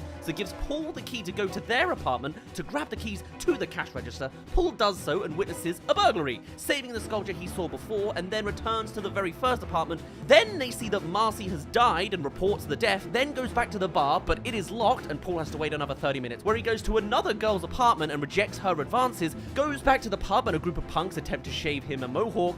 Then there's an ice cream truck driver who mistakes him for the burglar because that girl from before that he rejected sketched a fake wanted poster framing him. He goes back to the club and asks a new girl to dance and for advice. She molds him into a papier-mâché sculpture in order to hide from the mob. The mob appears and then leaves because they don't spot him, and she then refuses to let him out, so he hardens into the sculpture looking like The Scream. Then the burglars come back, they steal him thinking that they're stealing the same sculpture from before, they drop him out of the back of their van in one sharp turn, and Paul crashes out directly outside of the front gate of his office building at sunrise. Good morning, his computer screen says. We've come full circle. So like, just imagine all that, but with a train, and you're basically there. What a dark comedy. It sounds like some sort of Kafka production. From these two movies, you can very much sketch in a picture of the vibes. It's a chaotic New York, with our protagonist steaming from place to place, all across one eventful night. Sounds like a fun prompt. And what's more, there's a cheeky little creative choice that I think could have really elevated this movie. As quoted by Steve Loter, I can't talk too much about it, but I can tell you some fun facts. Most of the film would have been real time with no time jumps. We had full access working with the MTA, that's the Metropolitan Transportation Authority, they're responsible for the real public transport of New York City. It would have been great, he says. Yes, this whole 2-hour movie would have been across a direct 2 hours of story. That's a pretty intriguing idea, huh? As well as a cover of Stevie Wonder's Living in the City as the end credits song. I'd suggest listening to Living in the City for yourself, since I clearly can't play it here for copyright reasons, but I do have Living in the City from Sonic R, so that'll have to suffice. So with the foundation built about as best as it can be, let's do a direct dissection of the concept art, shall we? This was leaked anonymously in November of 2022 and subsequently deleted as a thread. But now it's archived on Lost Media Wikis. So let's consume. Starting off pretty simple, we have From the World Below Cars, Disney Metro. This is one of a few commercial images we have of the project, and it's pretty simplistic. No protagonist, no specifics, it's a teaser image, presumably telling us it's more so about the subway element than the overground, though I imagine we'll be getting a healthy dosage of both. Ironically, with nary a train in sight. Perhaps it's a link more to cars, or because cars can be involved too if everyone goes underground anyway. Car parks and actually using the subway and all that. Is it like a steam line of Max? Cars within cars, but trains? I guess we'll see if the artwork will answer all of that. Next up, a pretty smug-looking chap. Yes, he is our protagonist, enjoying the life down under. It may be a little grimier with some graffiti as a defining trait, but it's beyond the cars. And an M on his forehead likely connects to both Metro and his actual name. I'll call him the Paul. Moving on to an action shot, it's an event of the film, pushed forwards by a bigger train, and judging by that face, it's not an accident. The Paul is under attack. Oh, this is serious After Hours vibes. I thought this was like training at first, but no, this is a bar. Chief over here with another M on his head is serving drinks, while Mapool is surrounded by much bigger machines of all sorts of personalities. Look, that's Thomas's distant cousin back there. Where is his face? And look, their drinks are on little hand cars. And next shot gives us practically a town for trains, with a pawn shop, check cashing, and a place called Bent Rail. Though there are cars here too, I think that guy is an arm barrier. He seems to enjoy his job. And here it is in color. Same barrier again, and same face too, though maybe more malicious this time than before. Maybe they're a pest, always trying to pick on Mapool instead. He's not too happy as he returns to the Bent Rail anyway, and even big guys look a little judgingly. But this place is the bar, I imagine. See, they have oil on tap. More! We got boilerplates, signal, lager, I think the bartender greeting Mapool at the door, and a drunk carriage leaning up against an old schooler that legit just doesn't have a face. I thought maybe last time it was because they were at the back of the artwork, but no. There might just be trains with no faces in the Cars universe. Every installment breeds so many more questions. Haven't done this in a hot minute, but you're halfway through the video, so come subscribe if you haven't already. Or better still, give us suggestions if you know any other cancelled projects with substantial assets to dissect. Or check out the old playlist, there's a bunch. Here's my most recent ratio of unsub viewers, so I'm calling out to you. Oh wow, and now we're in the thick of it. I imagine this is several beats blended into one shot, passing by a train station, aiming for Canal Street with a specific time code to the real-time element. Gang members, down at the bottom, coming out of the world of Mad Max and bringing a clown along with them. Is it a clown gang and a punk gang? Or am I just reading a Twisted Metal reference out of this? You've also got the police getting involved alongside too many tires, car hairstyles, a truck of some product, and a giant van down here scraping up the lighting. And on the other side, it's paparazzi witnessing an assault. It's an ice cream truck, set alight and flying out the window. That's no coincidence. But do you think that's a future rival attacking Mapool, or the crime scene that pins Mapool in the first place? Fascinating all around, this piece of artwork. Here's an artsy shot of New York, bustling, yellow cabs, high rise, and down to some peace again. This shot feels a little more investigative, with Mapool and this cleaner cart checking out whatever's later down the tunnel. Ominous and grimy, and probably the calm before the storm. Mapool looks way too relaxed at the moment. Here's M80, the cause for some of the graffiti work, and Mapool shadowed on the wall. Huh, nice. Everyone in this stopping point has numbers for foreheads. Mapool really has main character design syndrome, huh? And is that V symbol a corporation? Like the front of a car, maybe? Here's a display of Cars New York. The city designs from this franchise can be quite enthralling, and it's no different here. With axles, a giant headlight window, giant X, and Del & Co. Some smiley relevant dude. And whatever this is supposed to present. Ooh, a tower made of tires? Cool. Engine building topper and some access for trains way down there. Okay, this is a weird one. This is a sentient diner. Not because buildings are alive now in this universe, but because some diners are literally repurposed train carriages. What? I've been to comedy venues built out of scrap metal rooms like this. Does that mean that they are sentient in the Cars world? Still, we're now out somewhere rural. The tale takes us much further than just Coney Island. Though, isn't it kind of horrifying to have train tracks that lead straight to your face? I feel like I would live in constant anxiety that someone turns wrong. Regardless, they serve pie. Genuine ally or a seductive betrayal? Those edgier movies are our inspiration after all. Then again, here's Mapool. Fittingly small and awfully jitty. Metro Ruffs. Is his name just literally Metro? I'm sticking with Mapool, thanks. Here's some more. Jump scares literally hop him off of the tracks. That's a safety hazard. And some more. What a big mouth he can have. Also, he literally has the MTA logo on his side, keeping things official and tied to the real world. Nice.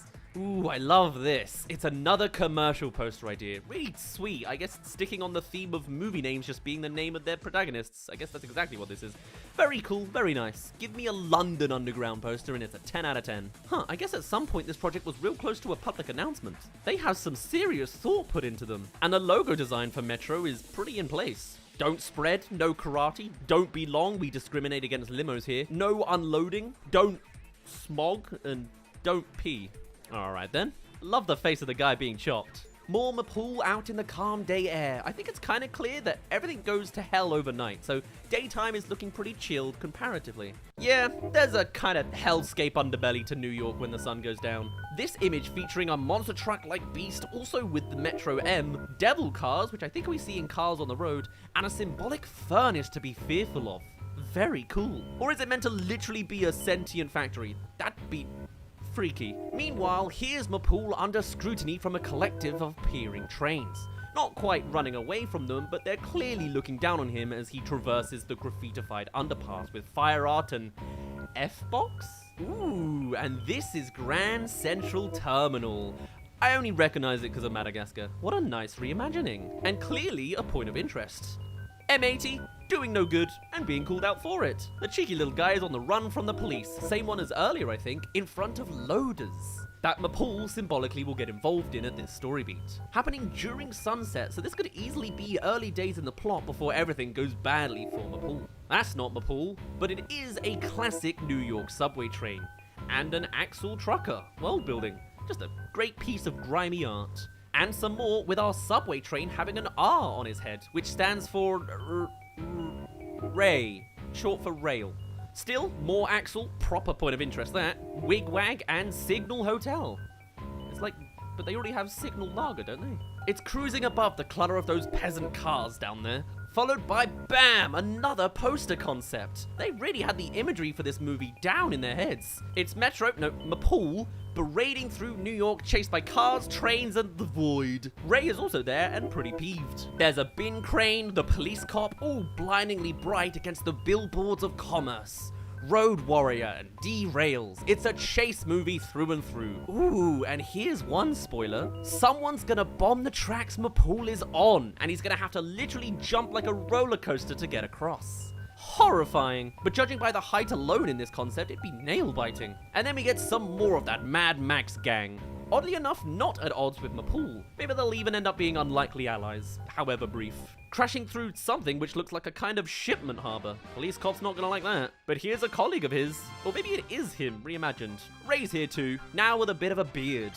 Weird. Is he just being questioned, like a low-stakes early poke before everything ramps up? It sure is cluttered with construction carts down here as well. Workers on their homeward commute, or is there work being done here? Or the aftermath of a crime scene and investigative officers? It's all really interesting trying to piece it together since we're never going to officially know, I imagine. Bustling New York, again, now showcasing pony tricks. Is that a character we'd see? More of that noughts and crosses building, an unamused bus, an ice cream truck, pre-bad times, and hey, mild police conflict. And a whole building shaped like an old steam train. It'd be kind of cool to imagine seeing every character early on during the day, before the events of the movie, and then repurposing them all in this cacophonous prompt. Huh, I can see it. I can see it all coming together. And that, my friends, is all she wrote artistically. But there is more news that came out of this prompt. The art director was set to be Ryan Carlson, and if these images were influenced by them, then it certainly sounded stellar. Previously doing Planes, makes sense, and Hoodwink 2, and the Emoji Movies. And Super Pets. Odd. Jermaine Fowler was set to be the lead voice. I do not know who this is. I do not recognize any of these works, but Marvel's Moon Girl and Devil Dinosaur seems the most relevant. And Raphael Sadiq was on the job of the score. Other quotes we can dissect, mostly from Twitter, following the logic behind the creation of the movie. With Steve Loter saying, "It would have been the grittiest and edgiest Cars film. It was moving the franchise into a new place. I developed this for 4 years, and I was really disappointed I didn't get a chance to finish it." Whereas Sunil Hall added in, "It would have been a very unique and unexpected take on the Cars universe. Still bummed we never got to take it past development, but it's nice to see some of the art has made it out into the wild." Essentially, though the project had multiple versions of the story drafted together, by the time it was cancelled, they actually had a script, as Sunil Hall had come onto the film by then. And from the sounds of their new take, it's a slightly grimmer sense than the upbeat spy elements of Cars 2. It would have been dark and dreary. A real shock to the system of an idea, but so enticing, right? Or as a fan put it, in a world of sentient vehicles, the existence of the train must be some kind of existential nightmare. They are prisoners of their tracks, forced to travel the same routes day after day, fully aware of their situation for their entire lives, with no hope of escape. To which Sunil responded, "Yeah, we totally leaned into this." Steve wasn't afraid of exploring the darker implications of what a train's life would be like. We were gonna get nightmare fuel Thomas the Tank Engine, baby! So why was this production cancelled in the first place? When was it cancelled? Well, it's not entirely clear, but we did get a murmur of when it was supposed to release. As Steve says himself, I think 2021? That helps a lot with the timeline of events. But maybe it was a conceptual thing. Maybe it was because it wanted to be so dark and edgy, and that's just not the Disney way. Making a dark spin-off to a beloved Pixar franchise is an odd choice, or couldn't work with the limitations of a PG rating perhaps. Maybe it was because they were limited by the whole train idea. If they have to follow tracks the whole time, it becomes boring and stale fast. Maybe it was because it couldn't diversify from other train IPs, like Thomas and Friends, of course. Maybe it was too New York. Who needs a Pixar spin-off in New York in 2021 when we were all literally set to get Pixar's Soul in 2020? Another first-party production set all about New York. Or maybe, since we're likely around the mid-2010s era of production, the movie just went down with the ship that is Disney Toon Studios, as they were shut down in June of 2018, liquidated into a third studio under Walt Disney Television Animation instead.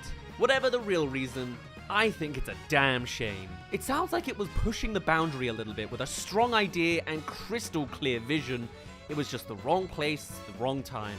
Steve Loader would go on to executive produce The Ghost and Molly McGee, and Marvel's Moon Girl and Devil Dinosaur, hey, with Jermaine Fowler. And we already know Sunil Hall created The Mighty Ones. Is there any chance of this movie coming back? Well, they're clearly tight-lipped about it, but the Cars universe sure does like growing sprouts wherever it can. And it turns out, yes, there is a bit of a loophole to all of this. As Steve himself puts it, oddly enough, if I owned the story, I could make it as a live action without the vehicles being the characters. So who knows? That was Disney's cancelled Trains spin-off, and all the assets I could find.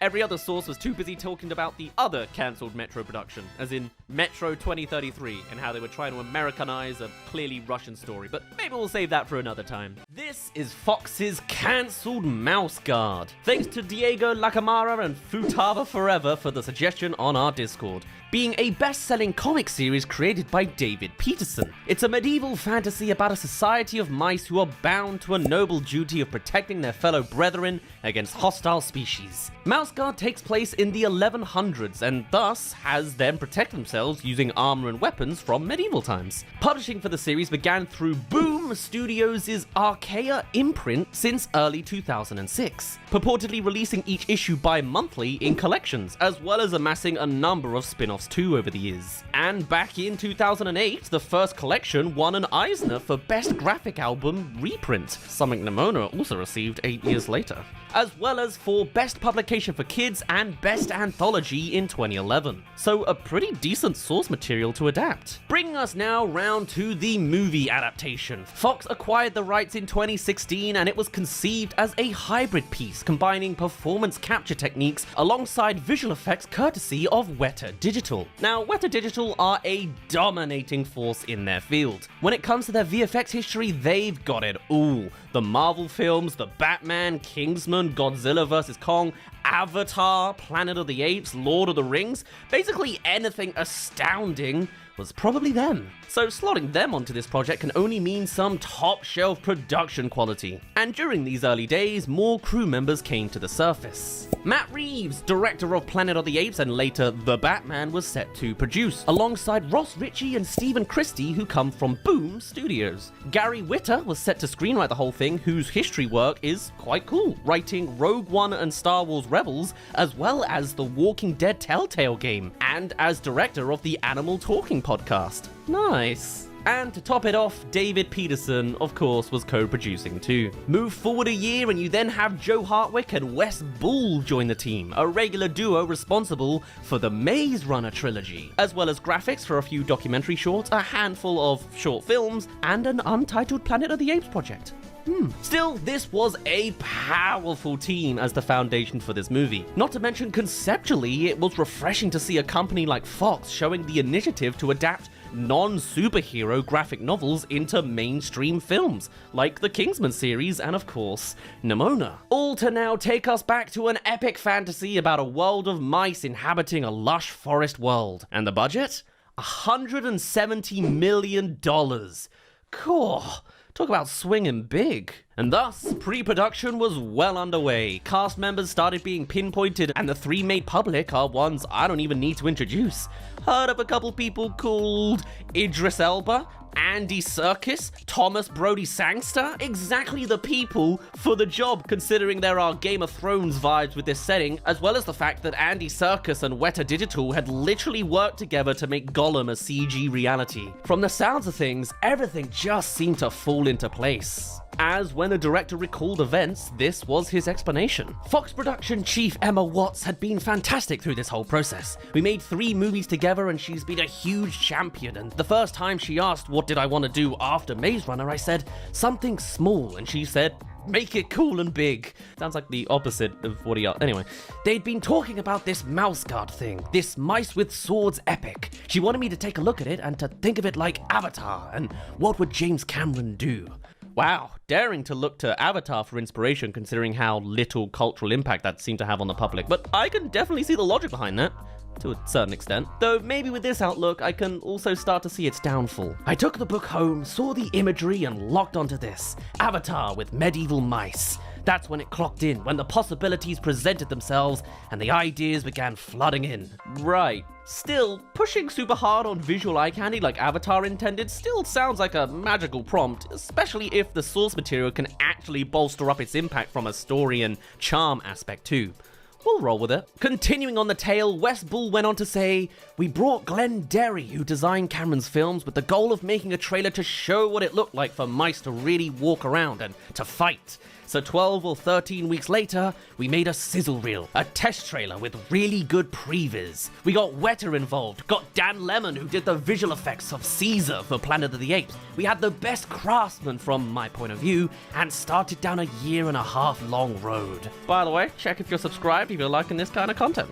What a build-up of hype this project sounds to be, with all its big names attached and all its moving parts. This unsinkable system is what West Bull described as the machine that founded this film and motivated him so much to see it through. Another such crew member was Darek Zabrocki, as a concept artist who would also be a part of the imagery of this film that got out to the public later on. Priorly working on concept art for Maze Runner, Robin Hood, 2 Love, Death and Robots episodes, the lead concept artist for Sonic 2 these days, as well as with a video game history again in Halo Wars 2 and Assassin's Creed Syndicate. Really cool to see. Man, this is why I follow crew members as I discover them. You never know what hidden gems you can find. And during these good times, in June 2018, screenwriter Gary Whitta would also go on to tweet a preview of the first page for eager fans. A poorly aged image with today's knowledge. And as pre-prod came to an end and filming was a mere 2 weeks away, it happened. We kept building out the movie, hiring cast that was about to fly here, and then 2 weeks out, boom, it just happened. It sucks having the rug pulled out from under you. We had assembled some of the best artists I'd ever dreamed of working with, and they wanted to be here. Many of them came up to me in the lunchroom to say, this felt so different. It wasn't another superhero movie or a sequel, it was an original, but one that fit the box of those movies. A big mainstream project. The author of these graphic novels created a universe, and it felt like every day we were making Star Wars. That kind of endless potential. I was on the stage prepping with the entire crew, and the stages were being built out, and I get this call, and I try not to tell anyone and have to go back out there and work. Eventually, I had to come clean with everyone. The project had been halted in April of 2019 due to that iconic merger of Disney and Fox. And with many projects going down from this corporate swallowing, Mouse Guard was one of the very earliest casualties, as Blue Sky Studios in its entirety went down 2 years later under new management too. West Bull on this commented that he had no ill will towards Disney. They made a decision. We asked, "Are you sure?" And they were. They had their reasons. An unknown IP of a rodent Game of Thrones is just a risk some companies don't want to play with. And a little later down the timeline, Bull would confirm rumors of its cancellation on Twitter, as well as uploading a video tour of the empty studio. It had been in development at Fox for around a year. But that's not the end of the tale. We love a good revenge reveal, as it was at this time that West dropped the ball of 9 minutes of a demo reel for the film, the likes of which you've probably had in the background of this video sporadically. To be clear, this isn't how the movie would have actually looked, as this demo was rendered in Unreal Engine. There's a lot of connections to video games this time around, huh? Using some of the movie's core assets. If you're looking for actual true-to-vision representation, keep a closer eye on the artwork for the production. Speaking of which, it was also now that Darek Zabrocki released this bombardment of artwork mentioned previously too, all to hopefully garner some attention and put in motion attempts of an early res. For me, it was the biggest, most elaborate and in-depth, full of freedom project I ever took part in. Sadly cancelled, but hey, whatever was done was golden, and it's gonna resonate through my works in upcoming weeks, months, or even years. It was at this point West Bull started looking away from Disney for this project. Emma was great. She asked Disney to let us shop it around and see if other studios were interested, but it's a big number for studios that have slates set for years in those kind of films. One article reported the possibility of Netflix, since they got behind Andy Serkis's Mowgli movie when it was dropped by Warner Bros, and is also relevant now since Nimona got a similar pathing through them too. Though with Mowgli, the film had already been wrapped and was completed, so the contexts are still different enough to not be in Mouseguard's favor. Another issue with the phase of straw grasping was working around lowering the chunky budget. You have to understand, the machine was built and the wetter pipeline. Everything had been built out for a year. If you try to cut it in half, that machine doesn't work. You could do that with live action, but we were inventing a new technological scope that would have been hard to pull off in a much quicker turnaround than the one we allotted for. The very machine that gave this film such a pedestal was equally part of its downfall. And with his project's obituary, after 2 months of searching, he wrote, "Yes, sadly it's true. Our #MouseGuard movie is dead. Seems it's too big a risk. It's a damn shame, really. We had something special. To my hella talented cast and crew, I'm sorry I couldn't push this one through. The past year with you all has been a blast. May the guard prevail." Westball was then asked to look back on production 10 weeks later, it's also where we got a lot of previous quotes, commenting on any request of major thoughts, to which he said, "Well, maybe I should have asked permission before I posted that footage. I might be in a bit of trouble. But a lot of artists worked very hard here, and it broke my heart that nobody was going to see their work. I gave up no spoilers. This was a teaser done as a test, and I hoped it might help the movie. But I wish I'd asked." The concept is refreshing but familiar enough, and our approach was to take a very familiar, classic hero journey story with cutting-edge technology.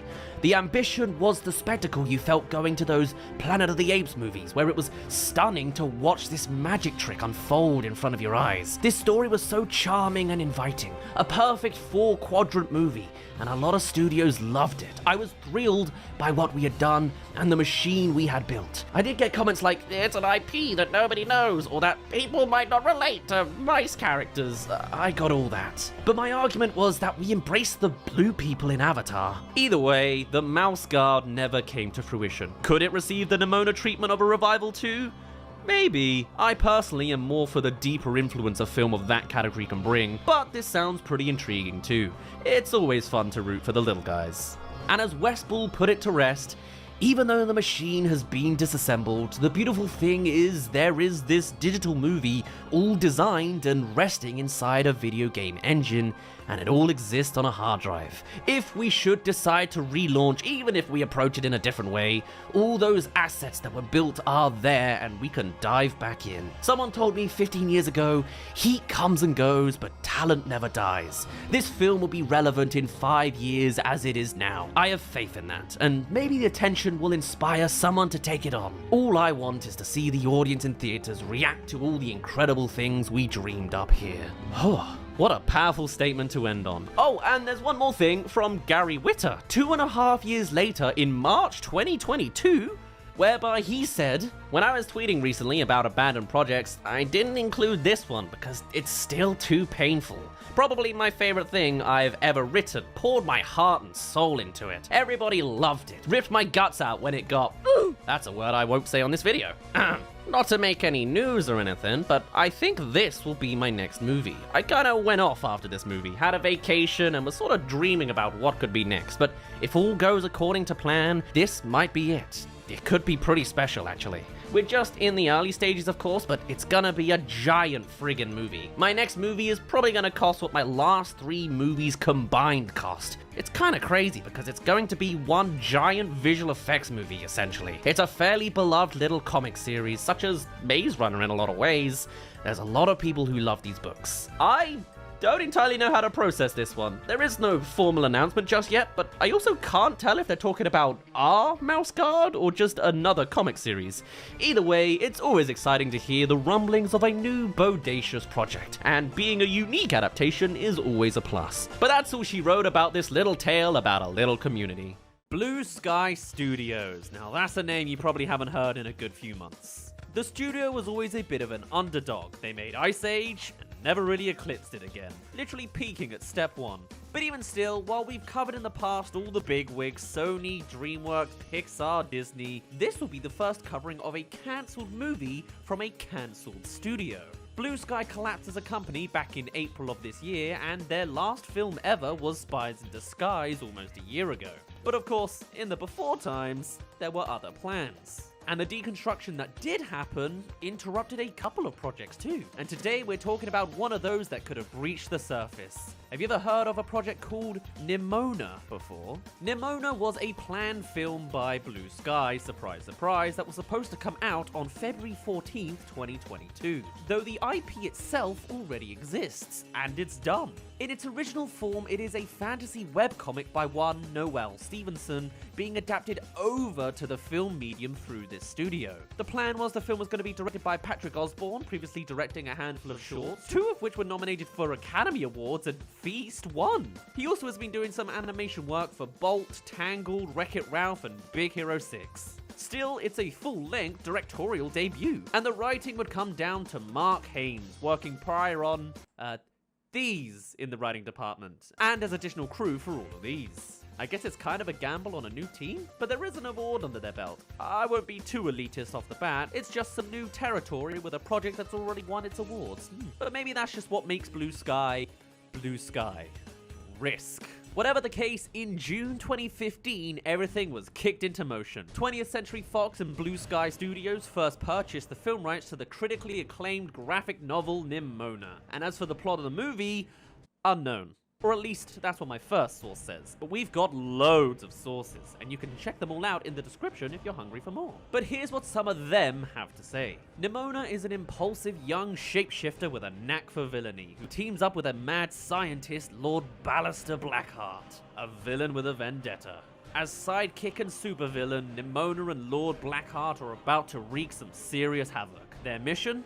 To prove to the kingdom that Sir Ambrosius Goldenloin and his buddies at the Institution of Law Enforcement and Heroics aren't the heroes everyone thinks they are. But as small acts of mischief escalate into a vicious battle in the hopes to expose the ruler of the kingdom, Lord Blackheart realizes that Nimona's powers are as murky and mysterious as her past, and her unpredictable wild side might be more dangerous than he is willing to admit.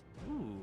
There is, of course, the entire lore of the webcomic one can go to for more plot details, going on the assumption that this movie is a more direct adaptation. So in order to get the full grasp of what this movie could have been, I'll give you the full backstory of the webcomic. Not through full plot spoilers, but I'll give you a little background detail and a production timeline too, why not? 2012 is the original creation of Nimona, being published on Tumblr by Noel Stevenson. Beginning as a collection of 1- and 2-page comics, Stevenson has said that at the start, they had no idea what Nimona was when they started it, and that it was still experimental. Even still, soon afterwards, an agent reached out to them, and while still being at school, she learned her agent had sold Nimona to the publisher HarperCollins. Beginning publication in June of 2012 and doubling as Stevenson's senior thesis, this comic then ran from June 2012 to September 2014.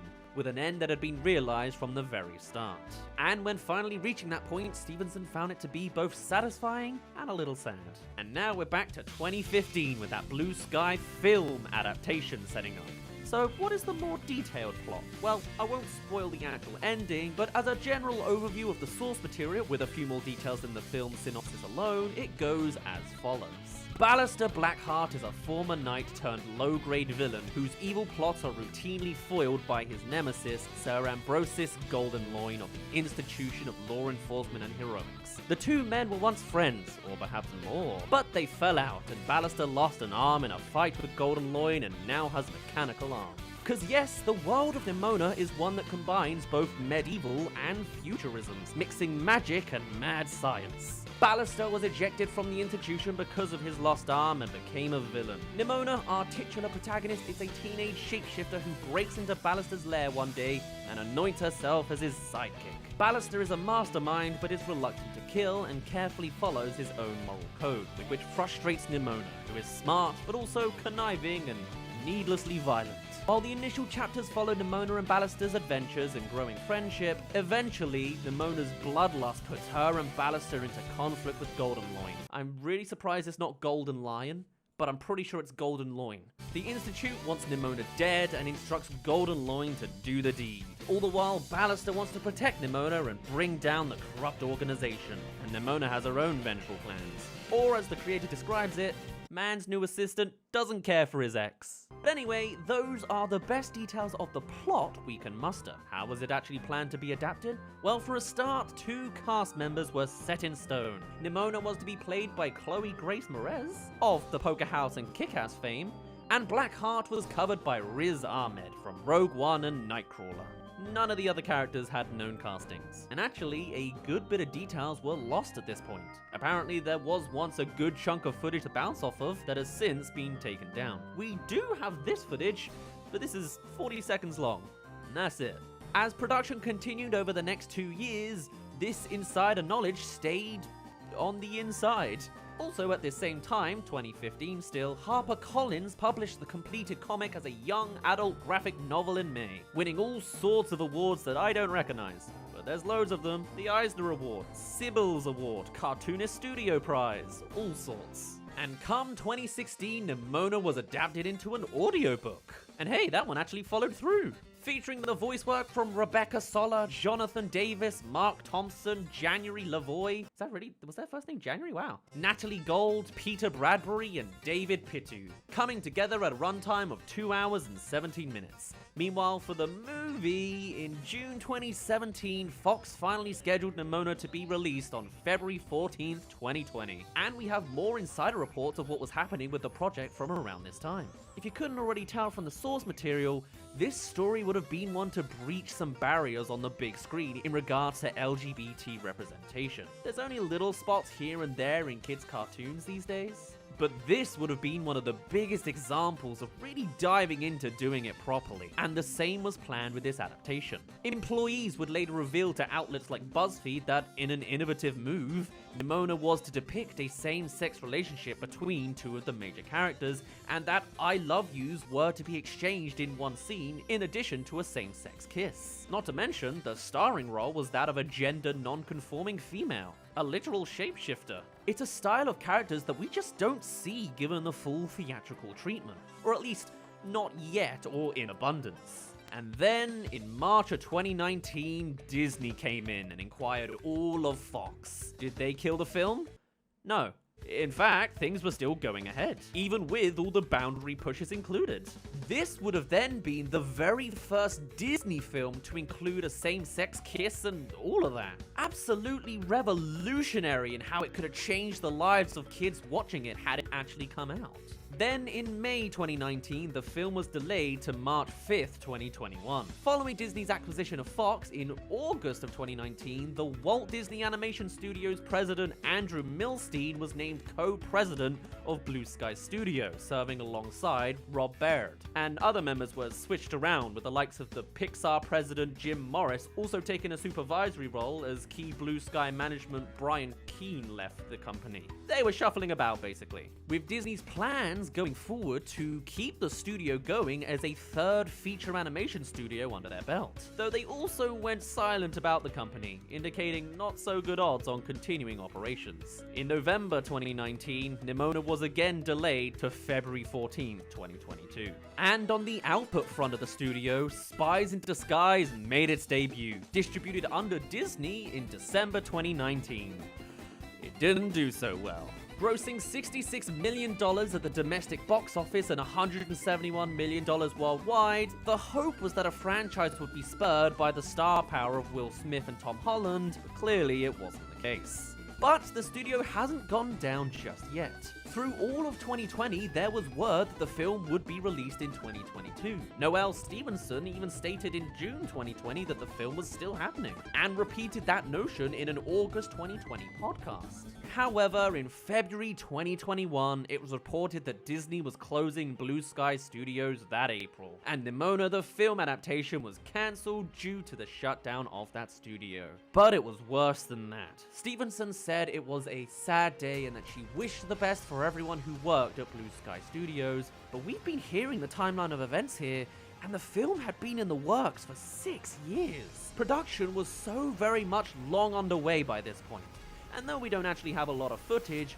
we have reports that Chloe Grace Moretz, for example, had actually recorded about half of their lines already. And the film only had about 10 months of production left until full completion. Yes, that's right. By the time the studio was shut down, Nimona was left at about 75% complete, which is just devastating. And beyond just the artistic side of things, the realities of the shutting down was also harsh on its employees, with approximately 450 employees impacted by the closure. Disney did say they would consider some open positions at other studios, though all of their other studios were based thousands of miles away on the West Coast, so who knows how that turned out. As for the reason of the closure, it wasn't due to the strong LGBT tones, of course, as much as you can't really trust the mindset that there's room for everyone under the rainbow from Disney. I mean, even another Blue Sky employee pointed out that Disney doesn't have a great track record of making queer inclusive media, though they did note that there's no clear connection between the film's content and the studio's closure.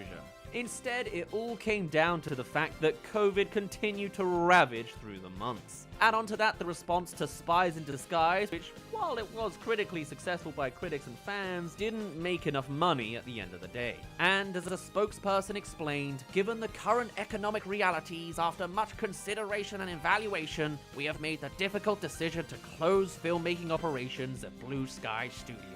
Don't know why he sounds like that, but he does. What an incredibly unsatisfying end for the studio and the movie.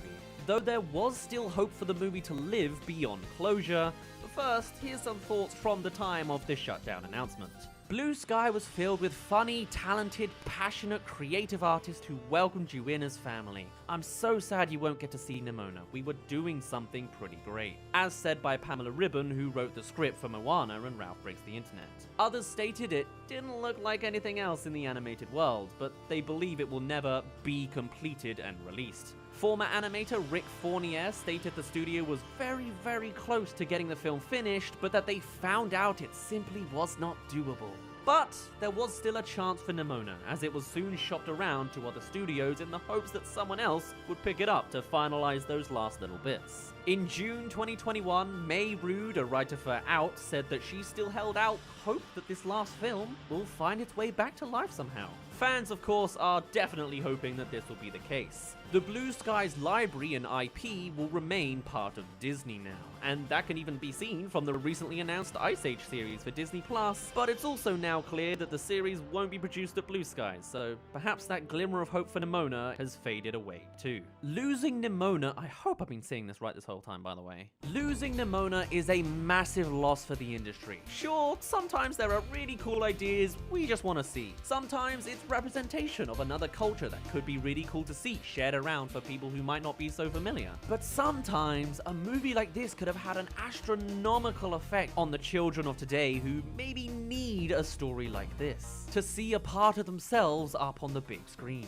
Nimona would have been a major first for Disney, even if it wasn't technically a film they made themselves. But still, none of the company's past animated films had featured a queer lead character or any explicit depictions of queer romance at all. Sure, you have those half-assed attempts from the minorest of characters that make a headline every year, and I guess we're slowly getting better, what with a gay character in Jungle Cruise and Eternals doing its thing, but this would have been the project to truly break through the mold into an unabashed example of inclusion. Nimona has been hailed with many awards and highly praising reviews. It was written by a non-binary creator and represented the LGBT community's viewpoints in its most visceral and recent form. And losing a project like this could be one of the biggest disappointments in recent animation history for many people. Who knows what the final price tag would have been for Nimona? You can bet it wouldn't be cheap, but having no one take this project on seems like a missed opportunity for all involved and approached. Whatever the case, at the very, very least, the story continues on, in both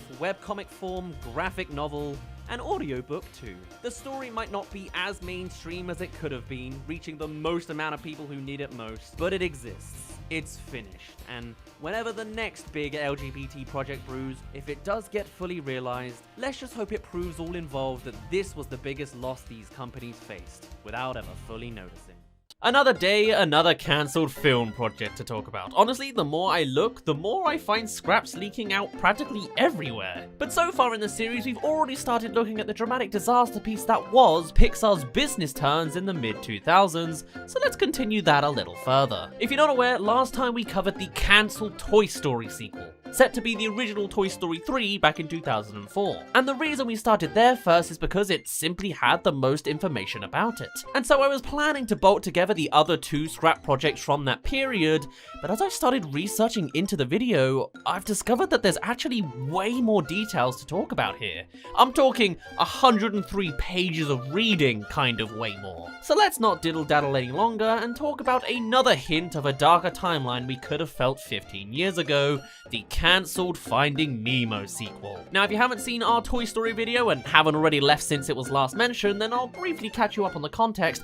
Back in 2004, Disney and Pixar had a falling out and split ways. But Disney owned the rights to Pixar's characters and decided to start production on their own sequels without Pixar in the picture. Pixar was their nickname, though they officially went by Disney Circle 7 Animation. Anyway, during this time, 3 sequels were started: Toy Story, Finding Nemo, and Monsters, Inc., each at varying stages of progression. We'll cover Monsters, Inc. one day, but for Finding Nemo, they actually made the least progress. And this is clear by the fact that there is not a single piece of concept art drawn up for the project. No locations, characters, storyboards, anything. Hence why our thumbnail was one made by my girlfriend again. But the reason we're talking about it as if we do have so much information about it is because we do, very directly. The entire 103-page script is available to read in full and hear every story be planned in at least one draft of the full runtime. I'll link it in the description if you want to check it out if I remember, but with that in mind, let's delve into just how this sequel was originally planned to go. Now, obviously, this came before Finding Dory, but do note it was created by entirely different people, so when the project fell apart, all these ideas were concretely scrapped and did not inspire Dory at all. Maybe, we'll come back to this in a moment. But we do know precisely who wrote the script. It was done by Laurie Craig, previously working on Paulie and Ella Enchanted at the time, as well as Ramona and Beezus and Rio 2 since then. As for the directions of this new Nemo rendition, it's interesting.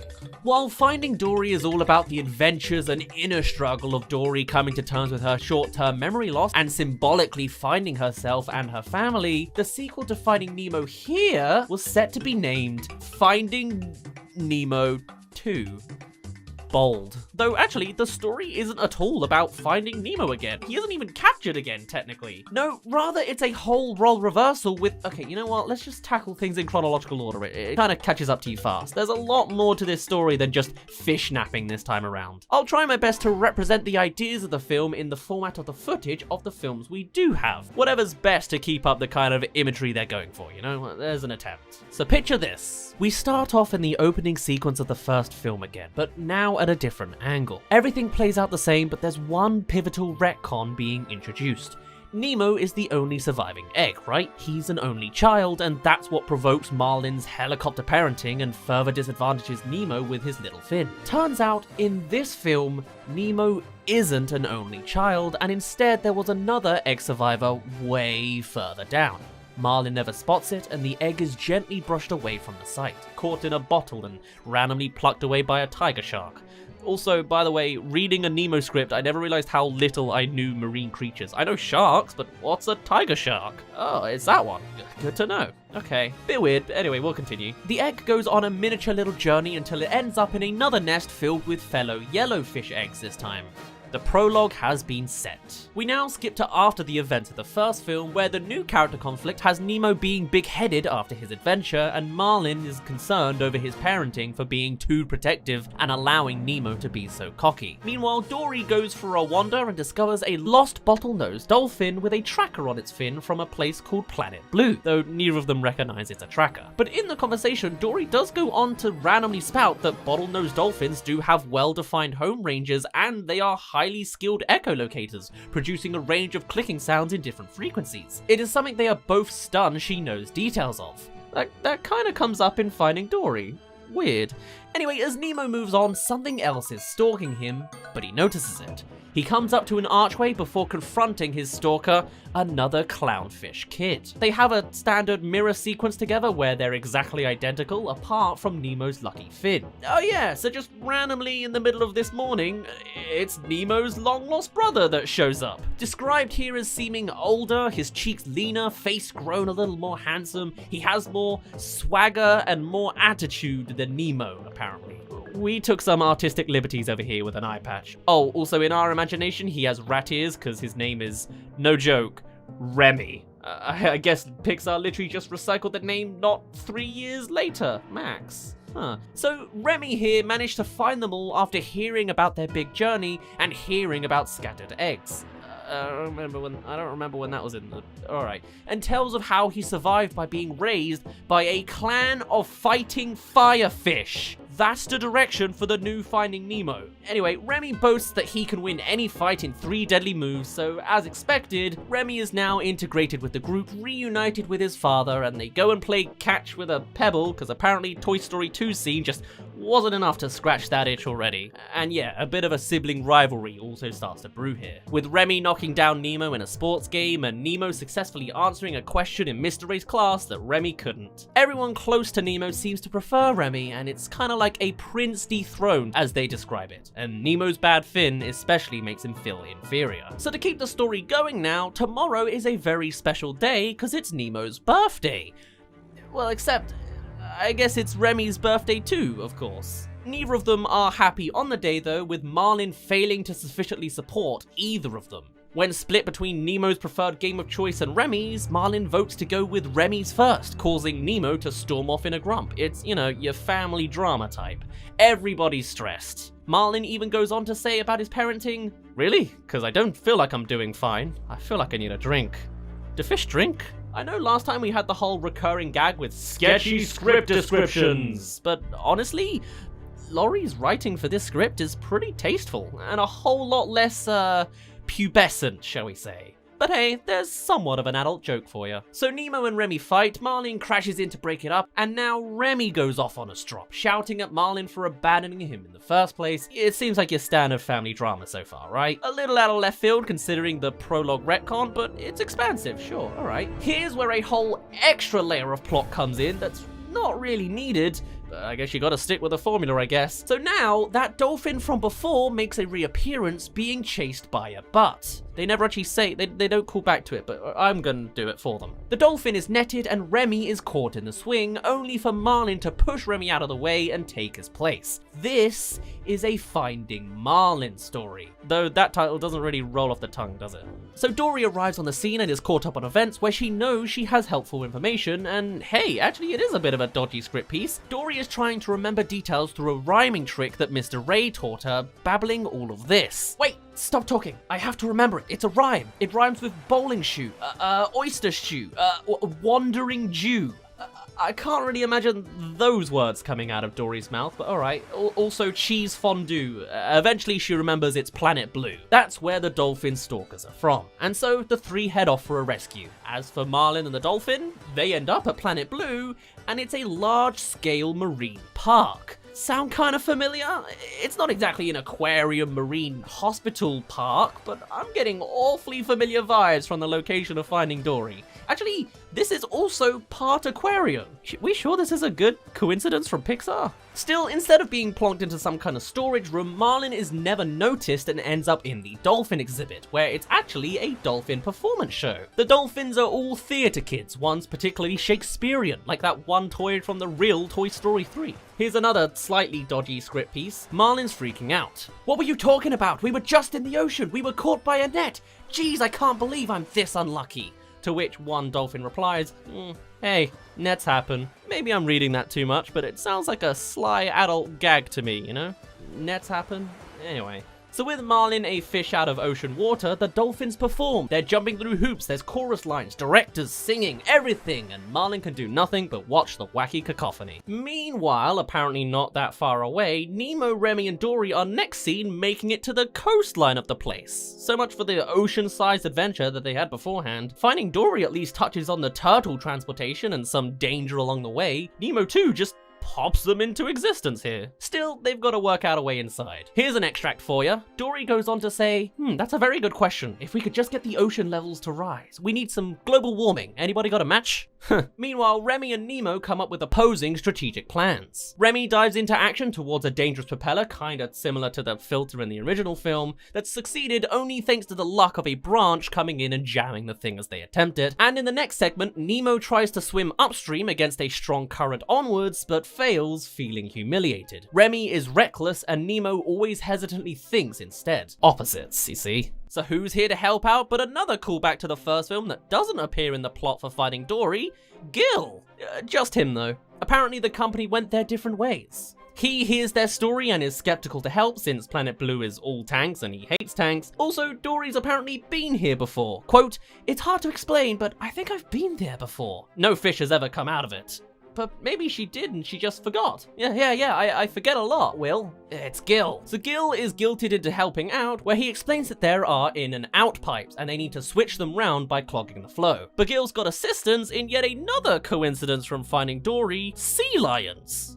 Lazy ones, because the abundance of human food has made them so. And while they do still hang out on a rock in the sun, their character traits are that they are always sleepy and unmotivated this time. But for this one time, the lions work together to steal a parasail and jam up the intake pipe, allowing the gang to move through the outward pipe. The three have a moment of shouting echo in the pipe, not unlike that scene from The Incredibles, and hey, just like Finding Dory, they come across an octopus after the pipe, though this one is a silent enemy tangling around tentacles and at one point getting duped into shaking his own hand and then throwing them off in frustration. I like that. And eventually they end up right by the dolphin exhibit. Nemo says, "I hope Dad's okay," to which Dory replies, "Oh, you know your father, cool in a crisis." Marlin, meanwhile, is trying to get the dolphin's attention mid-performance, and they eventually help him by lobbing him out with their tails and into a bucket that a janitor takes away. Meanwhile, the humans have just started working on the parasail clogging job. Dory, Remy, and Nemo make it to the dolphins, but Marlin is long gone somewhere. Marlin on his journey though gets to witness the horrors that is the kitchen fish prep and ends up in the polar bear pool, something we don't actually see in the legitimate Nemo series. And while Marlin should be very dead here, he meets a bullied polar bear called Blanca who's more neurotic than he is, who befriends and then protects him instead. Talk about lucky. Meanwhile, back at Nemo and Remy, they dash in opposite directions with their own plans, only for Dory to be stuck in the middle and then gets netted by the staff. What follows is actually a really interesting sequence of the boys escaping the next netting attempt. The dolphins reprise their performance, but now aiming to disrupt the workers and sabotage the attempt. Staff are splashed and hit and dunked into the water as the boys dash into another pipe to take them to the polar bear exhibit, and the audience are loving it the whole way through. But at the same time, the humans are working on that parasail problem, and just as they succeed their escape, the flow is reintegrated and they're flushed in the complete wrong direction. Oops. But all of that sounds like a fantastic sequence to watch. They end up in an abandoned remodeling Pirate Cove aquarium, both bonding on their mutual seasickness. Also, with the flow now working, the polar pool is getting progressively cooler. We also learn that Blanca is being bullied for being a bear from Cleveland and not the Arctic, as well as being uncoordinated. Funny how Cleveland pops up again in script in Finding Dory. Investigating separately, Remy chats to a clam and crab who tell him to look out for himself, and he does so, finding an exit pipe and taking it without Nemo, though Nemo spots him and wallops him in the face for it. Undisturbed sibling fighting, you know? Remy flees, almost crying, and is confronted by a massive sea snake next. Danger time. Nemo watches from the sidelines, advising Remy to use his 3 deadly moves, but he's frozen in place. So Nemo crashes in to distract, the snake thinks they're seeing double, because obviously they're the same fish, they're both chased through the pipelines and end up in a new exhibit we've also seen in Finding Dory, the petting zone. Though now it's outside and more like a gentle, grabby inconvenience than Toy Story 3 version 2, you know? Also, for another callback, the mine seagulls all appear here too. Still in chase, the snake then bursts from the pipes, to which the seagulls pull back and say, "Yours?"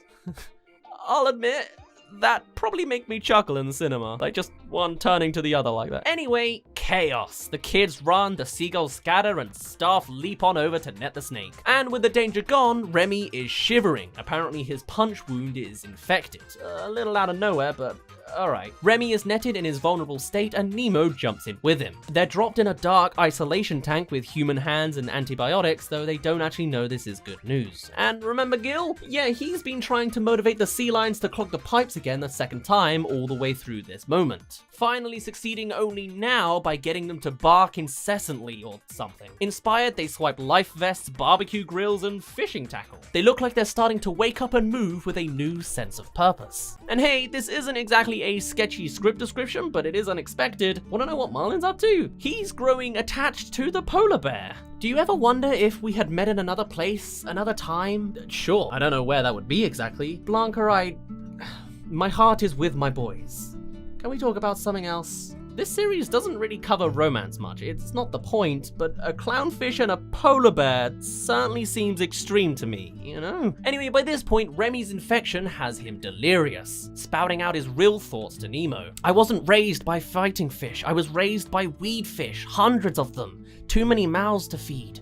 I never fit in. That's why I came looking for... He's all I have.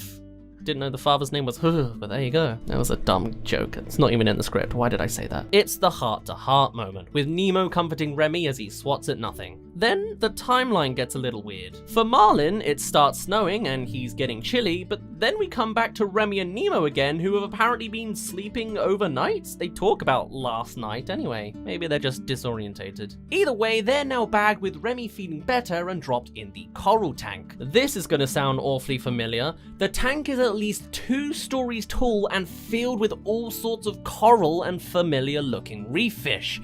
This is almost to a T the kind of tank from Finding Dory and her home. And what do you know, Dory is here. And she leads them both to her family.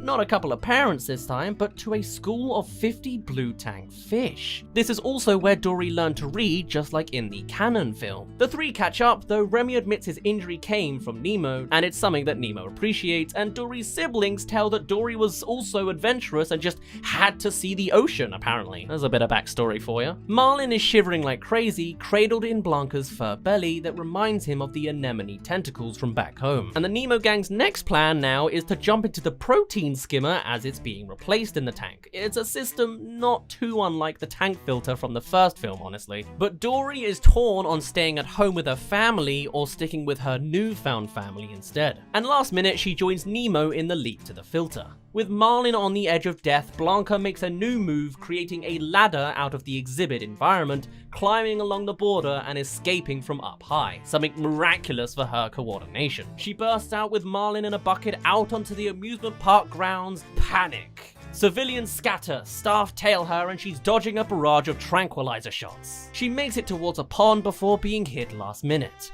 Marlin dryly struggles between the two, with a last interaction of Marlin gasping, "Thank you, I'll never forget you," and Blanca drowsily muttering, "Goodbye, Marlin, I love you." Wrapping up that wholesome, yet still kinda weird romantic plot. Gil, meanwhile, has clogged that pipe fully, though a human diver has now come to investigate, so how else to solve the problem than with a Deus Ex Machina callback that we didn't get in Finding Dory, with the reappearance of none other than Bruce, with his titular "Hello." The diver, quote, "gets the hell out of there." The Nemo gang's plan is a success and they're dropped somewhere murky. It's tense, practically nothing can be seen in the distance, and someone's approaching. It's Marlin. They all hug in reunion, though Remy feels left out. He runs off, barely legible from the murk, but Nemo is the one to come to comfort him. And Marlin appears to say, "Look, I may be new at this, and maybe I'm not very good at it yet, but I can handle it. Whatever comes our way. But I think love is like snow." They look at him confused. There's always more when you need it. Something Blanca said to him in the polar exhibit. "I should have found you. I'm sorry I didn't. Come home with us now, Remy." And though it's happy family time, the adventure isn't actually over just yet, as the humans have a counter to the shark problem, firing up the super pumper. As the group head through the pond's exit pipes, emergency valves begin slamming shut. They have to escape back where they came from quickly. Everyone makes a bolt back, and Dory's so involved in the moment that she whacks her head on escape. And hey, if the premise of a long-lost brother or a polar bear romance or all the strange Dory parallels wasn't enough weirdness, here's a whole new spanner in the the works. From that head bump, Dory then goes on to entirely remember everything. Her short-term memory loss is cured in this script. I personally don't like that decision and much prefer the route that Finding Dory took, but let's see where this revelation takes us. She remembers how she first lost her memory from bumping her head on her way out the first time, and now knows perfectly how to get out from here. So they come to yet another exhibit, and one we haven't seen in Dory, the Flamingo exhibit. The group have to dart across the waters, dodging the poking beaks as they go along, and of course Dory has the perfect memory to command them all when and where to weave throughout the whole sprint. And to fly out of the park's borders without the use of the flowing pipes, they must ride, believe it or not, the water ride for humans that's been on site at the amusement park. It's actually kind of cool because they kept showing it in the background and mentioning it in the script, so it was actually established. But anyway, seems like a Toy Story kind of action sequence to me, honestly. Everyone is hesitantly scared, but they go for it anyway, being hoisted up by a water wheel system where Dory then remembers it was here she was whacked by the water ride sliding down and hitting her on the head. So what's the solution this time to avoid the inevitable hurt? There isn't one. They all just let it happen again. No, really. Ouch. The crash sends them all flying, and of course a camera catches them mid-air for a little gag. They end up in some river rapids and out to a calm bay, briefly thinking Remy's missing, but he's not. They've made it across the border. They wave off Gil and the sea lions, and they serenade back in howling barks that motivates them, but it rattles Gil. He's created a musical monster, apparently. I can't tell if Dory loses her memory again, because she seems to do a fake out with it, but then continues to be her normal ditzy self, so I don't know. As a family of 4, they venture off into the deep back home, bickering like any family does on a long-distance car trip. And that's the end. Honestly, that wasn't terrible. It's certainly not the dated Toy Story 3 script. It relies a whole lot more on random callbacks for fan service reason and doesn't have that modern comedic twang that the real Finding Dory has because of the year difference, of course, but I don't absolutely hate it. I tell you what though, the amount of recurring elements that did actually end up in the final Finding Dory makes me supremely skeptical that Pixar didn't read and pluck pieces they liked. I mean, sure, I can see the octopus being a cool coincidence, but aquarium park, coral tank, Dory's family learning to read here, sea lions on a rock, the petting zone? Sure, I guess with marine life you are kind of limited to what kind of stories can be told, but there's just so many going on here. I don't know. Now, as much as I did enjoy this alternative reality of a Finding Nemo sequel, you still gotta admit, it pales in comparison to Finding Dory, which is fair. Not only is this an earlier stage of development, but Pixar had all sorts of formulaic goodness to boost up their stories in their later years. We may all kinda dig on it now, but Pixar's trope of trying to make the audiences cry makes for good storytelling. And with us having such a baby-faced Dory and the whole Shell story with her parents, it's way better than the generic trials of just a new brother in the mix, throwing things off. And the fact that Marlin is stolen doesn't really add too much other than an adventure to grow closer during. In fact, that whole element really wasn't all that necessary. It's just a formula thing. Remy is the enticing new addition to this film after all, but it seems difficult to juggle anyway. That being said, I liked the fan service and subversions we did see. I'd love to see that octopus and dolphin sequence, but I guess considering all the other baggage that would come with the Circle 7 animation team, I'm more than happy to be in this reality here. It's not always perfect, as this last year has shown, but things get better, and we could be doing a whole lot worse for ourselves. So while I was going through our Discord for cancelled suggestions, as I usually do, I've come to generally know what to expect for the type of films I'm shown. But this is something on a different level. Not only does it open up to me a whole film I just didn't know existed back in the 60s, but seeing some of the execution of all of this is just, wow, what a nightmare. Welcome to October. This is Yellow Submarine, a planned computer-animated fantasy music film based on the 1968 animated film of the Beatles, which in and of itself was already a psychedelic experience. And the big name attached to direct this new production was none other than Robert Zemeckis, the very guy who made Back to the Future and Forrest Gump and all sorts of classics. So this sounds like it should be pretty damn good. Except Zemeckis also had a certain animation studio. You've probably seen some of their works before, as it certainly has a certain aesthetic, like in Polar Express, apparently a pretty decent movie, as well as Monster House, and that one Christmas Carol nightmare.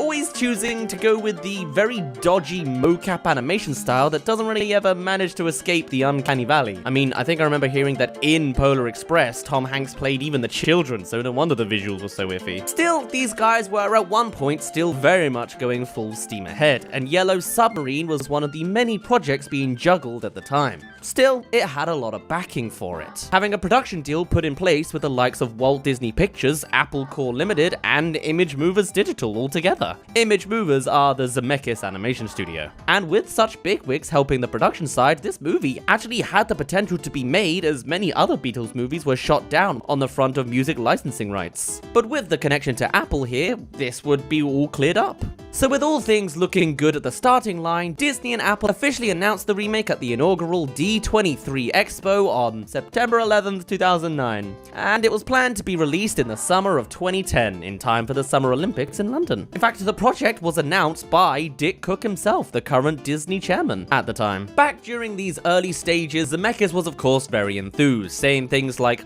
"Yellow Submarine is one of the greatest fantasy films of all time, and making this new 3D performance capture movie is a dream come true for me." We'll cover just what Yellow Submarine entailed back in the 60s in a mo, but Zemeckis was confident that with the latest advances in technology, we'll be able to take moviegoers on a voyage unlike any other and bring new excitement and dimension to Pepperland and the various sea worlds they encounter. And so, with all things seeming grand, by January, development was well underway and even some casting was announced. Now for those not in the know, maybe this is common knowledge, but I'm a pretty uncultured schmuck, so who knows, the 1968 Yellow Submarine film looked like this, and surmised the plot of how the British pop band The Beatles traveled to a magical place called Pepperland in their Yellow Submarine to drive away the evil music-hating Blue Meanies. Sounds like Trolls too. All the while, all sorts of Beatles songs accompany the movie, along with a barrage of funky visuals that encapsulates the vibe of the Beatles. So simple enough, this Bob Zemeckis project was to be a 3D adaptation with creepy technology. It was to incorporate the same Beatles songs and recordings from that original motion picture. So I guess it was to be a pretty faithful adaptation,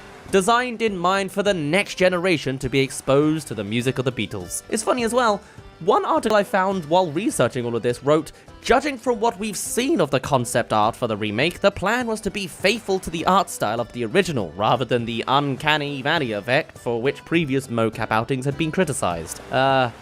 Yeah. No uncanny valley nightmare fuel imagery has been shown in any of the concept art we've seen glimpses of so far.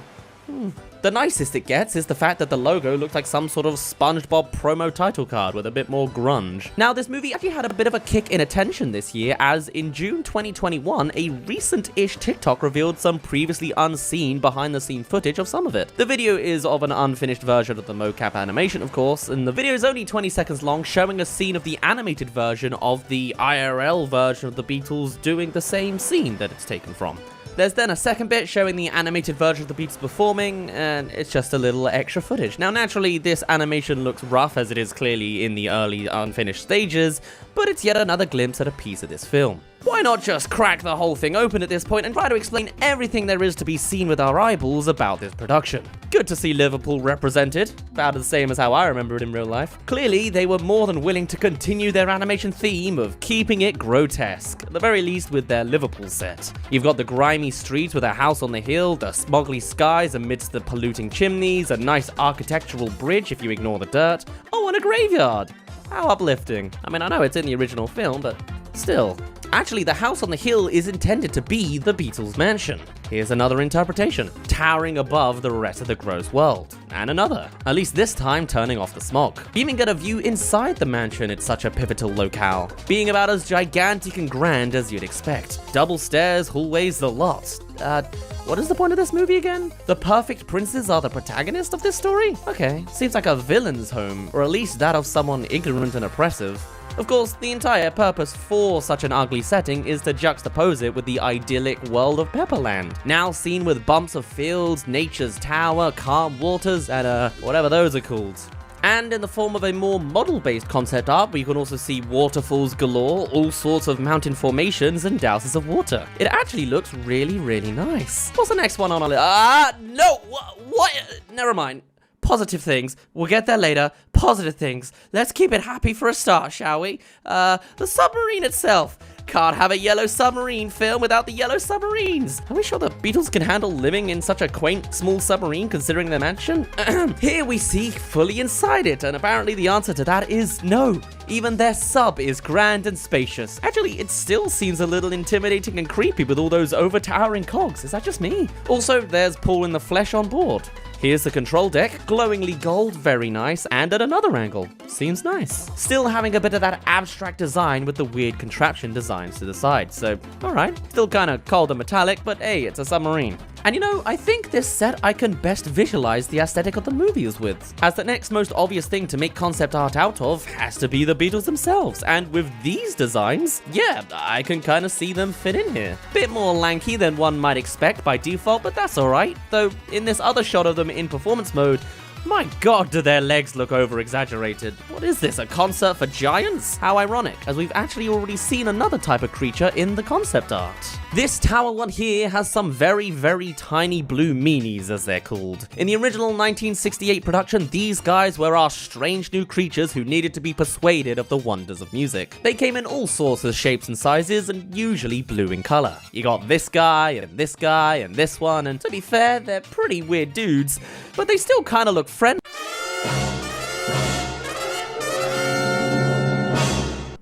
What is that? I mean, yeah, I can see which steps they took to come to this conclusion. I mean, you've literally laid them out for us there, but why would you direct them to be like that? And here's another.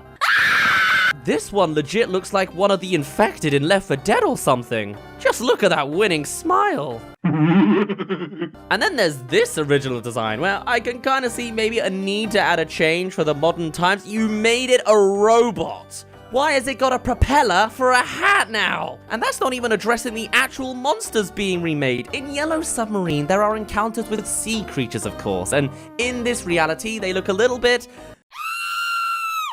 well, some sort of sleep paralysis demon. This one has a mouth inside of its mouth. Is this seriously meant to be a kid's film? This sprouted from an innocent kid's song? Oh, but at least we got some mostly normal fish. Well, that's nice. That's a little less nice, and considering the size of the interior, these things must be whales. Would hate to see that with some genuine lightning technology in the 2010s. Also pictured as part of the plot is this flying warship lifted by balloons and firing at the sky. And though I don't know if they're directly connected, the big bad antagonist of this movie was plotted to be Chief Blue Meanie. What a stellar name. This is how he looked at the start. This is from his trophy in Super Smash Bros. Melee, and bish bash bosh, abomination. Now imagine him talking. 'Cause he would. Also, apparently, this is what their meanified trees look like. Then you've got the last two adaptions carrying over. First, this wholesome little four-headed bulldog becoming a mythological nightmare, accessories not included, as well as... Jeremy Hillary Boob, PhD. I mean, to be fair, he looks creepy in the original. Never was a fan of smiling clowns. To be fair, they're worse when they stop. But either way, with the history of every other adaptation on this list so far, how did this guy get reinvented?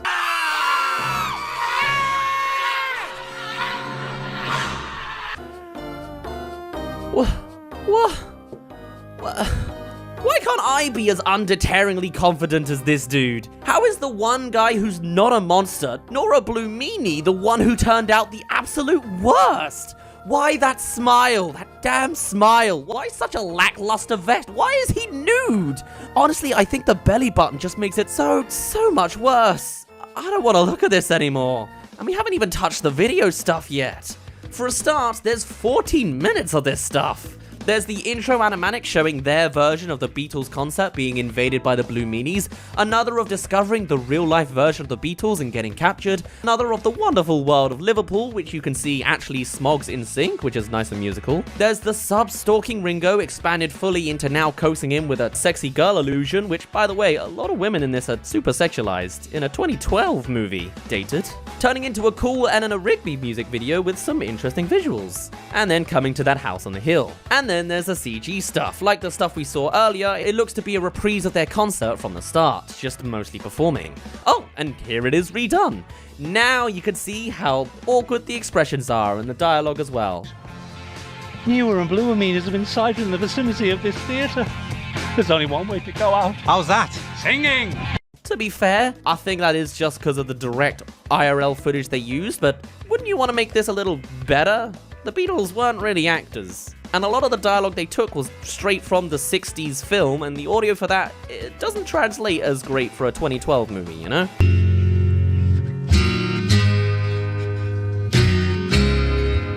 Jesus Christ, it's like if you put Joker in a Pixar short parody. And then we've got an interesting behind-the-scenes shot of the mocap work. Cool. It's not the most to go on for the full CG visuals, but you can certainly see what they were going for. I like the idea of interpreting real people in CG, but this execution still looks janky and weird in execution. So I guess this goes without saying, but obviously these Beatles aren't going to be played by the real Beatles. I think it's fair to say there's a few logistical issues there. So in their stead, we've got Peter Serafinowicz playing Paul McCartney, a particularly fitting role considering he'd been known for his comedic work in The Peter Serafinowicz Show, in which he played as each of the Beatles, so certainly on that front, he's an easy pick. Also, you might recognize him from some other works later in time. For John Lennon, casted was Dean Lennox Kelly, previously working on Shameless and FAQs about time travel. Ringo Starr was covered by Adam Campbell, having done Date Movie and Epic Movie, and later Unbreakable Kimmy Schmidt. And George Harrison was taken by Cary Elwes. Robin Hood in Men in Tights, being in Saw, and later as the mayor in Stranger Things. There was then an extra casting choice only buzzing around as rumors. Some articles traced it as they were in talks, others said he went ahead and auditioned, and that was with David Tennant as the Chief Blue Meanie, mid-Doctor Who, and with a history and future I probably don't have to tell you about. It would certainly be an interesting choice that would turn more heads as the bigger celebrity for the movie, minus the Beatles of course. Further to that, the band, the Fab Four, were cast to physically do the motion capture performance for the animated Beatles, a kind of gig these guys were known for. I also realized even the original 1968 movie didn't have the real Beatles doing the voice performances. Not one of them, apart from right at the very end for the ending.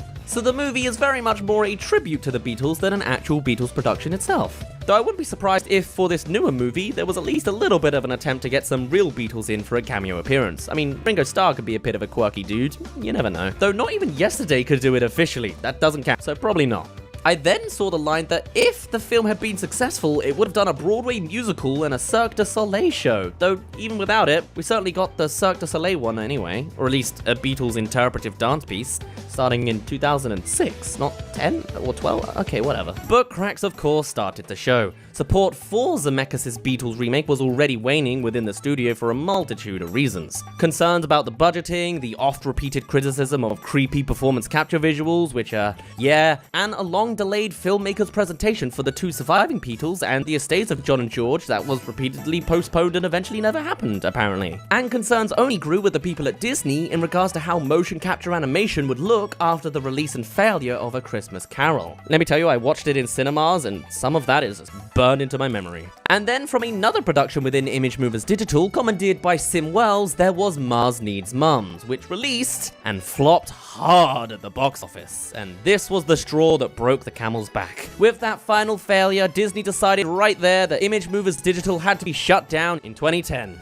After Christmas Carol did poorly in November 2009, they were already set back a chunk, as Image Movers Digital was absorbed back into just Image Movers, and then with this, Disney pulled the plug on all projects including the studio, including all sorts of other things as well. Currently in production at the time was also Calling All Robots, The Nutcracker, a Who Framed Roger Rabbit sequel, and of course our good friend the Yellow Submarine remake. Yes, it was here that it was officially cancelled, though some articles tell slightly different stories. According to the BBC, budget issues and a cancelled meeting with the surviving Beatles members was cited as the reasons for the film's demise. But I doubt that, it was probably the actual financial failure.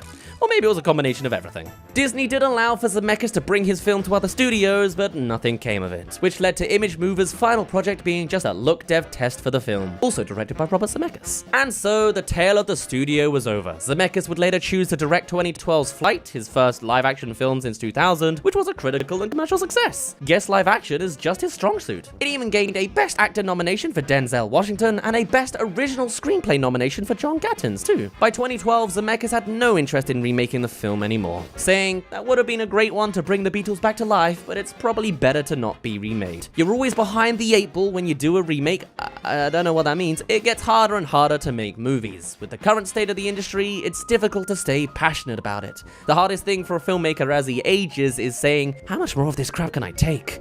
It's tough. I can only do it if I have a script to believe in. Like like Flight. Hey, this is just an advert for his other film. That being said, he's actually still gone back to a lot of his old ways. After a couple further live-action projects in the shape of The Walk and Allied, Zemeckis has returned to performance capture techniques. He's really into it, I guess. Playing a big part in 2018's Welcome to Marwen, he's also back into making remakes with 2020's The Witches, and most recently working on The King and Fitch. But after all of that, there's just no sign of him going back to Yellow Submarine. I doubt a random TikTok will be the thing to revive it. And maybe, with all things considered, it's for the best. Leave the classics as the classics. Though it would have been cool to see real people turned into this format. I'm sure I would have had plenty of fun reacting to it nonetheless. Welcome back, everyone, to the rare and occasional cancelled series, where we pop up whenever we hear about news that exists. And this time we're going a little bit out of our lane to talk about a franchise that's very much from a different genre of what we usually cover, but there was a moment where they crossed paths with us in a sort of form. We're taking a deep dive into the history of the surprisingly only confirmed Power Rangers animated movie to ever even partially exist. Now, Power Rangers is a series we very much haven't covered on the channel, and there is a good reason for that. For me personally, this was the one TV show I was barred from watching by my mum. I had a tendency at the time to mimic whatever I saw on screen, and after one viewing of The Incredibles, where I thought I was Dash and I could run on water, she was like, no more of these front-flipping Godzilla gymnastic people. So with my very notable limited knowledge, I'll be leaning on some fellow creators who are more adverse to the Power Rangers field, getting some of their 2 cents on the side to help piece this video together. So as a start, what is Power Rangers? Power Rangers is a group of multicolored spandex heroes. They're a team who fights crime. Power Rangers is a quirky show. It's a bit of fun for everyone. Power Rangers is a live-action show that combines American original footage with Japanese footage from the Japanese Super Sentai show. It's full of action, full of comedy. And currently owned by American toy and entertainment company Hasbro through a dedicated subsidiary, SCG Power Rangers LLC. I don't know if you wanted more, but that's the gist of it. I did not even know that last part about Power Rangers LLC. Power Rangers, though, ultimately for me is a nostalgic thing. They sometimes have a robot that can transform into becoming a bigger robot. For the most part, Power Rangers just grabs footage and combines it together with the Sentai show. And they do that every week for 30 years. That's Power Rangers. And a couple of times Kamen Rider, but that didn't work out. Now, because of my past experience of not being able to experience the Power Rangers, I've never really had that urge to watch the show. I was never really brought up on the fandom. But I definitely can see the influence of the original source material on cinema alone, on special effects, and in superheroes in general. It's an interesting talk about how things are adapted and localized. Now, the original Mighty Morphin Power Rangers show follows a group of teenagers who are able to use special powers and call upon massive machines called Zords to aid them in the fight against various threats. And with each new season, a new team bears the name Power Rangers in their fight against evil. That evil very often being the very corporation that owns Power Rangers as a brand in the real world. I've heard a lot of second-hand information about Power Rangers, a lot of business nuisance, but we'll get there soon. Now, the show has been going on for over 30 years for nearly 1,000 episodes of television across various iterations, has amassed a global revenue of $8.67 billion US, and is set to return for season 31 in 2025, but no, I'm pretty sure that's false.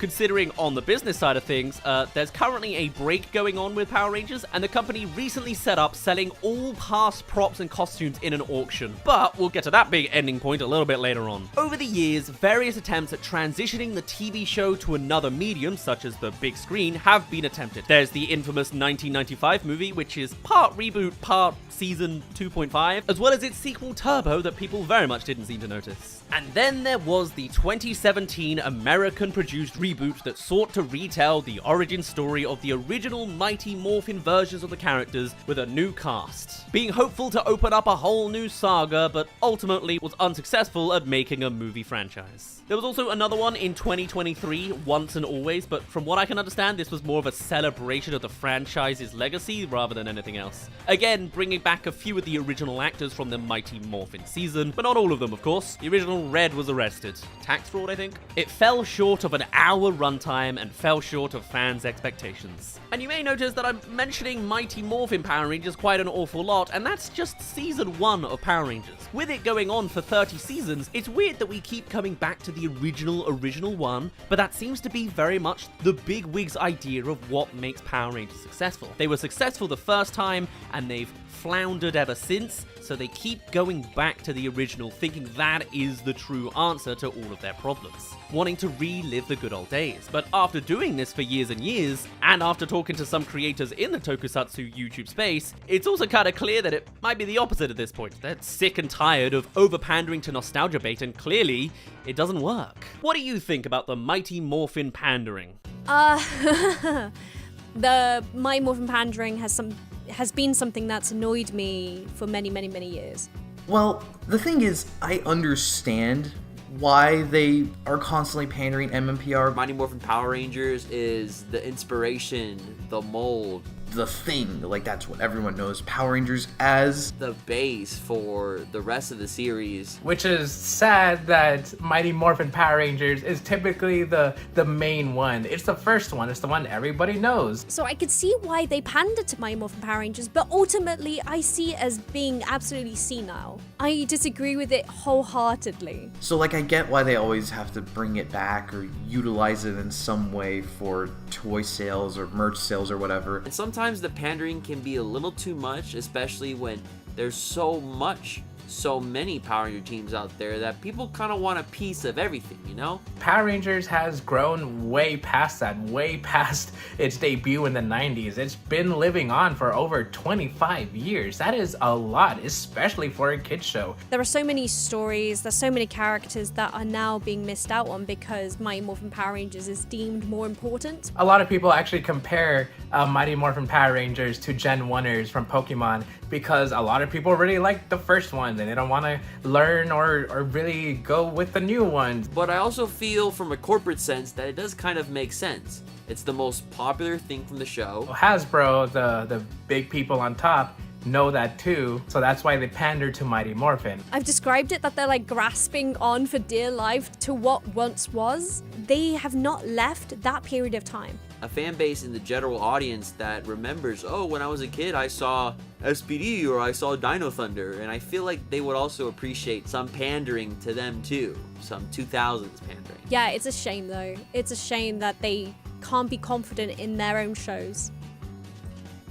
Considering as well, Power Rangers is specifically an adaptation of the Super Sentai series, to have them not take the new Super Sentai content and instead warp it back to Power Rangers 1, it kind of ends up making a feedback loop that's far inferior when they have literally the source material ever blooming on the side that they could always take from. But from a business perspective, and according to the fans, they're always screwing it up. It is also surprising that for a franchise produced for kids, an animated project has yet to actually make it to the screen, big or TV. But at least there was an attempt once, as it's been revealed that the closest we ever got was Power Rangers Origins, an animated retelling of the original Mighty Morphin days of the series, again, but was ultimately shelved, supposedly in favor of the live-action big screen version. But what exactly happened here? Tell us about the animated project. There aren't too many details out there about this animated project. Now, the animated project has took in multiple forms throughout the years. At first it was a TV show, then it was a movie. I remember seeing that one trailer that like got leaked a while ago. But again, a lot of the details are kept under wraps.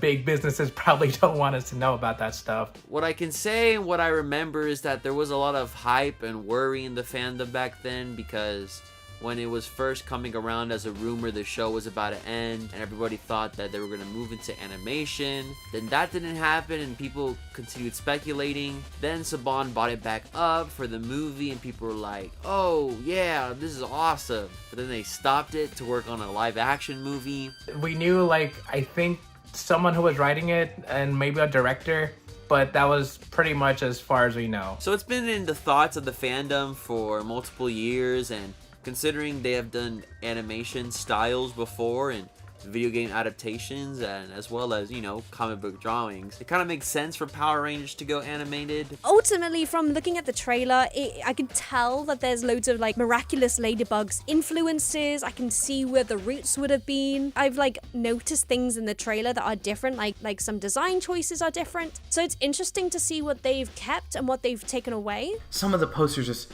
didn't look very good. I know we're judging like a whole animated film off the posters, but like obviously that's kind of all we have. I mean, I'm sure the animation would have been fine. I'm sure it would have been a fine movie. But ultimately, I think it would have been a good idea. I think they kind of needed to treat the source material with some level of respect that it didn't seem like they were doing in at least the posters. And if you're not doing that in the posters, it seems that anytime they try to make a project like that, it would just kind of fall short. I would have been hyped if that was coming out. From scraping the internet for any information, it seems that production started as early as 2011 on this version, which was also known back then as Power Rangers 3D. The animation was being handled by Zag Entertainment, who would later produce the Tales of Ladybug and Cat Noir series, and by the footage, you can see the similarities. Supposedly, the project never reached active production stages and was shelved as soon as 2012, 1 year later, but not before the production of a concept trailer, which you can be seeing played through this. No one even knew this movie was in development until the concept trailer leaked online one day, posted a year later in 2013, but not discovered really until 2015.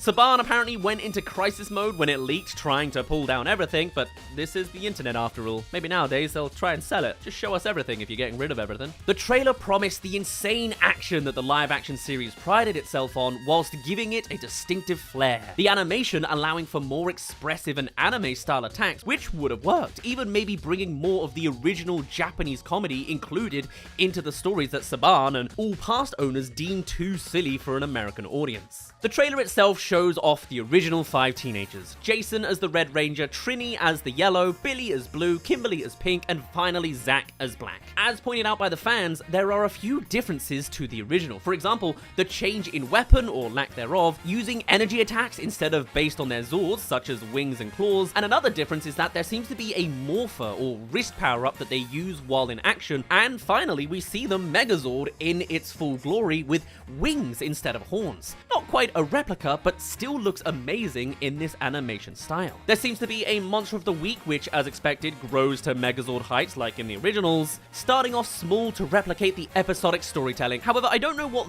this monster is in reference to. I couldn't find it anywhere. Do you have any idea? Or perhaps if one of you recognizes it, feel free to monologue it to me, because anything Power Rangers I need to consume.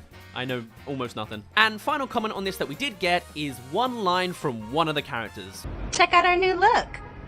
So, do you like it? Trini pulling off her helmet to show the new character design, and it's not too bad. And there are some questions that open up from seeing this trailer, since it's only a concept, like will we see or get a homage to Tommy the Green Ranger, as even in the 2017 movie, though he was just teased at the end of the movie? Is the movie pushed forward by the villainous faction led by Rita Repulsa? You know, all the world building that Mighty Morphin had set up? And even more, will Zordon, the galactic wizard, make an appearance? We won't know. The animation, though, looks pretty polished. It's definitely got links to what I'm seeing from the Ladybug series. The character proportions are similar, as well as the movement, but it still could have been a unique take for the franchise to go in, even if it was retreading old ground that had been retread a few different times already. Clearly, Power Rangers as a franchise has always been floundering to some extent, and this was just another alternative timeline it could have gone into with all sorts of potential to it. The whole being cancelled in 2012 thing is also up for debate, as apparently Zag had posters up at a convention booth in 2014 supposedly promoting the movie. What has surfaced recently, however, are some more character posters, which were posted to Twitter in September of this year, showing off some of the different designs for Red, Yellow, and the Black Ranger, as well as the final form Zord, which to me looks like concept art for Transformers 1 more than anything else, but I would say that. Thanks to a secretive Saban brand, little else is known about this project. What the story would have been remains a mystery, and I can't tell whoever they're fighting is supposed to be from the trailer, if it's even an existing character or not. Now, I've gathered a lot of gripes regarding the Power Rangers business side of things after listening to my partner, Keza Henshin. She's,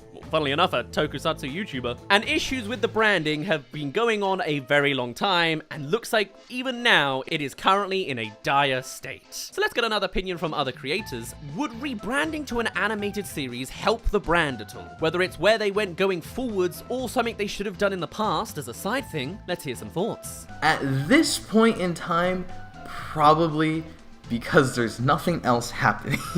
An animated series would help Power Rangers a lot, like straight up. Absolutely. But I do know that there will be a huge group of people in the fandom that would be totally against this idea. I want to give a very, very reluctant yes, mostly because I don't want it to be animated.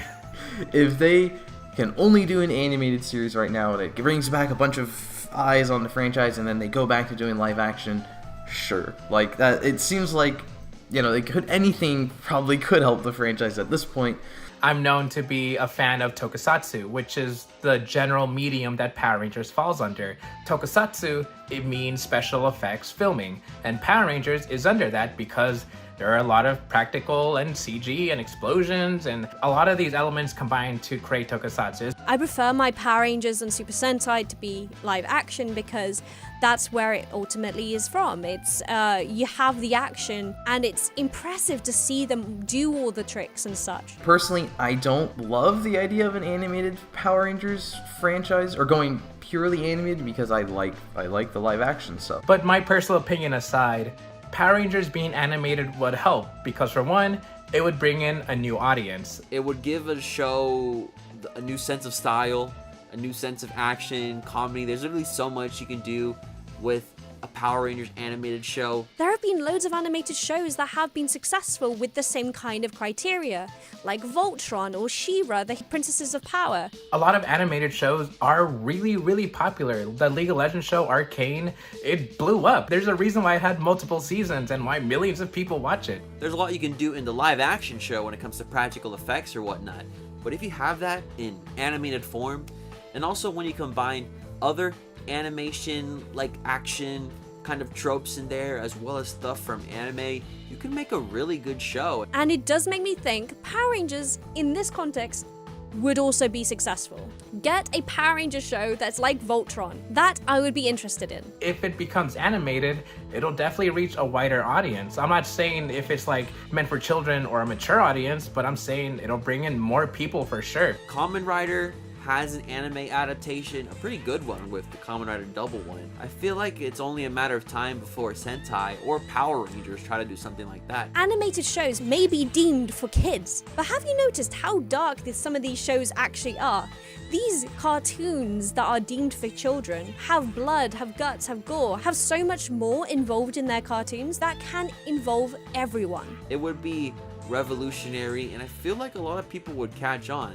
Especially if you go for a comic book route and try to accompany multiple seasons into one animated project. I think the fans would really appreciate that. Okay, but with that potential timeline very much past us, let's get back to that auction that I mentioned a little bit early on, as that is awfully recent news. It was announced essentially that there isn't a next Power Rangers series for the foreseeable future, leading everyone to essentially conclude that the Power Rangers is dead. The Power Rangers franchise as a whole, not just this animated project, is cancelled. And what's worse, the people that currently own the rights to Power Rangers aren't making any moves to improve it. They have all of this gear and all of these props and items, and they put them all up for sale.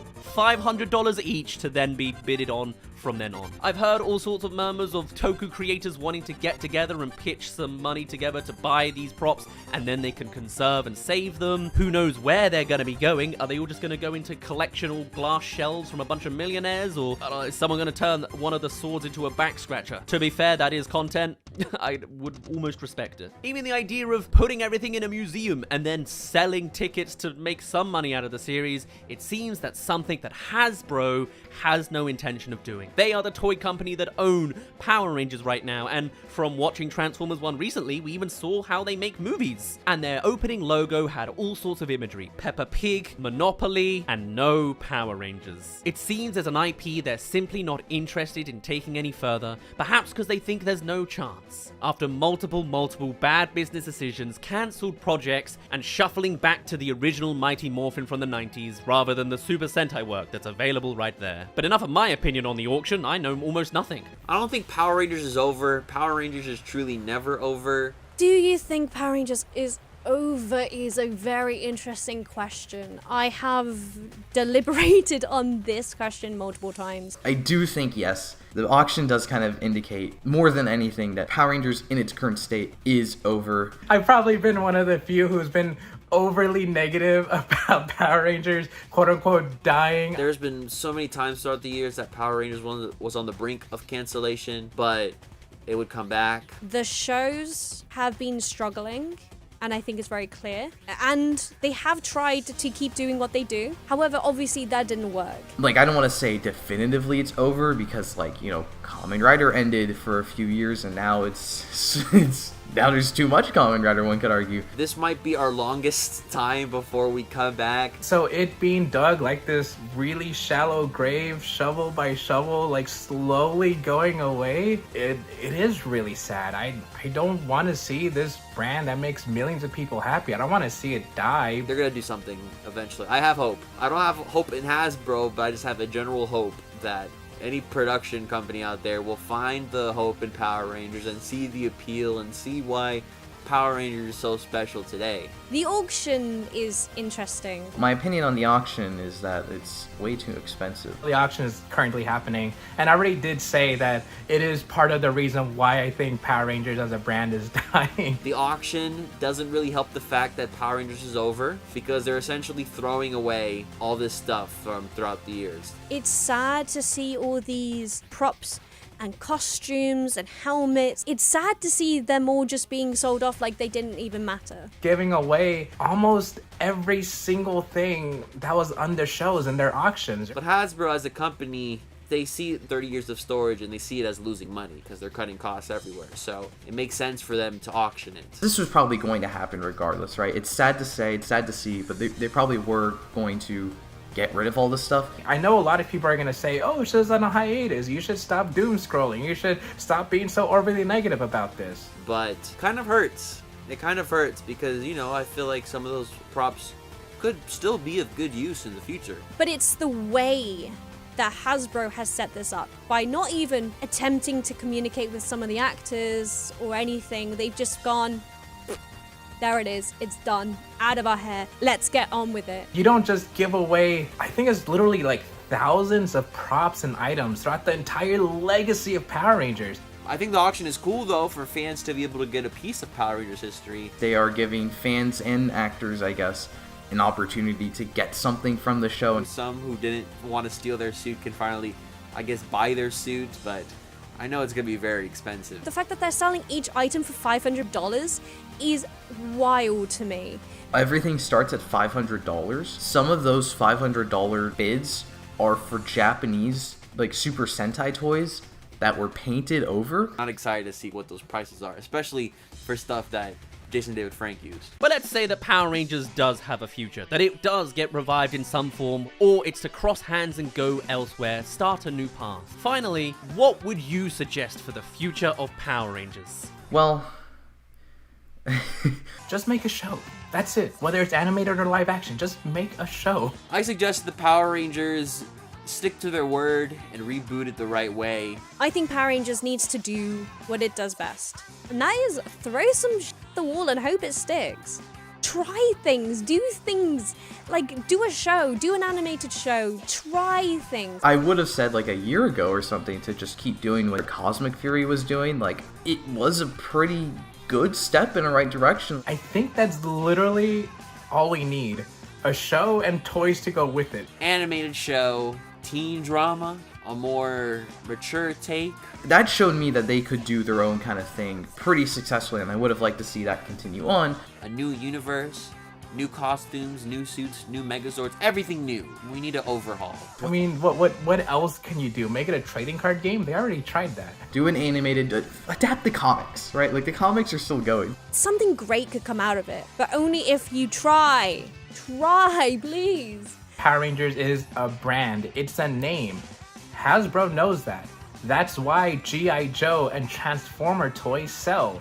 They have a name attached to them. I think you just need to sell some toys. Honestly, what happened with Cosmic Fury, man? What happened, Hasbro? Hasbro, you're the toy company, and you sold barely anything for Cosmic Fury. What's going on? And on those final notes, that's all I have to say about the cancelled Power Rangers, the animated movie, and the saga entirely. Yes, today we are covering the cancelled Treasure Planet sequel, Treasure Planet 2, the fan favorite of sequel projects that will absolutely never happen. Or will it? So yes, this is a cancelled project I've seen murmured around in the internet for ages now, as they were legitimately developing a sequel to the movie before even the first one had actually come out. A very daring and ambitious project, to say the least. It had the bare bones of a story all worked out, a reunion of Jim and John Silver, and a villain that would have been voiced by the Green Goblin himself, Willem Dafoe. However, even before the first movie's complete car crash at the box office, however tragic that may be, the movie's dubious status as most expensive traditionally animated movie of all time, combined with Disney's escalating steps towards CG animated movies, had basically signed the sequel's death warrant immediately. Even the studio's excessive habit of straight-to-video sequels couldn't really save this one. Though again, that's another suggestion I do get a lot, so let me know if you'd like me to cover those. Treasure Planet represented a failure that led to a turning point in the company that would change its animation output forever. When weighed up against its budget, it is often considered one of the most expensive box office failures of all time. With that much baggage going against it on such a fundamental level, it is no surprise that this corporation-rattling flop just never got its sequel. However, what would the sequel have been? What was the road to all of this mess, and has the movie's newfound cult classic status revitalized hopes for a follow-up of some form? Well, come join me as we go through just that very timeline. And perhaps we'll show some of the rare footage and images we have to prove that this project even existed in the first place. The story begins with a movie that actually saved Disney from its biggest flop of all. Treasure Planet may have failed, but it didn't almost destroy the studio like The Black Cauldron did. Good lord, they had a rough day at the office with this one. Black Cauldron was in production during another point of major Disney reshuffle, which brought in Michael Eisner, Frank Wells, and of course art series regular Jeffrey Katzenberg. The movie's production was in so much turmoil that Katzenberg threw the hammer down on a brutalized cut of the film, removing a lot of the darker sequences. Unsurprisingly, the results may have been lighter, but they certainly hadn't made the movie better. Released in 1985, the movie very much cemented itself as the literal dark horse of the Disney repertoire. Though I'd say it still holds a great deal more artistic merit than, say, Ralph Breaks the Internet, you know? The production was such a mess that many of the creative team moved to the other movie in development, that being The Great Mouse Detective, released in 1986. Now, while it made nowhere near the splash that The Little Mermaid, no pun intended, made, it managed to be a decently performing film that turned the post-Black Cauldron narrative around and get the studio on the road to recovery. But you may be asking, why is that exactly relevant to Treasure Planet? Well, that's because it was directed by Ron Clements and John Musker, the guys who would use their newfound studio savior status to embark on a 20-year battle to get Treasure Planet to the big screen. Yes, this duo would be the ones behind some of the great Disney movies going forwards from this point. Little Mermaid, Aladdin, Hercules, these two were the real deal. And with each success they had, they would take another swing at pitching their Treasure Island in Space movie to the studio. Literally right from the pre-Great Mouse Detective era, the first pitch of this was in 1985. So I guess you could argue that the production for this movie took 17 years. From 1985 to 2002. And throughout this journey, they would continually try and get it made each time they delivered another hit. And after Aladdin blew the roof off, they were particularly sure that they could get this damn thing made. And yet old Jeffrey Katzenberg just wasn't interested. Nonetheless, this time the two weren't having it. They went straight to Roy Disney, no less. Passing this on to Michael Eisner, it would soon be put into contract that they would be able to make the movie once they'd finished Hercules. And that's exactly what they did. One Hercules later, and they were ready to get cracking on the movie. However, between the contract being signed in 1995 and the movie going into production in 2000, one major thing had happened. Pixar's Toy Story. The movie that set the stage for the industry to change forever came out soon after that contract was signed. And though Disney continued to plow on with their traditional releases, it was beginning to become clear what the new gold rush was about to be. However, in many ways, this appeared to be in Treasure Planet's favor. Whilst not a bona fide CG movie, Musker and Clements were still looking to use a lot of it for the space sequences and creatures. To this day, the blending of the traditionally animated John Silver and his CG arm is commendable. However, with Disney in between the underwhelming performances of its own recent efforts and its taste of Pixar's immense levels of success, this would later come to curse the movie. Already, Emperor's New Groove and Atlantis had performed underwhelmingly by the studio's own standards, and the CG as the future narrative had already begun. It didn't matter that their first computer-animated effort, Dinosaur, had bombed, whilst Lilo and Stitch was a massive hit. That's the narrative that corporate were running with. Not to mention their complete humiliation in the face of Shrek's juggernaut success with its taste of now rival Katzenberg's desire to poke fun at Disney on full display. Whilst they'd had some warning shots from prior DreamWorks efforts, Shrek lit his green beacon that other studios could make money in the animation industry. It really was the signal that not only has Disney just lost its monopoly in the animated movie market, but that they were well behind of DreamWorks and, by proxy, their own collaborators like Pixar. And eventually they'd get there with Chicken Little, so, really a tumultuous time for Disney. But before then, they had to deal with these damn traditionally animated movies already in production. Thank you for making it halfway through this video. This is the part where I tell you to subscribe if you're interested in future cancelled videos. There are all sorts of other cancelled sequels and spin-offs based out of already existing franchises, so I think I'm going to go through them over the next few months. Let us know if any cancelled projects call out to you. But otherwise, I shall let you get back to the rest of the story of Treasure Planet and its cancelled sequel. Thanks for watching halfway through. But before then, they had to deal with these damn traditionally animated movies already in production. In hindsight, it did feel like the bigwigs were looking to bury this movie as a sacrificial lamb to get 2D animation out of the picture. I mean, they released it with Harry Potter the Chamber of Secrets, a James Bond movie, and Disney's own The Santa Claus 2. They put it up against their own movie. And yet, despite this apparent financial assassination attempt, they did have plans for the standard direct-to-video sequel and TV cartoon treatment for the movie. Which of course brings us to the cancelled sequel. Now, this was a model that had been kicked off with Aladdin and had only grown in success for Disney with The Lion King and later Lilo and Stitch. Hell, with the Lilo and Stitch spin-off content, they basically created their own version of Pokemon. So, despite this whole video giving the impression that the studio has hated this movie since that first pitch in 1985, they preemptively planned spin-off media for its potential success. They had already begun full-on developing this sequel. They had a story, a new main villain in Ironbeard, it was all ready to go. Better still, none other than Willem Dafoe was apparently going to voice this Ironbeard character, who I'm guessing would literally just be a cyborg version of Blackbeard. That's very much this property's MO, turning famous pirates into robots. If this franchise had taken off, we'd definitely be seeing a Jack Sparrow riff in the third one. Definitely a TV episode at least. Anyway, the story would have been Ironbeard becoming a big bad in the galaxy, causing a scenario that would be the reunion of Jim and John Silver, of course. Jim, by the way, would be happily attending the Royal Interstellar Academy, where I'm guessing it's just classes of how to cry, like the Matthew McConaughey meme. He would then be heading into this adventure with his new classmate and new love interest, Kate. Because, they really thought through the character when she's just called his love interest in the premise. Jim, John Silver, and Kate would have assembled to stop Ironbeard before he releases all the inmates of Botany Bay Prison Asteroid. Yep. You had to add an asteroid on the end to make it all the more out of spacey. This would have been interesting, though I do also think that it would have been very much remembered as a passable Disney DVD, as opposed to anything more profound. The idea of a sequel to Treasure Planet has loomed on the internet for a while, and I'm sure there are all sorts of grandiose imaginations that fans have thought onto it, but this does seem to be a premise for just a very simple DVD sequel, you know what I mean?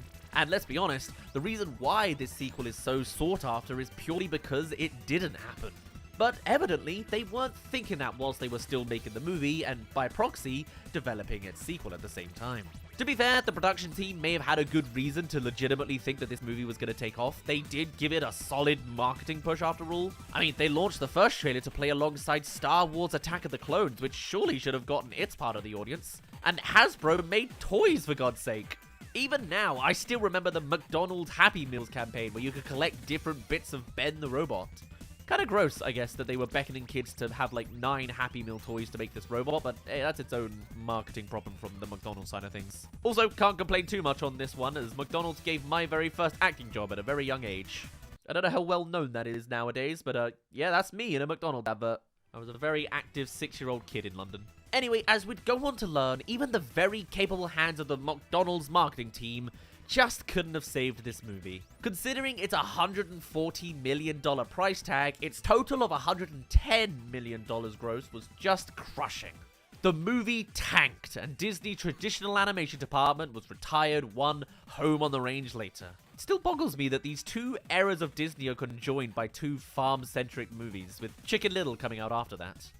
However, as the internet very much made sure of, life for Treasure Planet would not end there.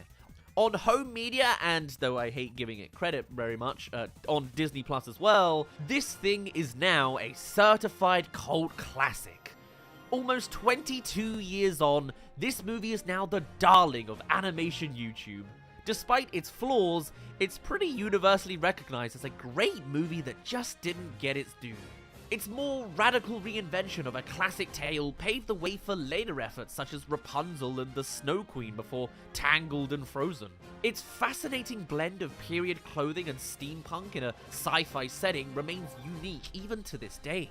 And the core relationship between Jim and John Silver is now often commended for improving on the original source material. As for whether Disney has noticed the fact, I think they have some idea, as just last year in the 100-year anniversary short, Jim Hawkins got a nice individual shot gliding down the corridors of Disney animation.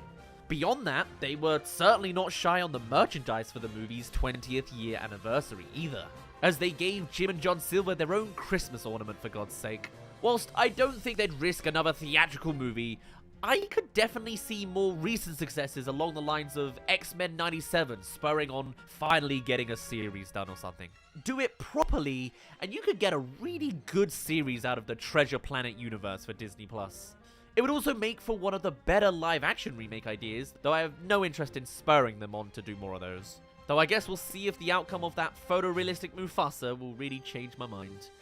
That's what I think at the very least. That is the full timeline of the Treasure Planet franchise, and the unfortunate cancelling before it could even really begin that is the cancelled Treasure Planet sequel.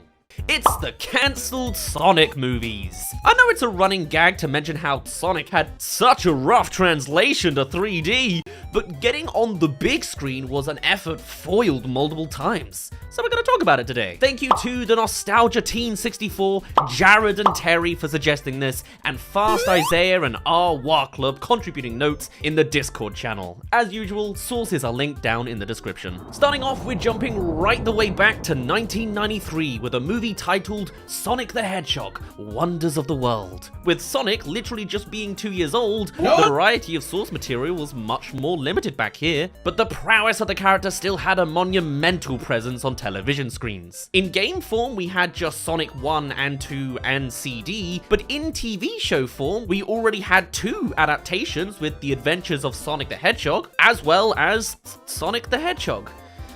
That's not confusing to follow at all. This is the one I hear all sorts of people raving about from time to time. It's the one with Sally in it. Sat AM, I believe it's called. I know the former much better. This is my Sally. Why don't you float down a river and get lost at sea? Anyway, this rendition of Sonic the Hedgehog also sparked the very freshly new creation of the comics, Sonic the Hedgehog. These are actually known as the Archie comics, so at least I can follow that. With 290 issues to their name by the end, their first full-length issue of the comic was published in July 1993. So it's all just coming to a head back here. So what do they do with such an open prompt with all of this potential? Well, production-wise, our main protagonist is Michaelan Risley, the freshly appointed consumer products director at Sega of America, previously handling work for Disney, Amblin, and Mattel, and as vice president of production for Marvel's animation unit, until hired here. Now, she is a powerhouse at Sega, coming in when Sega was at less than 4% market share, creating the Sega Task Force to address lost opportunities of creating games for girls, and expanding the female market share from 3% to 20% when she left 2 years later. She and her team are the reason Sonic the Hedgehog turned around into a billion-dollar consumer products brand. Anyway, she turned around in 1993 and pitched the idea of a Sonic the Hedgehog movie to several Hollywood producers. I was basically driving the Sonic movie. I don't know who came up with the idea, whether it was Tom or Shinobu or me, or we talked about it as a group, but having come from the movie world, I was always pushing those things. And the boardroom seemed pretty split on the idea, with the Sega of America CEO Tom Kalinske being wary of damaging the brand. Understandably so, as in the 90s, video game movies were just starting and they weren't so hot. Tom himself even cited Street Fighter and Super Mario Bros. As big examples of why this is such a bad idea. Also, Masters of the Universe damaging their toy line too. Stating later in interviews, there really is that fear that a bad movie could potentially hurt your brand. The Sonic brand was strong enough to probably withstand it, but there is that fear. Sega was enthusiastic anyway, and so development began during the production of Adventures of Sonic the Hedgehog, which was also airing at the same time as the other Sonic the Hedgehog show. Can you believe that they successfully managed to broadcast 2 Sonic shows at the same time? Or that the company commandeering the adventure show was literally called Dick? My goodness. Anyway, by August 1994, Sega struck a development deal, co-producing alongside MGN and Trilogy Entertainment Group, and crew members started coming together. Enter Richard Jeffries, an associate of Risley from our old Marvel comic days. He was set with the task of drafting up a treatment for the entire film, and had some crossover tick boxes to also tackle. As during the year 1994, Sega was doing things in the gaming sphere. Wow, what a surprise! As they were developing Sonic X-treme. You seen this gameplay before? Yeah, you've probably seen this footage before. A great sign, as you may know now, this game was never released, but nobody knew in 1994, and it was set for Sega's very next console, the Sega Saturn. And this movie was the perfect opportunity to be a tie-in with the new game and console. Try to coordinate the two and make the two compatible, as Jeffries described it. I don't know why he speaks like that. So, loop round to May 1995, and Jeffries submitted his idea, and it goes in some weird directions. Remember that one time the Game Grumps reacted to strange Sonic comics? Sonic in your face! Whoa, whoa, whoa! Yeah, this is basically that. Sonic comes careening out of the TV screen at one point.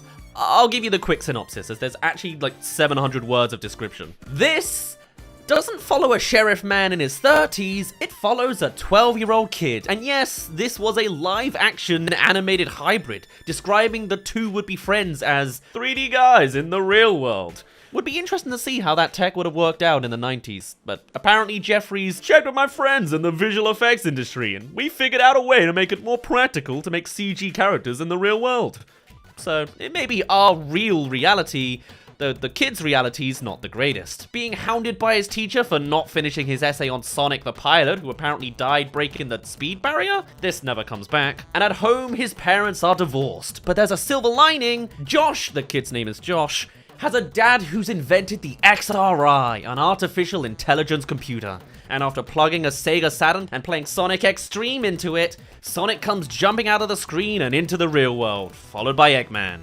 And hijinks ensue. The apartment gets trashed, they run along rooftops, wrecking all the cars in traffic and scaring little girls on the street. Also, Sonic is progressively getting weaker the longer he stays in reality. The Chaos Emerald is what's needed to bring Sonic his energy back, and they exist in the real world, hidden in rocks. Is it really going to be an easy task excavating all of... Meanwhile, Eggman has set up an amusement park, Botnik Land, and plans to use the Chaos Emeralds to take over the world. With capitalism. Also turning humans into bully bots, but is a minor thing. Sonic and Josh get the emeralds and trace back to Eggman and discover that he can use the XRI to digitize the wonders of the world. Hey, it's the title. Like Mount Everest and the Amazon rainforest. Also, he's making a virtual reality ride. Ever the entertainer, I guess. And everything at the park is free. All because it turns out kids who ride the ride are actually turned into robotic slaves, like all the animals in the classic Sonic games. By the way, since you've reached the halfway mark, do consider subscribing, or check out all of our other links. Alright, moving on. And these newly named Kinda Bot kids are complete nightmare fuel. See, they will return home to their houses, right? And do everything their parents say. They'd even go so far as to eating all their veggies and doing their homework too. Disgusting! Josh, of course, is horrified and uses Sonic as bait to lure Eggman back into Sonic X-treme, but also gets sucked in himself. Sounds like a win-win to me. And here the final showdown takes place. Sonic and Josh versus Eggman. And somehow the two heroes win. Josh goes through the vortex back to the real world and Sonic stays behind to continue to fight Eggman. The dad puts away the XRI, stating it's too dangerous and unsafe to ever use again, and the film ends with a cheeky wink from Sonic before returning to his business in Sonic X-treme. Never to be seen again in reality, or reality. I tell you what, That's not an awful plot. I always liked the archaic story of entrapment inside of a robot from the early games, and teaming up with a kid makes a lot more sense than an adult. And it worked for Sonic X. Man, now that show was my childhood. And I think the biggest gripes would have been the actual format. I mean, Extreme Sonic looks pretty choppy being so early 3D, so translating that to live action would be tough. And you know, the draft was received pretty positively among MGN and Sega executives. However, there was one naysayer, the Sega COO, Shinobu Toyoda, who suggested Kalinske replace Robotnik with a meaner villain instead. Why? Well, because they thought that the story being about Sonic fighting Robotnik would be not new to Sonic fans. What a terrible idea. Kayleen Risley didn't agree, of course. She's the powerhouse of Sega, stating, Robotnik was a great villain in the animated series and the games, and Richard Jeffries agreed, but speculated that they were probably trying to develop a new bad guy for the games. And soon enough, MGN pulled out, cancelling the project where it stood. Jeffries was given permission to shop the script around, and he contacted DreamWorks about animating it, but since Sega wanted a large sum of money for the rights to the character, and DreamWorks wanted to use a low-priced idea to breathe new life into, they weren't interested. Why MGM dropped out in the first place? I've heard several excuses from different sources, so who knows? Some say it was Sega and MGM demanding a higher share of the profits, like 75%, while Penn Densham, who are you? Oh, executive producer of the whole thing, alright, said it followed creative differences between Sega and Trilogy. It could have also been from the troubles brewing from the decline of the 16-bit console market, or the crazy budget of $150 million at a guess. All sorts of conflicts were abound.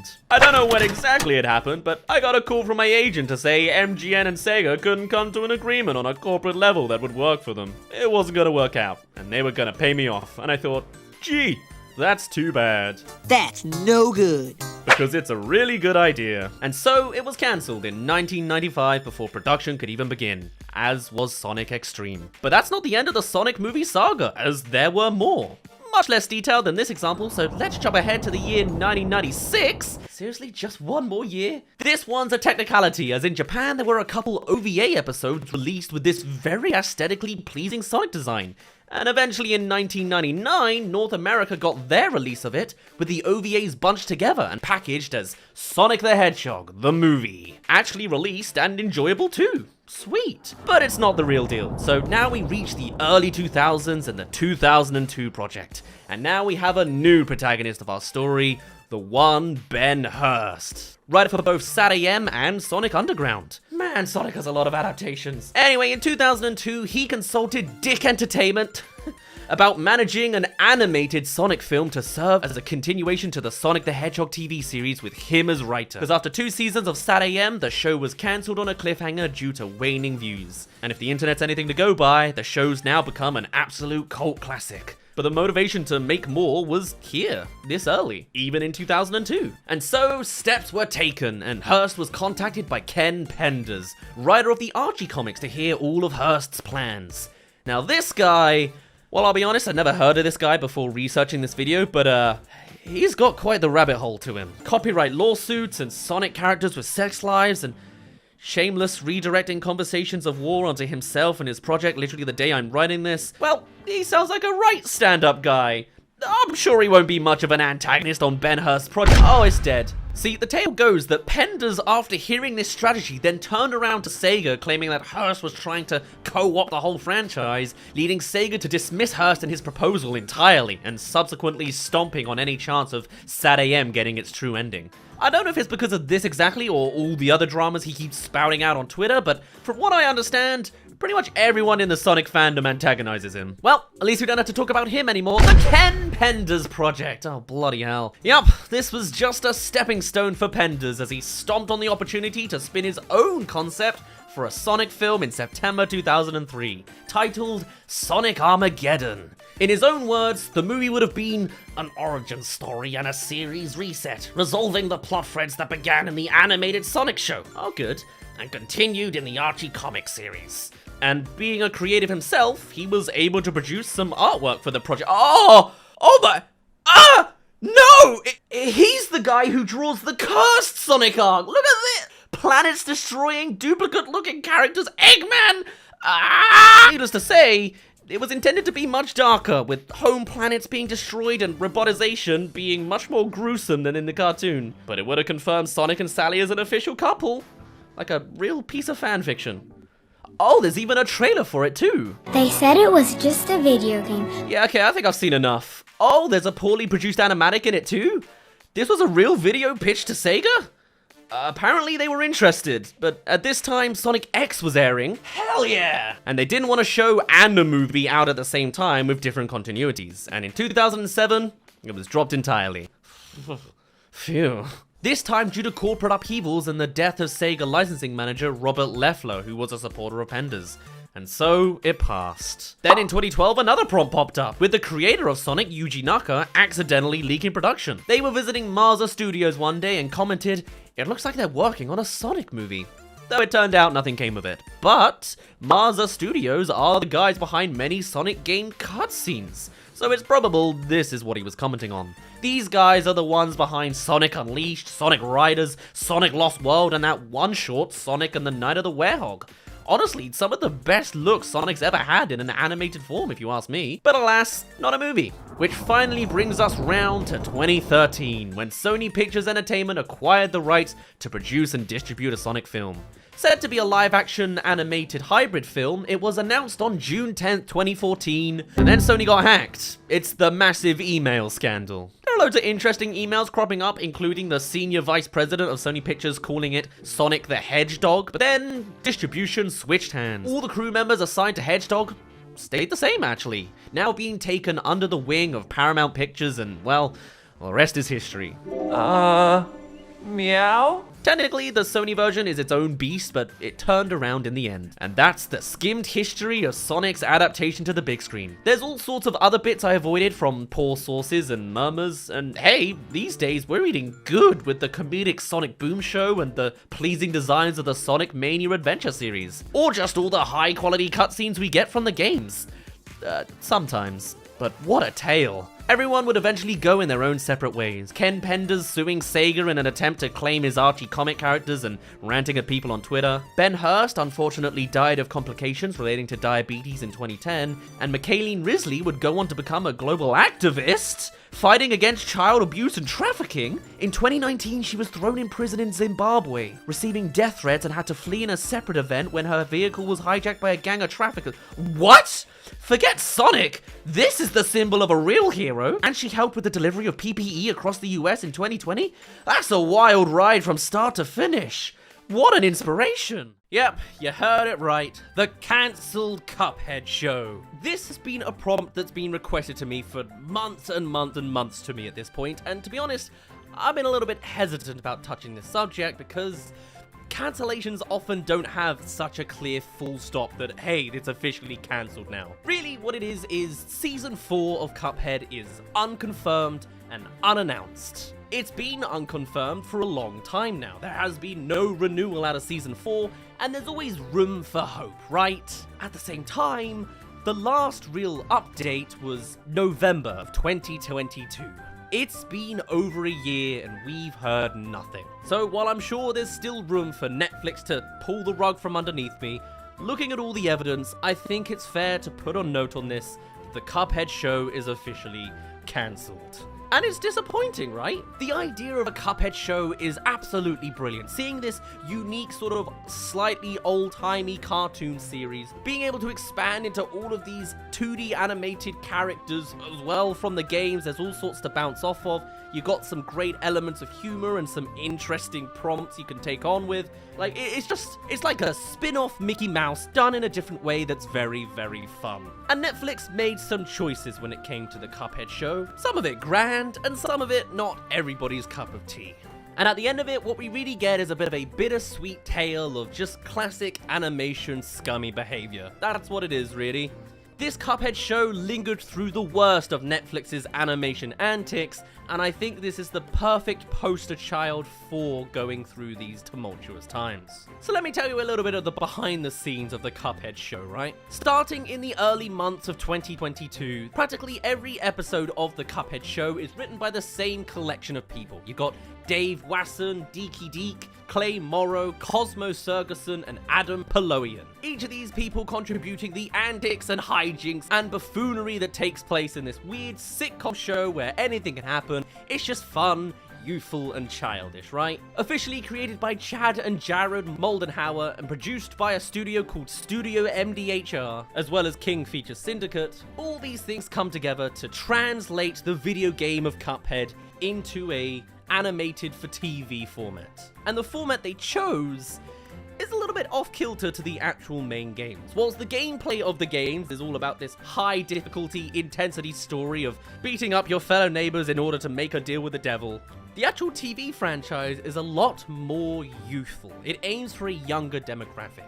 These episodes aren't hour-long pieces with real dark imagery of violence and grim, dark tales. Instead, it is so much more, I guess bouncy would be the word I would use. It's incredibly lighthearted, and more so than that, it is short. Every episode flying by like a little bite-sized chunk because it's aiming for the same kind of demographic as Disney kids. It is like a Disney-adjacent storyline told in the 21st century. And that's a shame, because I would regard the Cuphead story as one that could lead into some really interesting, not full-on R-rated graphic limbs coming off kind of animation, but at least something slightly more darker and grim for a cartoon, which would be great to see, especially considering the trials and tribulations you playing the characters of Cuphead and Mugman go through. But regardless, it was a choice that was made. Maybe it goes out to a wider, broader demographic. Netflix knows what they're doing when it comes to animation and how to sell a decent story. And so, Netflix bought the show, setting up a system where they went to order a total of 36 episodes of the Cuphead show. There were initial reports of 48 episodes being sold, but I think that was just some misinformation in the early years. 36 episodes were bought, and this is the first note of scummy behavior. Why? Because they bought a bunch of episodes? How dare they give the creators a big bag of money 36 times over? The thing that makes this scummy is the fact that they bought them as one big batch, but they didn't release them as one big batch. If you look at the Cuphead show filmography, you won't find one season of 36 episodes, you'll find 3 seasons. The first season coming out February 18th, 2022, with 12 episodes to its name. The second season coming out on August 19th, 2022, with 13 episodes. And then the third season coming out November 18th, 2022, with the size of 11 episodes. Combine those 3 together and you come right back to those total of 36 episodes. This is dodgy behavior. And it was known. In fact, this was called out during the days of the second season, as there was a hashtag going around for #NewDealForAnimation, requesting for better treatment of animators. Because you see, by buying multiple seasons worth of content in one go, you are underpaying your animators. As was explained in an article surrounding the New Deal for Animation movement, just a reminder that Netflix ordered 36 episodes of this show in one go, meaning they aren't paying these guys higher salaries for effectively 3 seasons of television. It was renewed for season 2 years ago. It's sad, and these guys need a better deal. Yes, that's the way it works. Essentially, if you're being paid for a sequel series, every subsequent season should garner you a higher salary. The price of an episode to buy for season 3 will cost more than season 1. That's just the nature of things as the stakes improve. Around that same time, we also have a quote from Nick Lauer, a Nickelodeon animator, who said,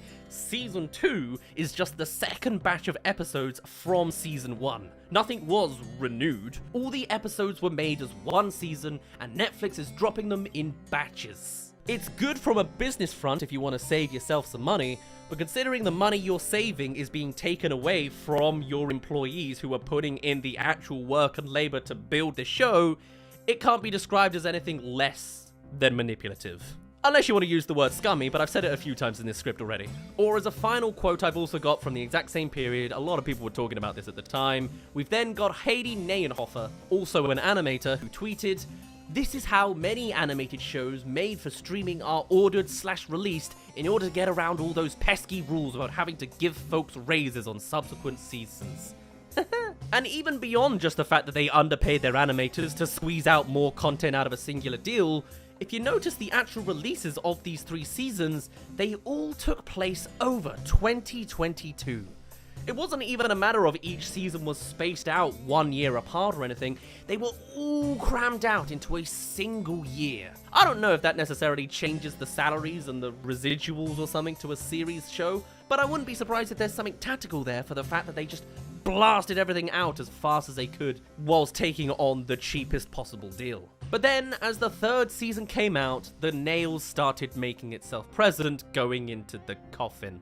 That's a weird way to phrase that metaphor, but it's there. And there is some debatable evidence about whether Season 3 was even planned to be a finale, as after all, What's on Netflix labelled Season 3 of the Cuphead show as the final season. However, the episodes and the seasons themselves weren't labelled as such. It was What's on Netflix making that assumption based on the fact that no renewal had been made yet for Season 4. Not that there's technically ever been a renewal of the Cuphead show. Going into the specifics of the finale of Season 3 as well, it ends on a kind of a cliffhanger. But at the same time, you could argue that it does lead into a definitive ending, with Cuphead and Mugman ending the series, of the show at least, at a casino. Why would that be relevant? Well, of course, because where does the beginning of the game start? Ding ding ding, it's at the casino, where they would then go on to sell their souls to the devil and be plagued with the debt that they need to return to him. But it's not all crystal clear from there, as there are all sorts of other reservations about Season 3 that could mark things in the opposite direction, as after all, there's all sorts of things missing in Season 3 for it to be a definitive final season. Some loose ends were left loose, like there wasn't a sequel to the episode of Sweet Temptation. I'll be honest, I haven't seen Sweet Temptation, but I'm sure there's a reason it needs a sequel. Admittedly, I only saw the first half of Season 1. I found it to be a little bit too childish, and I couldn't really get around the short time frame, and I didn't have a lot of time myself even if it was longer. It's probably the most common output, but we'll get more to my opinion on that and how things develop because of that kind of opinion in a little bit. But also, going back to Season 3 and its lack of a finale, there's all sorts of background lore from the game that still haven't had their adaptation yet. You can't say you finished the Cuphead show if you haven't even shown someone like Cagney Carnation, literally one of the most iconic characters of the Cuphead cast. Furthermore to that, there's all sorts of other enemies that haven't made their appearance. There's no existence of the Phantom Express, Jimmy the Great, Wally Warbles, Dr. Cal's Robot, Beppy the Clown, Hildeberg, Rumor Honeybottoms, or Goopy Legrand. There's way more room for things to be expanded upon, and it just hasn't happened yet. Unrenewed in a way that seems a little bit unfulfilling. And it's not just the fans that are feeling underwhelmed. Adam Paloian, again one of the main writers of practically every episode, has actually got on to tweet and saying, "That's the last of the Cuphead show episodes that we made. There were a heap of episodes that were fully storyboarded, some starring your favorite game bosses, that never got to see the light of day due to budget and time running out. I really hope they can be shared soon." But alas, that was November 2022. And it seems evidently clear that Netflix bought 36 episodes and never bought anything Cuphead again. There was never a renewal of the Cuphead show. It was literally just a one and done, squeezed to look like a three-parter. Moving on a little bit more on the timeline, when approached by What's on Netflix, another one of the main writers, Deeky Deek, said about Season 4 onwards, "There better be more. I have too many episode ideas. I'm hopeful there's a renewal or a continuation in some form, but we'll see." Since then, there's been hashtags, clearly the crew are invested, clearly there are fans that are invested with hashtag renew the Cuphead show, but it's been a year since that pause. When it comes to Netflix, they didn't pay a rat's ass when it came to hashtag new deal for animation, so they certainly don't care a bobble about renew the Cuphead show either. Though there have been some slight updates, in 2023 in fact, as the Cuphead show was connected to 2 Annie Awards, being nominated for Outstanding Achievement for Storyboarding in an Animated Television/Broadcast Production, and also won Outstanding Achievement for Music in an Animated Television/Broadcast Production. Who named these trophies, man? Why are they so bloody long? And then even most recently, in December of 2023, there was a poke. They won an Emmy. They won the Children's Emmys Award for Outstanding Directing for an Animated Program. And the Cuphead show still has an active Twitter. Well, I mean, they post once every 1 to 2 months, so by that logic, I'm looking forward to their Valentine's call-out. Now, when it comes to the actual critical response of the Cuphead show, yes, you've heard from the crew, yes, there's clearly a vocal demographic of fans.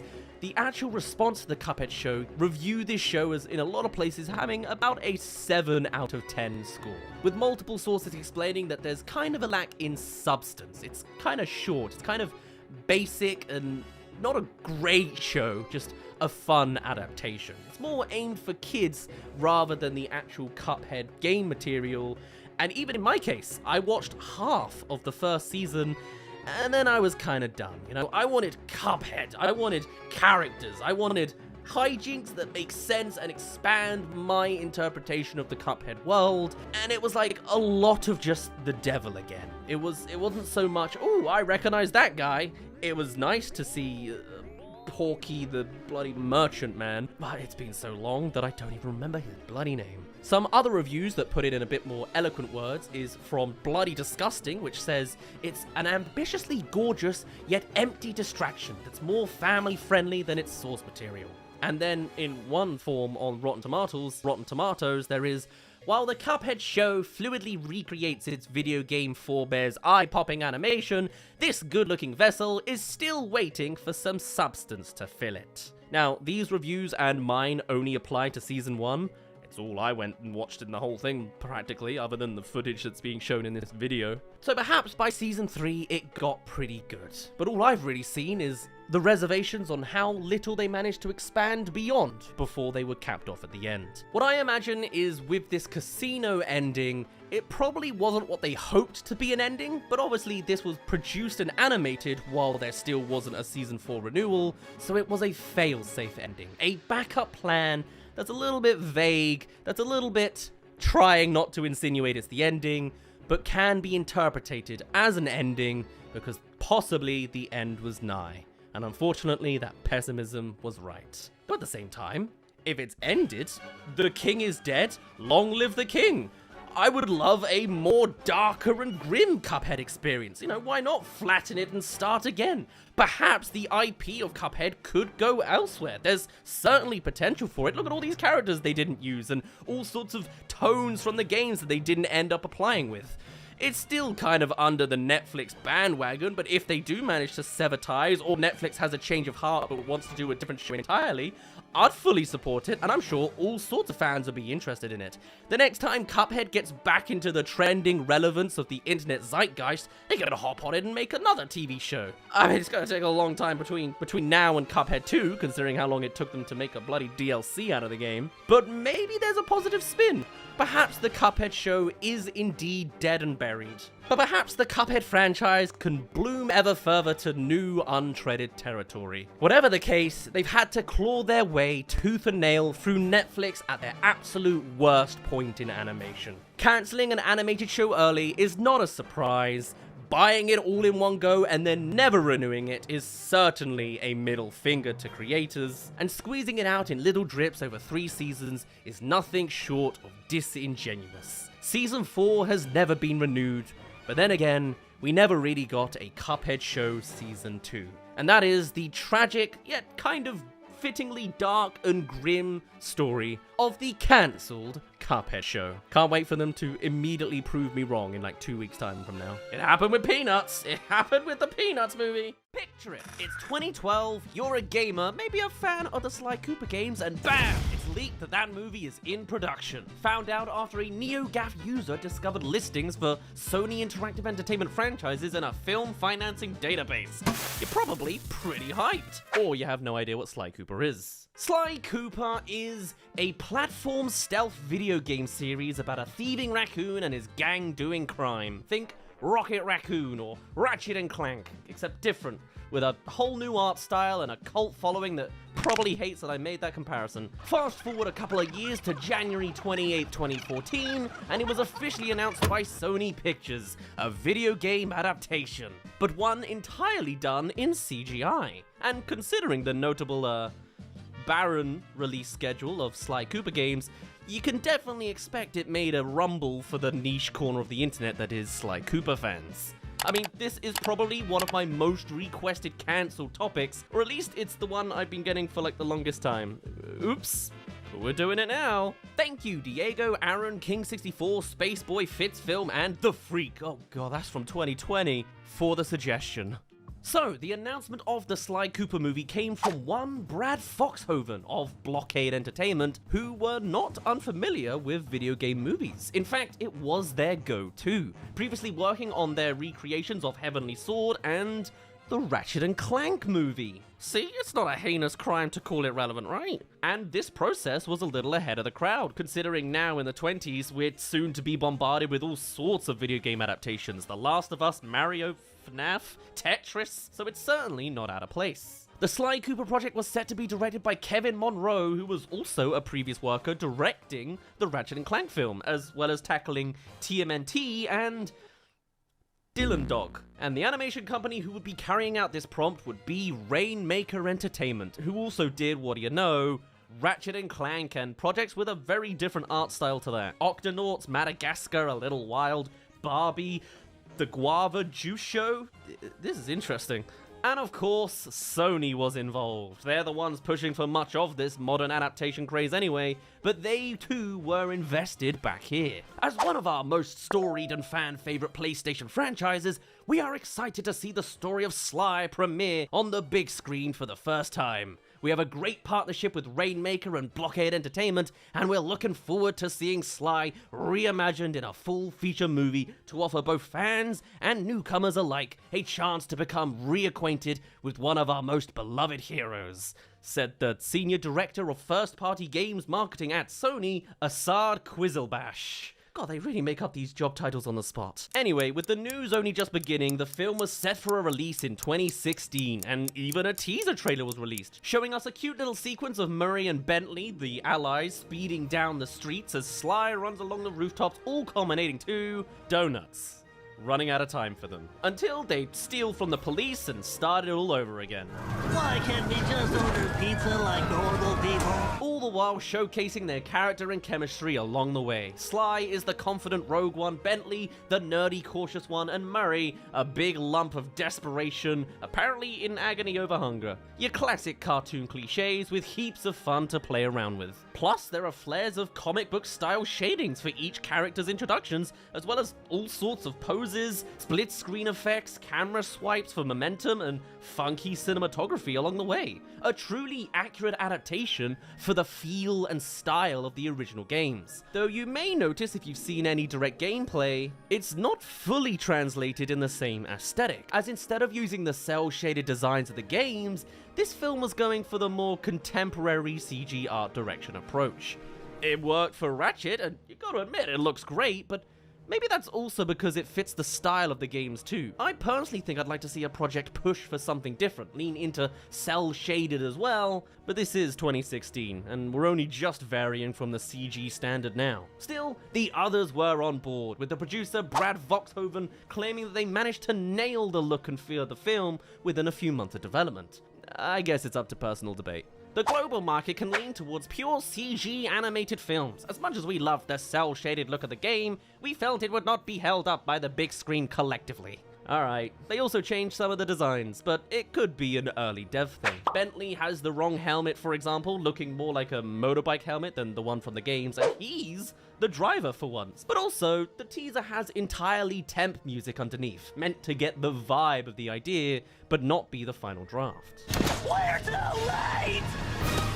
Not on my shift. So who knows? As for the plot, the only thing directly quoted came from Vice President of Development at Blockade Entertainment, David Wohl, who confirmed that at the very least, it wouldn't be an origin story.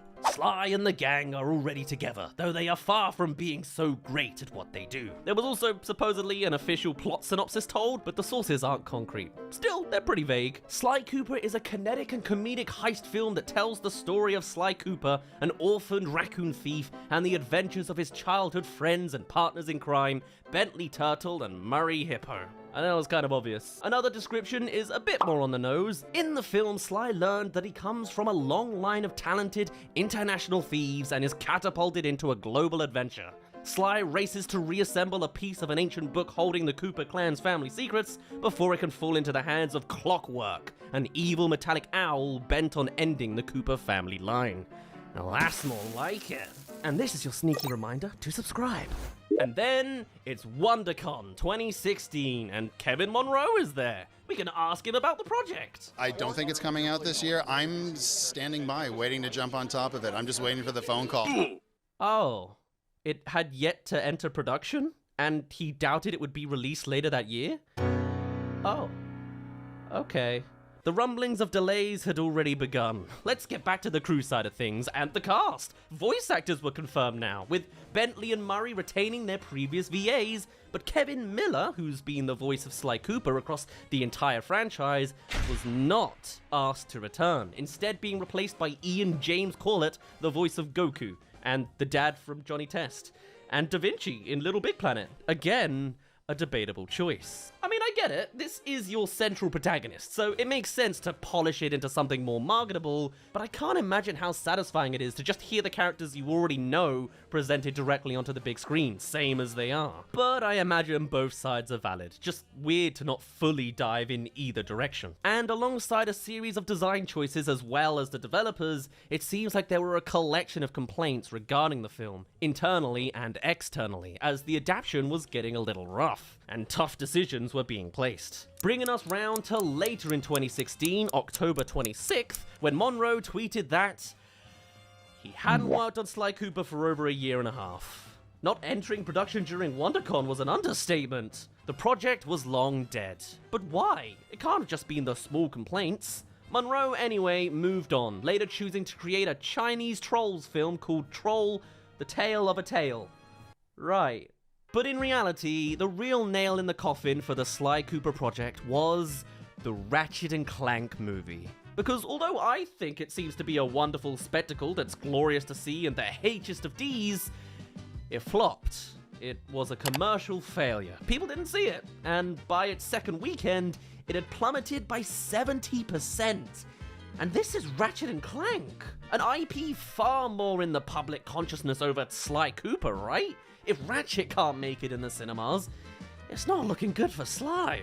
And that was exactly it. President and Chief Creative Officer at Rainmaker, Michael Hefferson, now said, "I believe in the approach we went for with Ratchet & Clank, but the film's performance certainly makes us have to rethink timing, how we release, and even budget numbers that we consider releasing films at." Meanwhile, Cartoon Brew editor Armid Amidi expressed doubts that it would ever be completed. And yet, despite this obvious hurdle now popping up, the project reportedly entered development in early 2017. And then in June, Rainmaker tweeted that they are no longer working on the film, so maybe not. Actually, it wasn't a tweet, it was a DM from a curious fan. Still, we are no longer producing Sly Cooper. We may take part in its production in the future, but not at this time.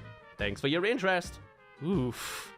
And in November 2017, all mentions of the Sly Cooper movie were removed from Rainmaker Studios' website, and the studio officially announced their departure from the project a month later, selling the rights to the IP to 4 other partners. But it's still not over yet. With the film dissolved, a TV series was announced to now be in the works. Forget a full feature voyage, now it's time for a series of 52 11-minute episodes created by Technicolor Animation Productions and PGS Entertainment, the same people behind Sonic Boom. This television show was half scheduled to premiere in October 2019, with the remaining half coming out in July 2020. That sounds good. Now is to follow the trio as they steal and try to save Sly City while being on the run from Inspector Carmelita Fox, promising to retain that blend of action and humor the franchise is known for. There is no doubt that teenagers will be happy to rediscover their beloved games as a series, whilst younger kids will be charmed by the debonair raccoon and his exciting universe, said Cedrine Nguyen, managing director at Technicolor. But it also never premiered, the slow, sad whimper of the death of Sly Cooper. But not all hope is entirely lost. Sure, the last installment of a Sly game came in 2013, and the one before that was 2005, but we're in a new market. Video game adaptations are the thing. Yeah, it's been 9 years since Sly Cooper Thieves in Time came to PS3 and Vita, reviving after an 8-year hiatus, but if there's any hope remaining, it's from the fact that Sony, of all companies, is the figurehead producing a bunch at once. So there's always the chance, there's at least a chance, that eventually they'll loop around to recreating this project again. They have the motivation and they've been into it in the past, plus they've left Sly on a cliffhanger, stranding him in ancient Egypt through some time travel shenanigans in the games. The developers may have moved on, but fans sure have not. But I guess we'll just have to see how the rest of the decade pans out for Sony, as they've now rolled out the PlayStation Production Studio since May 2009, dedicated to specifically this brand of adaptations. PlayStation games. But what do I know? I've never even played the Sly Cooper games. Could you tell? We're now officially opening up a whole new series on the channel, Cancelled Films. The idea is pretty self-explanatory. I just happened to find a massive archive of film projects seemingly dropped quietly in the past, so today we're going to be tackling one of the very top ones on my list about a top-tier staple of the gaming world, of course being the near-perfect experience that is Portal. Created by company Valve, back in the day, these guys were known for making the best of the best with video game content, from both a story, mechanical, and ethical perspective. Digging their fingers into the earliest modern first-person adventure shooter games, as well as exploring the limitations of what's possible in a video game engine, to opening the floodgates to massively online PvP, as well as the rabbit hole that is the community content aspect and expansions beyond gameplay. They're also the creators behind one of the first open source animation programs, and as they're more known for now, being the monopolizing driving force behind the distribution of downloadable video game content, and offering some pretty impressive deals along the way. And while there are still noticeable ventures now into things like the VR world, with what is probably the best game on the system at this point in time, when it comes to gaming content, Valve have certainly seemed to have taken a noticeable backseat on their next moves. There's no major sequels for any of their iconage, and at most, there was a community-helmed 10-year anniversary update for Left 4 Dead 2 earlier in the year. But while Valve are clearly remembered for being some of the greatest of video game companies, and they certainly have a highly functioning business even these days, during the height of their online presence to the average guy at least, there was a whole other avenue they were similarly curious on burgeoning out with, and that is the bodacious challenge of video game movie adaptations. And of course, with games as exemplary as Valve's library, clearly this had boatloads of hype behind it too. In addition to that, this project wasn't the idea of some no-name director overstepping their boundaries and just approaching Valve. No, this was a project being stitched together by none other than big-name J.J. Abrams. So let's get into all that. Pull back 7 whole years and we've made it to February 2013 at the DICE Summit 2013. This is basically your yearly networking conference for all things video games, and back during this era, there was a particular conference being held by, what do you know, both Gabe Newell, the head honcho to Valve, as well as the main man himself, J.J. Abrams. Now this conference isn't honestly all too much. For the most part, it's more of a broad discussion you would typically hear between creators from each very separate entertainment medium. That's it. They're comparing what makes adaptations to each so different, what are the pros and cons to each different format, and there's a good bit of banter accompanied with video evidence to show just what the other creators does wrong in their storytelling potential. Or so they say, you know how it is. These aren't big brain revelations either, it's the stuff we kind of all know anyway. In games, you can jeopardize the story by having too much control in any given cutscene, and in movies, a sense of immersion is lost due to characters or just the camera not doing exactly what you would do in this scenario. The point of the conference is just to showcase a typical conversation that would take place between two folks like these, ending off in the announcement that though they are very aware of the limitations of these different mediums, they are both fans of each other's works and are both invested in coming together to overcome these trials to create dual projects together. That is your official announcement of this film project, though the actual details are still kind of hard to stick down. Gabe says they're interested in making movies, be it a Portal movie or a Half-Life movie, which on its own sounds like either one or the other, or both, but nothing since has really confirmed anything, or there's certainly a lot of conflicting information on it. Because while any of those options are open, there's also the chance of a singular movie being made that covers both of these spaces. As for those of you that don't know, both Portal and Half-Life the games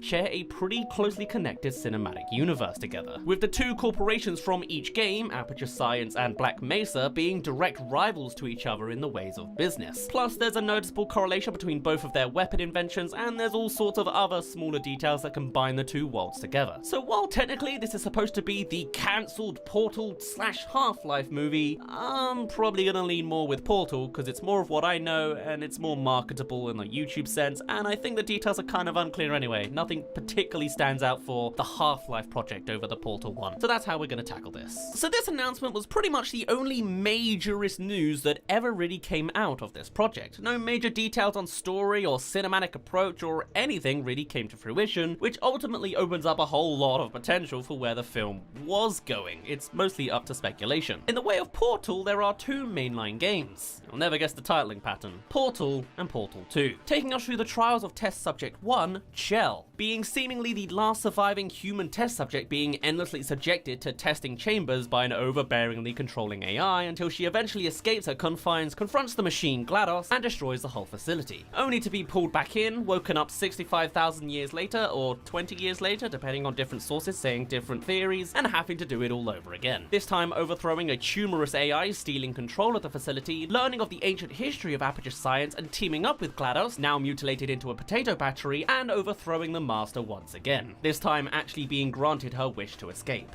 And while this is the basic plotline of just the two mainline games, there are additional mediums that add more to the story. Between the events of Portal 1 and 2, a digital comic pieced together how Chell was placed into stasis, revealing it was the likes of Ratman, Doug Ratman, the last surviving human scientist who's been evading GLaDOS's gaze behind the scenes. And remnants of his trails are also seen in the games too, which nicely connects everything together. This comic introduces us to a whole new perspective from a mentally disturbed man, as well as a glimpse into the company before GLaDOS was activated, and little bits about why Chell is involved in all this, being the top 1% in tenacity, being abnormally stubborn, and refusing to answer questions for her form. A nod to her silent protagonist's existence, taken now more literally as canon.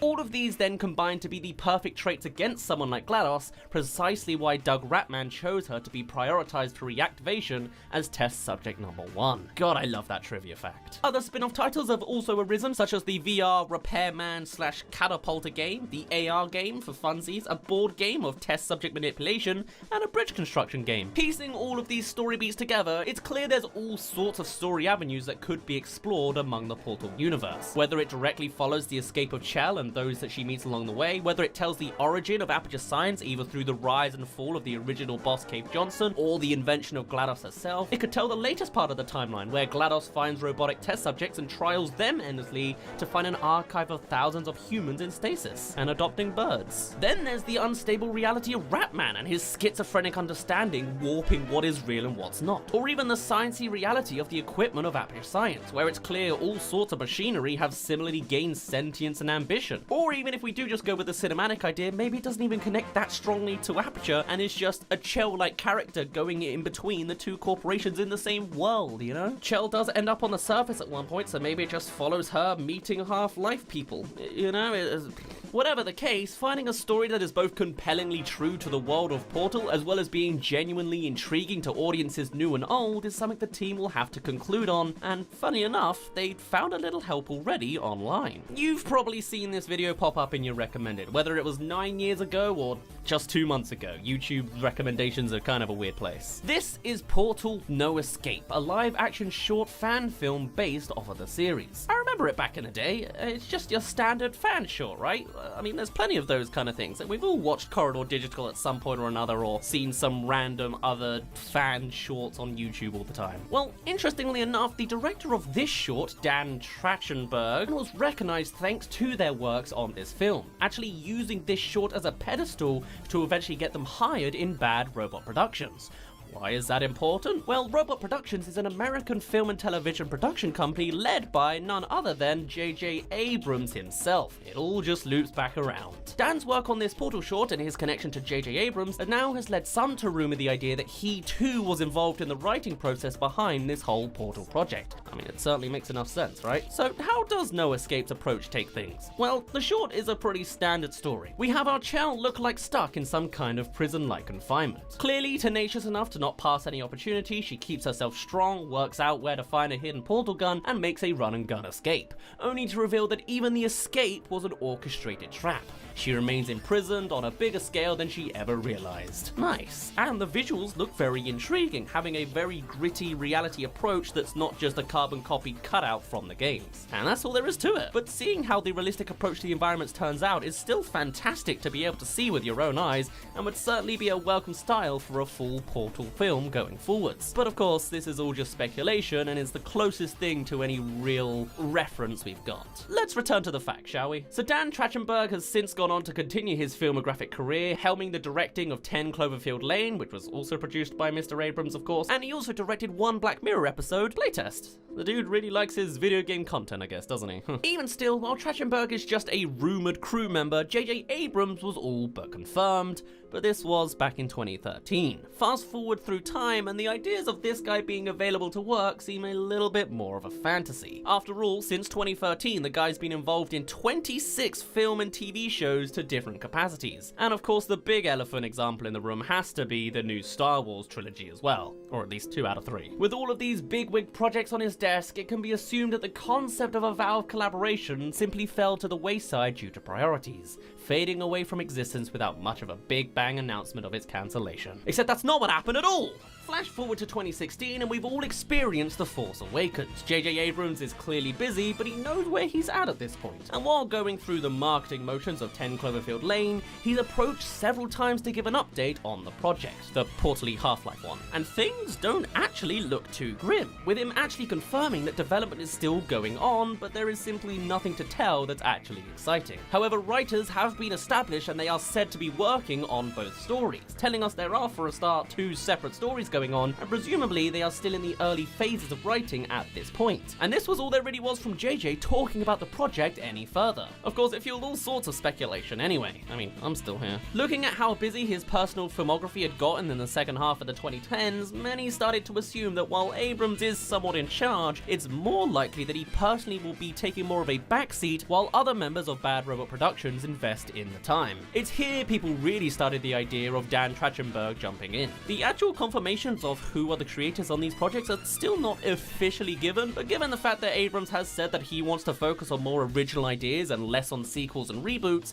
you can assume the thought of him not being a front-running figure to be more of a compelling case. Though of course it's still kind of a grey area because it's not a sequel or a reboot, it's not original either. This is what keeps nerds up at night. Beyond the wild assumptions from fans at this point, very little more was revealed at this time, until a full year later when Gabriel hosted an AMA on Reddit in 2017. Of course it covered all sorts of other prompts and questions as well, and probably covered each IP he's ever done in existence, but the one relevant piece that popped up here were 3 specific words. When questioned about the existence of movies set in the Portal and Half-Life universe collabing Valve and J.J. Abrams together, Gaben clarified that yes, they're coming. That of course went on to spark several posts upon several posts immediately and was probably a bigger wave of news online, but that's it. That was the last we officially heard of the Portal/Half-Life movies. It's well known that J.J. Abrams has a crazy schedule, so naturally a lot of projects will be on the back burner, and a lot of times these things just never really work out. On the other hand though, there is still an open door for the release of that Portal film, and Half-Life 2, you know, sure. Funnily enough, in the case of 10 Cloverfield Lane, it was filmed with almost no hype surrounding it, and it wasn't until a month or 2 before release that people were even aware it existed. So there's a good chance something similar could be happening here in order to quell expectations and chuck a surprise at all of us. The skills of the crew members have a very stark resume if they are the ones involved, and even the casting options could be pretty simplistic depending on which characters they choose to focus on. If it's not an original tale in-universe and is instead using the iconic characters, then I personally would be in love with the return of Stephen Merchant's poignant voice, or Enna McClane's irreplaceable filter that's only been granted small cameos up to this point. And man, oh man, will I riot if we don't see a return of Chell's voice actor too. Blasphemy if otherwise. At the very least, with Valve making small movements on the gaming front again, be it VR or small updates, it's clear there's still room for more content sometime in the future. Maybe it'll take the form of this J.J. Abrams production, or maybe this is part of a growing list of just unfortunate unrealized cancellations. To be 3 years on from the early writing stages that have no significant updates to give us, that really leaves us to be very much in the dark. Maybe it's already ready and we'd simply need a season of practical filmmaking and some post-production work. Or maybe we'll have to dig up the ancient trivia news that Quentin Tarantino once stated they'd be interested in making a Half-Life movie back in the day as a fan of the games. Now wouldn't that be an interesting approach? Whatever the case, this Portal/Half-Life project is soon to be 8 years old, and with nothing to really show of it, we'll just have to imagine what a project like this could have been in some alternate, better reality. Over there they have the cake and can eat it too, though it probably would have been a trilogy without that third film anyway. And man, I just have to say, on the topic of Portal at least, I love the Rat-Man story. I don't know if it's just like the unreliable narrator element and like all the weird kind of psychedelic elements of it. It just seems like it's got so much runtime for it. I feel like you could tell a million stories with it, so I really like it. Hence why I'm playing the part as a mentally traumatized apocalyptic soldier scientist. He's not a soldier, what am I talking about? Anyway, today I think is a bit of a special case as we're using cancelled in every form of the word. There are plenty of cancelled projects deleted for unknown reasons, yet they seem to have so much potential going for them. But I think since we're talking about 90s gaming icon Duke Nukem, the issues for this kind of project can really be seen miles away. Now, for those unsure of the world of Duke Nukem, the rundown basically goes like this. Starting in the early 1990s, the Duke Nukem franchise is a Doom-style, guns-a-blazing shooter fest with some impressive 2.5D technology at the time, starring a comedic parody caricature of 1980s action figures, borrowing traits from the height of Arnold Schwarzenegger and Sylvester Stallone and the likes as being the ultimate male power fantasy vessel. He's big, he's masculine, and he's mean. Being a totally dominating force against alien invasions, his favorite pastime is grotesque one-liners, desecrating corpses, and showing a complete lack of respect to everybody around him. He's so strong and overpowered that soldiers have no value in his eyes, other men are roadblocks on his path, and women? Well, I don't think I really need to articulate with words what Duke Nukem thinks about women. There's plenty of room for debate on the values, ideals, and intentions of the Duke Nukem franchise, which we'll mention plenty later, but that's the basic foundation you should know as we get into the idea of this actually getting a movie adaptation at one point in its lifespan. Now, Duke Nukem is old. 30 years old, actually.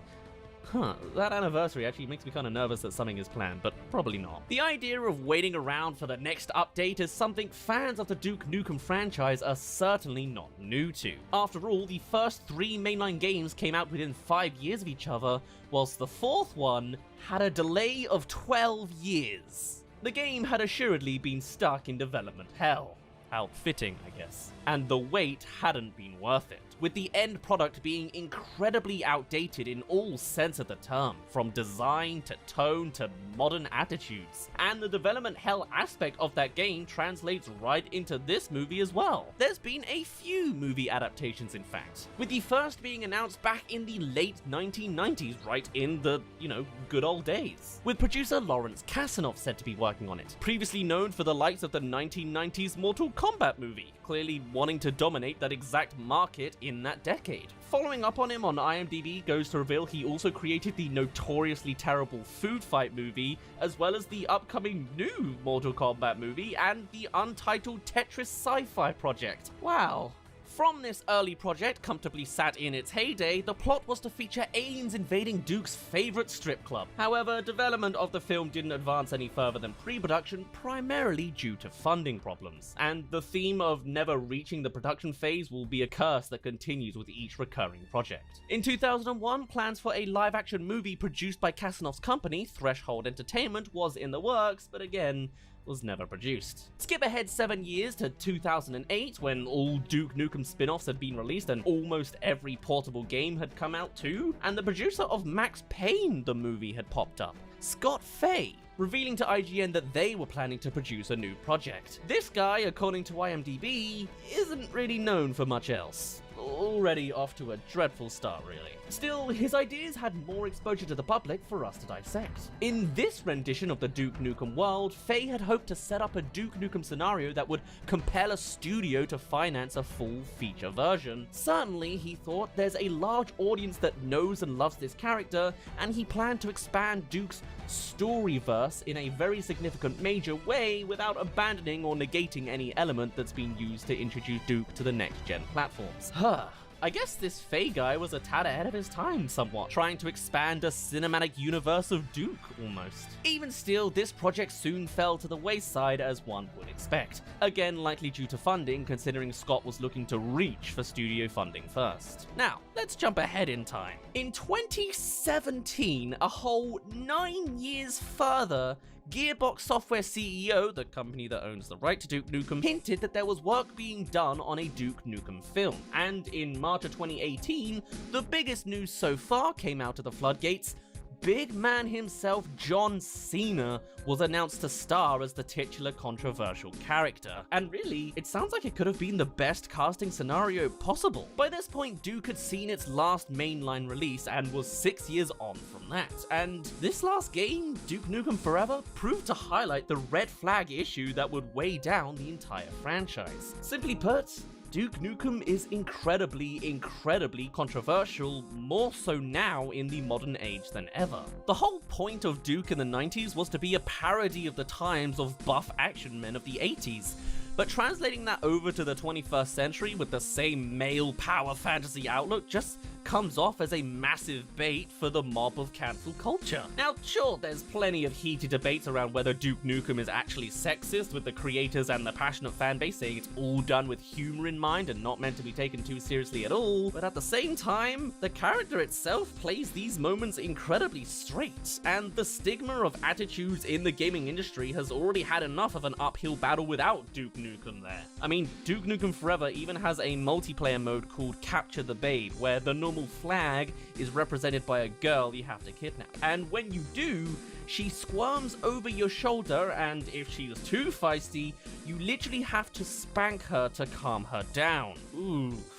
Not to mention the myriad of other examples. The game opens up with a certain insinuation right off the bat, and the fate of this outdated Olsen twins gag is having them both taken by aliens, impregnated, and then not even saved. Just the punching bag for another one-liner. So, how on earth do you juggle this incredibly dated character in a genuine way that would satisfy both the hardcore fanbase of the franchise since its inception, as well as the modern world with its much more confrontative and noble attitude? Well, hiring John Cena at least sounds like the best possible first step in the motion to me, as the dude accentuates an undebatable vibe of wholesomeness and likability. He's got the charisma, the charm, and humor to boot, all traits that Duke simply does not these days. And merging the two would, in theory, hopefully create a more likable protagonist, even with his more edgier aspects. In my head, I can only really see this character translating well on screen if he was treated as more of a comedic punching bag, being some kind of team player who's humorously out of touch and addressing the issues he raises as part of the script. Like being the Drax of the group who's helpful in a fight, but man, he's just so detached from what's right in reality. Alternatively, it'd be a matter of developing his character away from this caricature a tad by, again, having him have to cooperate with a team instead of being a solo superhero. Have the other females in the story actually act realistically or even empowering, and maybe that open a door for Duke to show some genuine respect to those who would seem to earn it. And I guess it would be in character that these characters have to do so much to earn a hint of respect from Duke. Really though, it's an incredibly difficult task to handle, as that development alone would be a stark change from the established Duke of like the last 20 years, or 30 years even. But okay, that's my 2 cents of speculation on how to make this thing work. What was actually the plan in 2018? Because it turns out we do actually know a good bit about this progressively regressive IP and his movie adaptation. For a start, more notable people started popping into roles, with the producer of Assassin's Creed coming in, Jean-Julien Baronet, previously also known for Ghost Recon Alpha and the Rabbids Invasion TV show. Interesting. But hey, it's directly in the field of video game adaptation, so it seems like a fine pick, even if rocky in a lot of places. Furthermore, companies added to the foundation included Paramount and Michael Bay's Platinum Dunes, which, I mean, actually makes a whole lot of sense. Having Michael Bay involved at least a tiny bit would line up perfectly with the world of Duke Nukem, being the ultimate male bait of big guns and explosions, as is the drawing point of Duke Nukem's gameplay, as well as the more sexualized nature and mature themes of some of his other films. Obviously, I don't need to be the one to tell you that these guys contributed to that live-action Teenage Mutant Ninja Turtles movie, though they've actually been tackling horror more with like The Purge and Quiet Place and stuff. Still, in this age, I struggle to see how tackling Duke's tone would ever be perceived as tasteful. Regardless, it was a hurdle being tackled, with regular meetings with writers being conducted and many quotes coming from this phase. During this time, it was asserted that the brawny Nukem and his catchphrases like, "Yeah, piece of cake, see you in hell," and "It's time to kick ass and chew bubble gum, and I'm all out of gum," had solid potential as a live-action movie character. And in regards to tone, he's said to be like Deadpool in terms of being able to break the fourth wall. They also said that they saw a lot of humor in his confronting the values of today while trying to save the world, which almost sounds like he'd want to attack the PC attitude of the world, which would definitely have been interesting to see play out, to say the least. They even went on to say that Duke is exactly the kind of very blunt character that we need in the world today. Certainly an optimistic outlook, I guess. Of course, the actual execution of this idea would be a whole other matter, as later down the line a quote came out as follows. "We're working on Duke Nukem right now with John Cena. It's gonna be about tone. How do you nail that tone in the way that Deadpool nailed the tone? I think we have to do that, and if we don't get the tone right, then we're not going to make the movie." And what do you know? They haven't made the movie. Traversing this incredibly thin and edgy line is something that just doesn't seem practical in any sense. Sometime later in 2018, Paramount was no longer involved in the project, and further to that, in January of 2019, the voice actor for Duke Nukem in the games, Johnson John, went on to state that no movie was in development at all. The project was seemingly cancelled. Of course, John St. John might not be the absolute best source of information, as it's very possible that some motions would go on without his knowledge, especially since he's not actually involved in the casting of this live-action adaptation movie, but he is usually somewhat involved in all things Duke for self-explainable reasons. On all fronts, Duke Nukem seemed to be dead. Even on the video game front, Duke Nukem Forever released back in 2011, and though in 2015 there was news that early concept work had been done on a new game, by 2017 an employee stated that there was no interest in returning to the franchise, and with it being 2021, that fact seems to be all the more cemented as the truth. While researching more into Duke Nukem, I did also find one opinionated article that kind of wraps up Duke Nukem's faults to a T.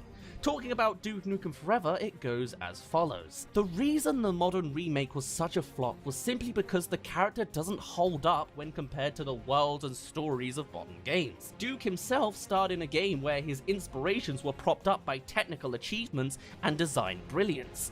Take that away, and he's just a big guy quoting someone else and waving money at women. It just won't translate well these days. And with this big project being the final nail in the coffin, it seems Duke's only appearance on the big screen is relegated to a small cameo appearance in Ready Player One, among the many other pop culture references collecting the same accolade.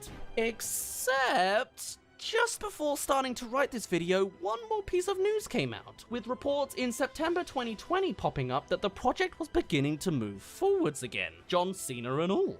Interesting. Not really what I was expecting. According to this source with Cena's star rise, the project is now back on the table, and that's the only reasoning? Confirmed by a single tweet with a Duke Nukem gif in it? Who said this anyway? Oh, it's We Got This Covered again. These are the same guys spouting a Tom Holland Zelda adaptation, so no.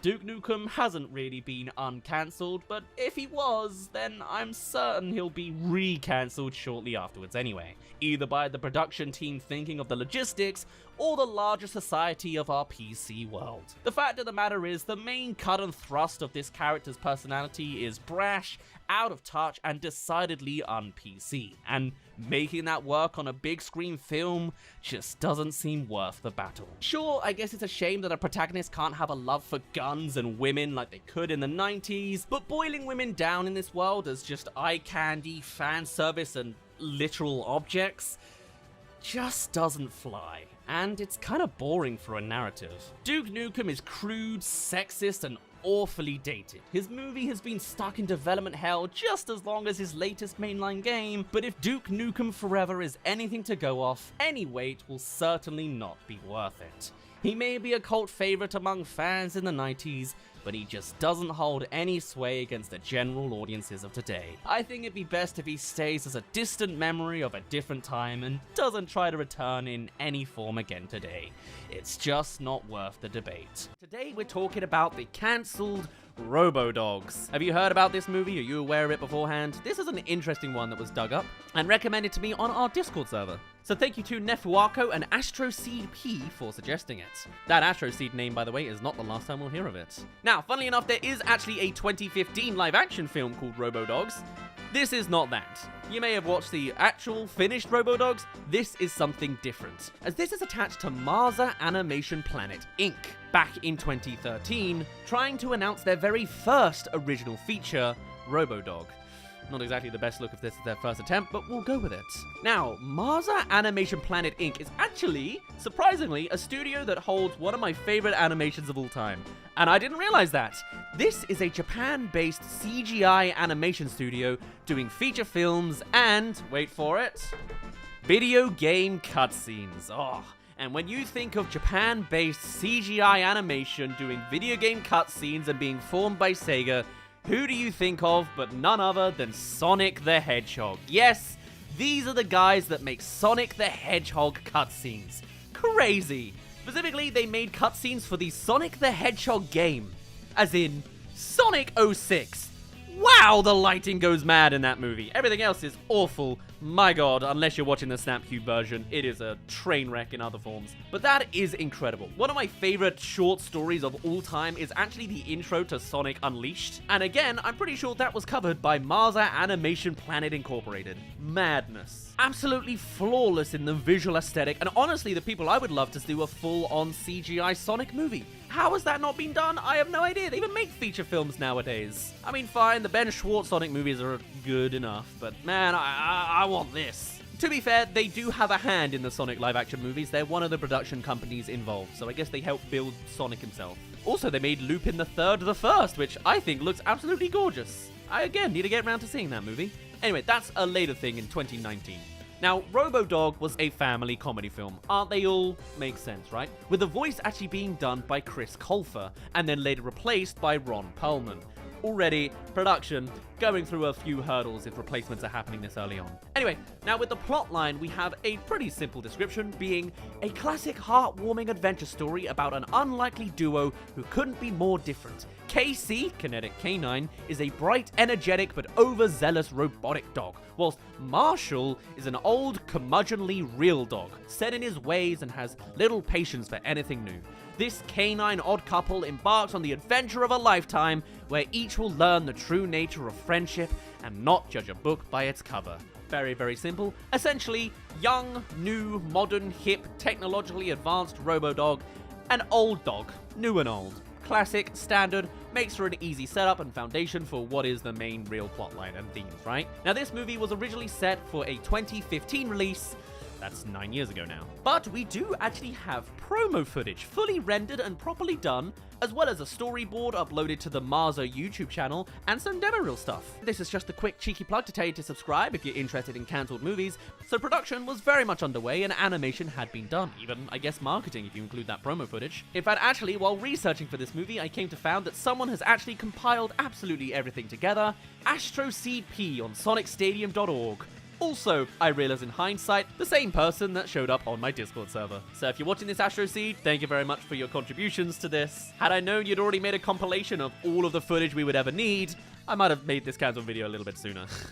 Nowadays, I'm doing cancelled episodes that have less footage, using the footage from similar productions by the same people. So that's my way of getting through this later stage. But I guess this is more like an early era video. Anyway, that's production stuff on my end. You don't need to hear that. Now, as we usually do for these cancelled episodes, I'll have all sorts of sources linked in the description if you'd like to see this initial Sonic Stadium forum. And if I haven't done, someone please shout at me on my Discord server and I can quickly tweak that. I'm only human, not every video has a sources section. Some other facts we do know about the film is the fact that Marshall, the name for the old dog, wasn't always called Marshall, as during the promo footage, they was actually renamed to Marshall and was originally going to be called Sherman. As we have as well a teaser trailer of this footage, whereby they describe him as Sherman. Even being revamped in different ways with the different voice actor and different movements described by somebody else. The teaser trailer as well, we've been shuffling incorporated into the whole thing. You know, it looks quite nice and standard. It's simple, but it's nice. You can see where it's going. It's a very simple two-animal plotline. Maybe the adventure wasn't interesting enough. Maybe it was too cliched with the young and old. I think it sounded like a pretty standard, good way to go about things. But eventually, it just vanished. The actual cancellations for this movie are really unknown. There was never really an official announcement that it had been stopped, other than from a small press release on their old website apparently, and just like that, the film was permanently shelved. Thankfully, despite the fact that this was their first attempt at a movie and then it fell apart, Marza Animation Planet didn't disappear right then. Of course, they've still got Sega in their back pocket to make any Sonic cutscenes whenever they needed to. Although I swear cutscenes for Sonic have been more, in-engine lately, so maybe they've even dropped that recently. Instead, they would go on to make other things, such as Space Pirate Captain Harlock alongside Toei Animation, and then practically one movie a year after that. Kingsglaive, Final Fantasy XV, Resident Evil Vendetta, Lupin the Third, the First as I mentioned, as well as production team on the Sonic live-action movies, and that's really been keeping them up. There's then all sorts of other things along the side. They've done short films, even the likes of Sonic short films on the side, which are fun to see, and an ungodly amount of video game cutscenes, as you can probably imagine. The most recent one apparently being Sonic Frontiers. Okay, what do I know? They are involved in those kind of things still. Oh, and they did the lighting to the remake of Paper Mario the Thousand Year Door. Wow. And animations for The Last Guardian. God, this is fascinating to see. The 3D models for artwork illustrations in Splatoon 2. Marza Animation Planet is a real oddball of an animation production company, right? They're very much involved in the gaming sphere, but I think video game cutscenes sometimes look better than movies, and I wish they could have it's probably because they had the full budget to do something in 3 minutes, but I would love to see a proper animation in this movie aesthetic. I guess that just means I gotta get round to watching Lupin the Third the First. Lupin 3 the First? I don't know how you say that. I'll learn it soon. It's an animated movie I haven't watched, and I do want to watch every animated movie one day. In fact, actually, by the time this video comes out, I've very likely already released the Unwatched series. Hey, how did that go? I hope it's been alright. So if you haven't seen that already, come check out my Unwatched episode of Lupin the Third the First, because that's something I was definitely planning to do. Or I've just spoiled it for you, in which case, I'm sorry. Anyway, that is all the story there is for this cancelled little side project by an interesting studio, with very little going on for why it was cancelled or how it really fell apart, but all sort of footage that go on to imagine the days that could have been. The Shrek movie. Now, don't worry, I'm not talking here about the 5th Shrek movie. That's still going on, apparently. What I'm talking about is the cancelled Shrek 1 movie. Yes, they cancelled it. It doesn't exist. Your entire understanding of meme culture is a dream. Wake up! Now, what I'm really referring to is the original pitch of the first Shrek movie that fully started going into production and was later dynamically changed into the far more familiar version we all know today. But originally, and we're talking mid to late 90s here, Shrek wasn't looking quite so ugh-lovable, but instead looked like this.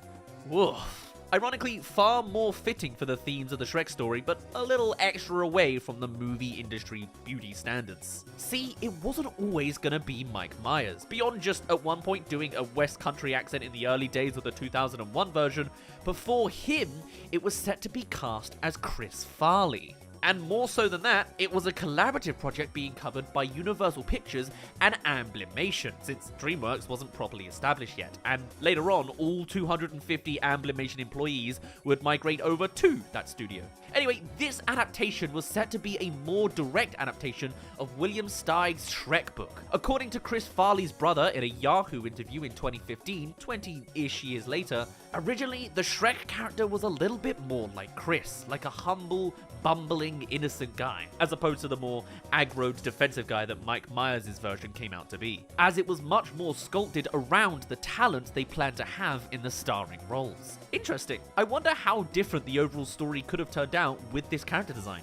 Or we really have to go on our animation tests and found footage, but it's an interesting thought experiment. Let's move on to the original Shrek 1 movie once again, whereby though this movie was designed and we know who was attached and all that, once again a prediction can be made based entirely on dates, as the cancellation of this movie came from one of the more unexpected sources.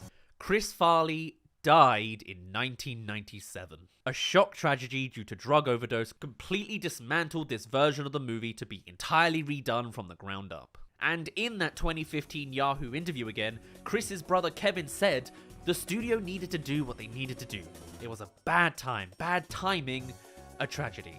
Mike did a great job with Shrek. He knocked it out of the park. And that is the timeline we're on. Shrek's appearance was changed because it was considered too creepy for children, apparently. And when Mike Myers was brought onto the project, reportedly he didn't want to do someone else's version, so he asked for the script to be rewritten, and that's where the final version of Shrek was formed. Not certain if that point is entirely correct. I'd be surprised to hear just one actor has that much influence on an animated script, but the outcome is very much still the same. Amblimation was then shut down in 1997 following the box office failure of Balto to be liquidated into DreamWorks, and the voice of Fiona was also replaced out of respect for Farley's death, giving Janine Garofalo's role to Cameron Diaz. Similarly, so did Steve Martin as Donkey. That was apparently a thing. Not to Cameron Diaz. And with the original pitch to have this whole movie done in 2D at first, on the whims of some DreamWorks execs, it became a 3D animated film instead. And all the better for it, I'd say. However, in 2015, Chris Farley's voice recordings resurfaced, so here's a little preview of that for sticking around with us out to this point. You're just displacing your anger. Believe me, it's properly placed. You're really mad at whoever did this to you. No one did anything to me. Yes. Someone hurt you so bad. Someone hurt you many years ago. Leave my parents out of this! Noticeably different approach. Interesting, nonetheless. So let's start off with the Plants vs. Zombies movie, which was yet another unfinished project being helmed over at DreamWorks. These guys seem to have an endless barrage of movies under the wing, and some of them are the best we've ever seen. And yet, here is just another one. Coming off of the hype of the video games, no, not this one, this one from 2015, it was said to be a full feature project with the foundational roots of a well-established IP. Okay, so this video game specifically is not the direct and only reference for the movie's conception. However, the original Plants vs. Zombies Garden Warfare game did release in 2014, and a sequel, which you'll never guess the title of, it was Garden Warfare 2, came out in 2016. So this project very much fits in between them. Now, the original pitch of this animated feature was to simply be a film adaptation of the franchise as a whole, and DreamWorks Animation were the ones to bite. Whether that would have focused perhaps on Crazy Dave and his antics defending his home or his van, or a much larger scale of war movie between factions of zombies and plants, is yet to be known, since there were no details shared over the actual plot of the movie. Only the murmur of how the zombie outbreak started, which apparently goes as follows. A human ate some contaminated hot dogs while visiting the carnival with his family. Then, he becomes a zombie and began to infect everyone. And that's it. But we do know that one of the crew members on board with this project was none other than Roy Lee, creative director behind Lego Movie 2, which could have opened up some interesting creative spin on the adaptation. But we don't know for certain. But what we did get was a handful of concept art that we could dissect next. As though we weren't given an established plot and instead just a gigantic franchise with like over 100 characters and references they can pull from, no matter which line of logic they run under, what we do have as a direct source of information can come in the form of the concept art released alongside this hidden Plants vs. Zombies news. Starting off with this gigantic piece that tells us all sorts of details. And I mean, for a start, it's not just a simple protect your home kind of movie, since we're very clearly out and about in a giant greenhouse, on the move as our remaining human characters have portable weapons to push them forwards. See, there's Crazy Dave, and this kid could potentially be someone we already know. Apparently, in the Plants vs. Zombies comics, there's an 11-year-old boy genius, Nate Timely, an adventuring kid able to reverse engineer the technology of one of the boss zombie enemies, and his favorite plant is the pea shooter, so it could be very fitting. We can then also spot this little baby dude off to the side that I don't think we do recognize. There's a small handful of human characters we could maybe expect to see in this feature. Not that any would really match the baby here. Bert could maybe be the closest, but otherwise there is Dottie, Matilda, Officer Ron, Patrice. I think there's also Penny, who you only see inside of a car. and all sorts of these characters would comfortably fit in the full-length story, if required. And then on the plant front, only the pea shooter has the most faithful model design, at least to the app. This could very well just be a concept art thing, or could be more emblematic of the garden warfare aesthetic. Moving on, yeah, far more garden warfare in design. Demonstrably, it would have boiled down into a proper all-out war. Actually, this looks sick. It's a really compelling idea if the visuals were to be in any way influenced by this direction, with a new tiny person in blue down out front. And finishing up, we have this low-res picture of the disco zombie and other alternatives coming out in the more nighttime horrific version of that same greenhouse. It's classic, it's standard, but it tells an impressive picture for the visuals of how this movie could have been. And considering this project rose up during the same time as the Minecraft movie and the FNAF movie, maybe now some execs will have their sights on a project like this again in the hunt for the next major fan game niche to hop onto. And finally, as we loop back around to Plants vs. Zombies, I can now confirm to you that this DreamWorks movie was cancelled too. Surprise. Though the reasons for it are a little muddied. Stopped for some unknown reason. Apparently there are assumptions that this could have possibly been too scary or violent for kids, but I don't believe that at all. Regardless, whatever form or lore it chose to jump off from, the film was permanently cancelled and shelved, staying as a video game franchise of course, with no animation movies at all. At most, maybe some animated trailer ad spots. I should look into more of those. As Plants vs. Zombies stays as it is today. Vaguely relevant, until some exec comes to bring it back from the dead, hopping off of the success of the Five Nights at Freddy's movie or something. But there you are. Thomas the Tank Engine. We haven't talked about it much on this channel, but when I do, there's always a rabid fan base that shows up after it's out. Well today we're talking about the cancelled Thomas the Tank Engine project because that apparently exists. Titled as The Adventures of Thomas, this was a planned theatrical film from the Thomas and Friends franchise, with the production beginning in late 2009, which seems to be a running theme with cancelled episodes lately. We had a big batch of doing 2016 cancelled movies, and now 2009 I guess was the next big thing. By that logic, there's going to be loads of cancelled movies in 2026, another 7 years later. Anyway, with the director Shane Acker on board, the plot was supposedly going to take place in London during World War II, and revolving around a preteen boy who has drifted apart from his father. The son is introduced to the world of Sodor, a place his father visited as a child but cannot remember, and there is a bonding experience. It is a vague plotline, and also a very interesting prompt. Once again, it's the idea of the world of Sodor, quite similar to the Magic Railroad. And we do actually know that this would have been, once again, a combination of live action and CGI. Even the idea of Thomas the Tank Engine taking place during World War II, I think there's some interesting, slightly dark undertones surrounding a lot of these kind of projects. There is a lot of dark Thomas the Tank Engine content, whether it's spin-off series, the horror original books, or the fact that apparently only in the British version is James the Train actually bricked up in a tunnel and never let out again. It's a very interesting franchise to learn the background details of the more I learn about it. I mean, in our past coverage of Thomas the Tank Engine and the Magic Railroad, I only just learnt about the explosive TNT guy that was deleted from the film. Anyway, this movie here would have also involved a steam versus diesel confrontation. And it kind of makes me think, what would they do nowadays with electricity getting into the mix? I'm sure Thomas has covered it in rife detail in the future. And we would have had Weta Digital as the production studio that was going to supply the CGI aspects of the film. And as for actual visuals, we do in fact have a poster image. Here it is. Now, this model of the E2 train was apparently created by Nitrogen Studios, just to really mix things up with companies getting involved in movies. And most of the other concept art we have of this movie is of the train. And it doesn't even have Thomas's face on it, it's very early days. But of course, it was going to supposedly create its own line of toys aimed at a much older audience. Which, I mean, considering the World War II aspects, yeah, I could see it.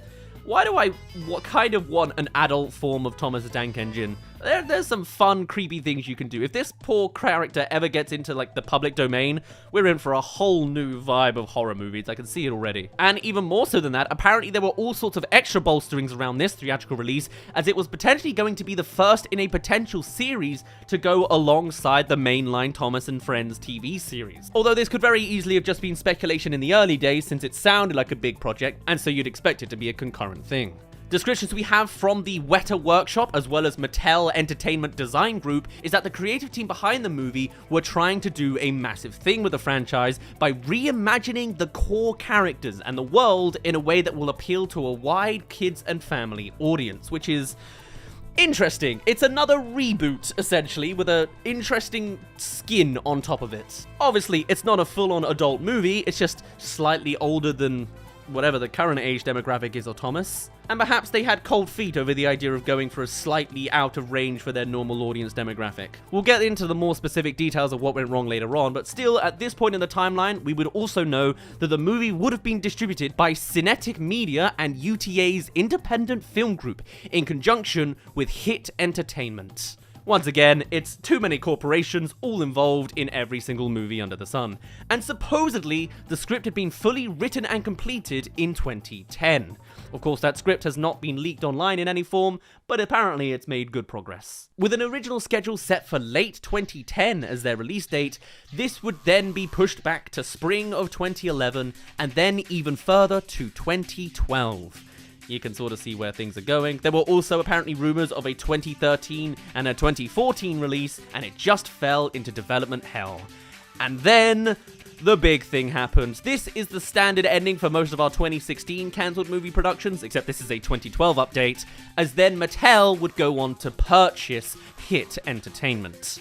It's your classic corporate reshuffling. Even though Mattel was involved in the early days, as we just saw with the Mattel Entertainment Design Group, ultimately this project was then cancelled after being pushed back several times following this acquisition. There are other speculative explanations for the cancellation, including the fact that the steam and diesel concept had already been done in other straight-to-DVD movies like Cooling All Engines, and others saying it was due to the failure and poor reception of Thomas and the Magic Railroad, which I would kind of contest personally. I mean, not only is that movie a good 10 years earlier, so why would they think of even starting this production if it hadn't even had a successful original, but I also think this is a kind of strangely beloved movie. Perhaps that's just my weird nostalgia of a child that doesn't understand movies at the time he watched it. It is a weird movie, don't get me wrong. And it's not got great reviews, I'll give you that. But I feel like there's not that much of a disaster surrounding it as maybe the initial cancellation speculation would give. The Magic Railroad has 21% from critics on Rotten Tomatoes, but 42% by audiences. You know, we're pretty forgiving.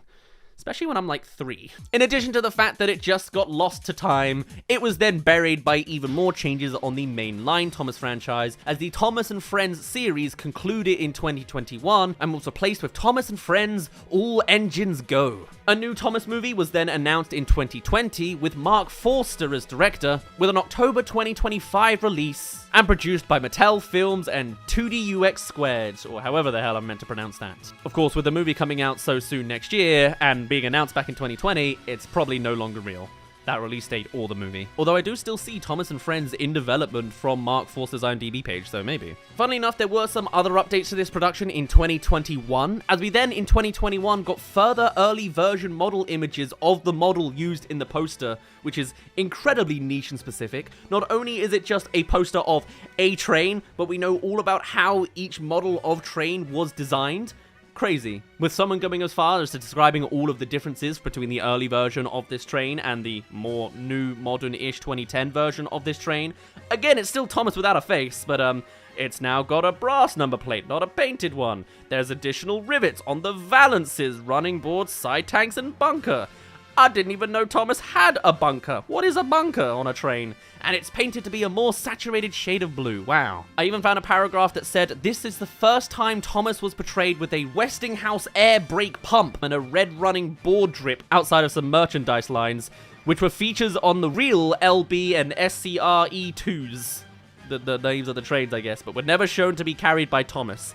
Crazy! You Thomas the Tank Engine fans and your just ability to understand every element of a train is honestly fascinating to me. And then, as a final thing, Nitrogen Studios, as much as they've had all sorts of controversies that I mentioned earlier on this channel, would go on to give a thank you to fans before departing from the production, apparently, rendering their Thomas model in an LBSC Southern livery. And with that, the movie disappeared, falling into its own production hell, being buried over by corporate shufflings, and now the Thomas brand continues on far into the distance. I would have been quite a fan of doing another Magic Railroad. It would have been weird. I wouldn't have understood half of it because I only know the British version of Thomas and Friends. But also expanding things to be slightly older with a World War II aesthetic is interesting to say the least. I certainly would have loved to have watched it, even if it didn't necessarily thrive. But alas, that is the cancelled Thomas the Tank Engine movie. Maybe it's good riddance, the Magic Railroad is a fever dream of its own. Maybe we didn't need a second one. But with a fan base as motivated as the Thomas franchise is, I wouldn't be surprised if they do try and make another movie of that sort. Mixing Thomas with a more live-action cast does make him seem more magical and personal, which I personally enjoyed as a 3-year-old watching this Magic Railroad movie on the top of a bunk bed once. But otherwise, that is all there is to say. Not even any footage, unfortunately, this time around. But thankfully, the Magic Railroad can cover us plenty for the background footage for this video. Coming off the cuff of Megamind and the realms of 2010, we're now hopping over to the exact same time frame with another 2010 project that never made it to fruition. Thank you to Scruffy the Magical and Gloggins for suggesting this on our Discord server. The cancelled Cat Tale, which was certainly a bit of a rabbit hole to fall into. It's a relatively small story about a more underground animation studio, so let's get into the weird tale of Imagi Animation Studio. So Cat Tale, as you see it, is an English language Hong Kong computer animated comedy film. Kinda a classic kids animated movie, being done by Imagi Animation Studio, and if you're not familiar with them as a company, I don't blame you. Established in 2000, they are a Hong Kong based studio with their company focus being to create high quality CGI animated films with superhero themes for global audiences, combining the Hollywood storytelling with computer animation done in Hong Kong. Very nice, very standard, and Cat Tale was set to be one of the next films scheduled initially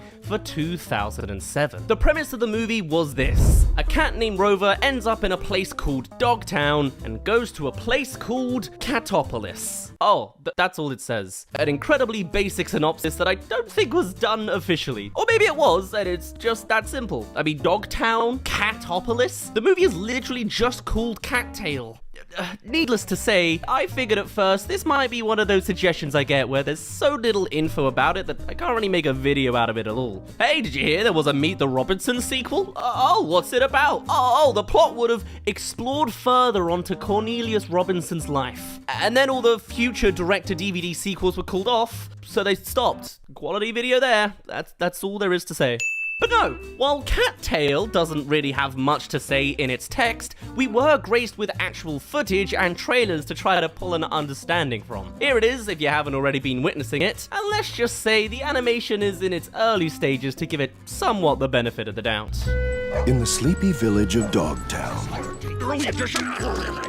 Our story begins at the McKibbles household, where a family of dogs are awaiting their newfound children. And of course, it's a stalk system in this world. I like that the UPS has become pss, pss, pss instead. That's nice. Except, oh surprise, there's a kitten in the mix somehow. This is our main protagonist, Rover McKibble, who's about to go through life not understanding why they don't fit in the same way everyone else does. Your classic coming-of-age story of learning who you are and finding like-minded people, with existential cries looking out to a beachy sunset and all. I need to find out who I am. I wonder if Rover will ever find out that they're a cat. You're a cat. I'm a cat. What's a cat? Oh, well, spoilers. And from there, Rover goes to Catopolis. Where does the plot go from there? I honestly couldn't tell you. It seems like a collection of gimmicks and hijinks going on from this point on. Is it searching for their biological parents like an adoption story? Is it about self-identity and discovering that their dog family is still their family? Is it just funny gags and silly spectacle? Who knows? But that was the basic premise of Cat Tale.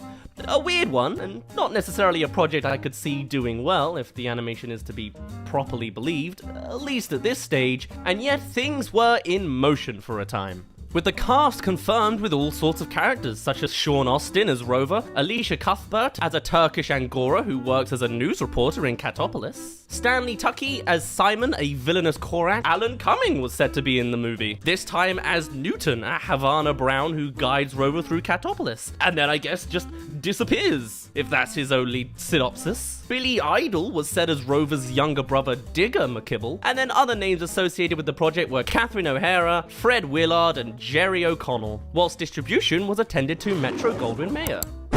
And here's your brief poke to subscribe if you haven't already. So things were certainly in place for this small little project. The trailer, of course, was scripted and finished. All or most of the voiceover had been recorded by the actors, and some other animation work was done too. Oh, something I didn't mention about the trailer is there's actually two of them. They both showed the same clips and footage, except one doesn't include the voice acting and just has a cartoony soundtrack to do the heavy lifting instead. Some weird marketing there. I also found this one post online of a guy who had a claim on boxes and boxes of the storyboard for Cattail, reportedly made in 2005 to 2006 by Wendell Washer, which would be interesting to see in full. I hope that's real. But then at some point the project was delayed to a 2010 release, and come January 2009, Imagi's auditing firm announced that the studio lacked funding to complete the release of Cattail and Gatchaman, and so the project stopped from there onwards. Wait, Gatchaman? What is this? Another casualty to the same bankruptcy? Actually, let's turn back time a little more and focus on the company itself, as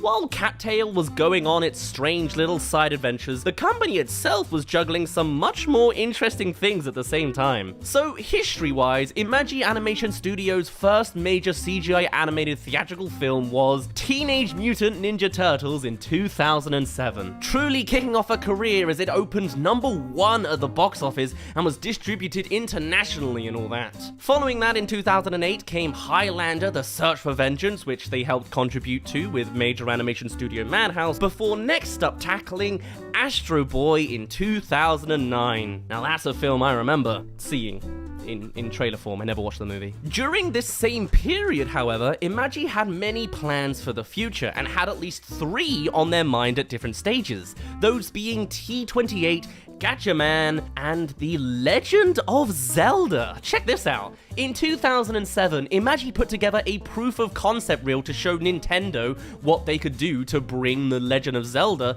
to cinematic life as a computer animated movie. And we have the footage of that entire reel up on the internet nowadays. Look at this! Looking kinda like the demo version of The Wind Waker, sticking to the dark and dreary design of Ocarina of Time and Twilight Princess, which is coming out around about this time period. It is fascinating to see. Knowing that the company mostly hopped on to big IPs, it's interesting to imagine what could have happened had Nintendo actually said yes. Of course, they didn't after the burn that was the Mario Bros. Movie.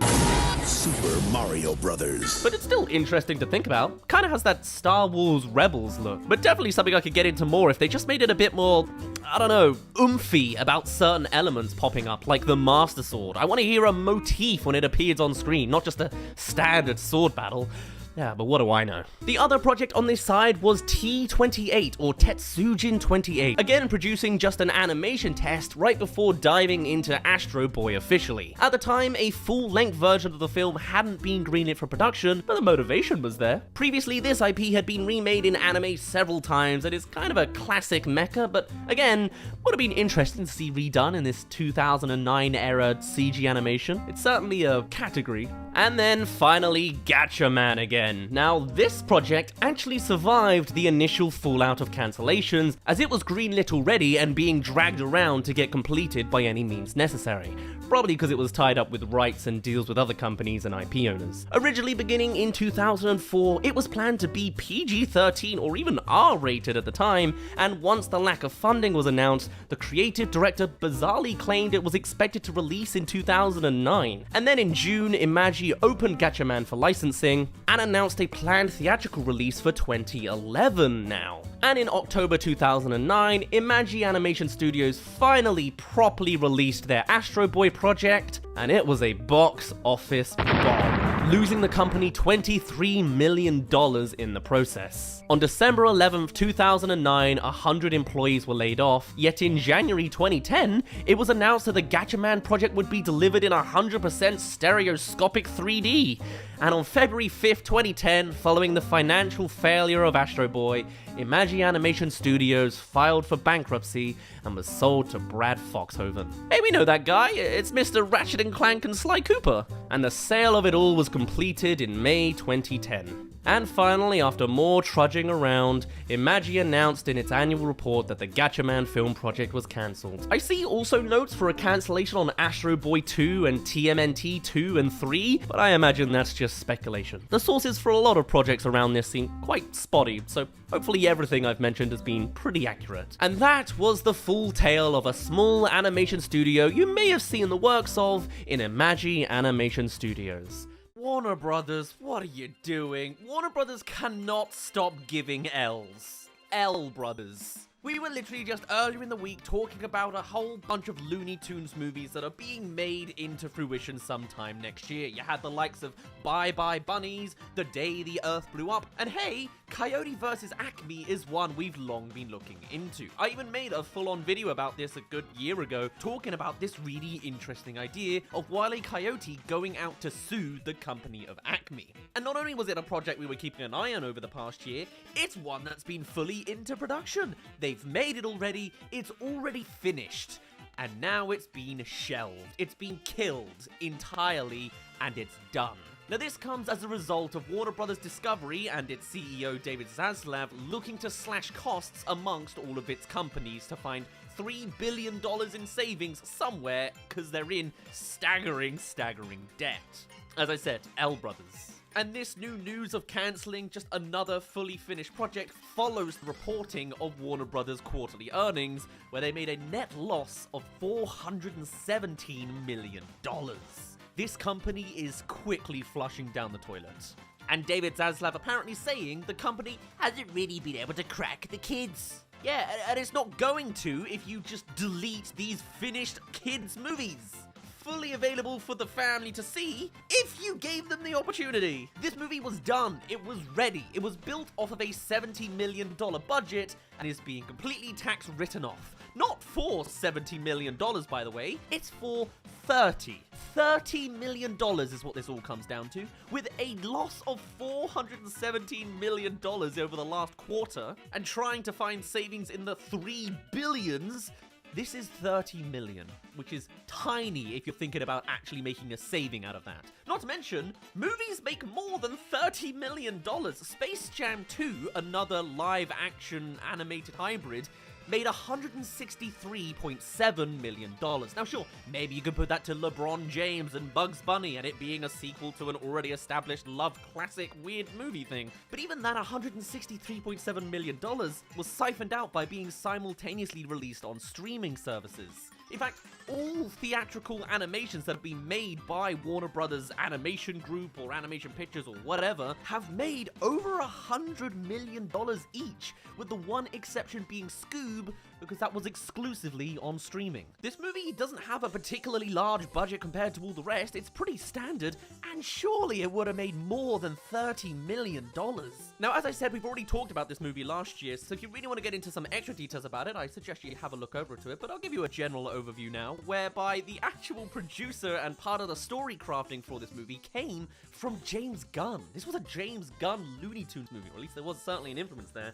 We also had the main story being done by Sammy Birch, who wrote the original screenplay. With her previously being known for things like being the writer for May December and a whole bunch of casting department for Hunger Games movies. That's interesting. Now, this production was to be directed by Dave Green, who was responsible in the past for Teenage Mutant Ninja Turtles, the 2016 version, Out of the Shadows. And the whole story was to be based on this one 1990s article of the same name, Coyote vs. ACME, that was published in the New Yorker by Ian Fraser. Now, I'm not going to read out the whole thing to you now, but I believe we did in the old video, so check it out. Just a very interesting writing piece. But then with all of that interesting idea, a revival of my personal favorite Looney Tunes character of all time, and just a complete backstab to every crew member and a warning red flag to never work with this company ever again, they announced that it would be shelved and will remain unreleased. In fact, their official statement goes, "With the relaunch of Warner Bros. Pictures Animation in June, the studio has shifted its global strategy to focus on theatrical releases.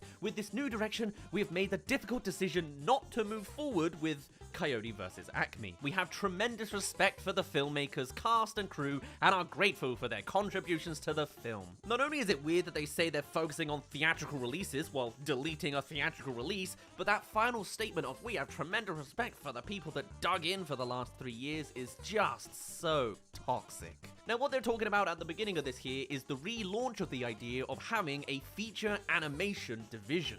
You know, animated films. And having made a deal with Locksmith Animation, the people behind Ron's Gone Wrong, they're now working together on 2 different projects. A musical called Bad Fairies, and an adaptation of the Lunar Chronicles. I really like Locksmith Animation, and their one movie. I'm so sad they're shackled to Warner Brothers now.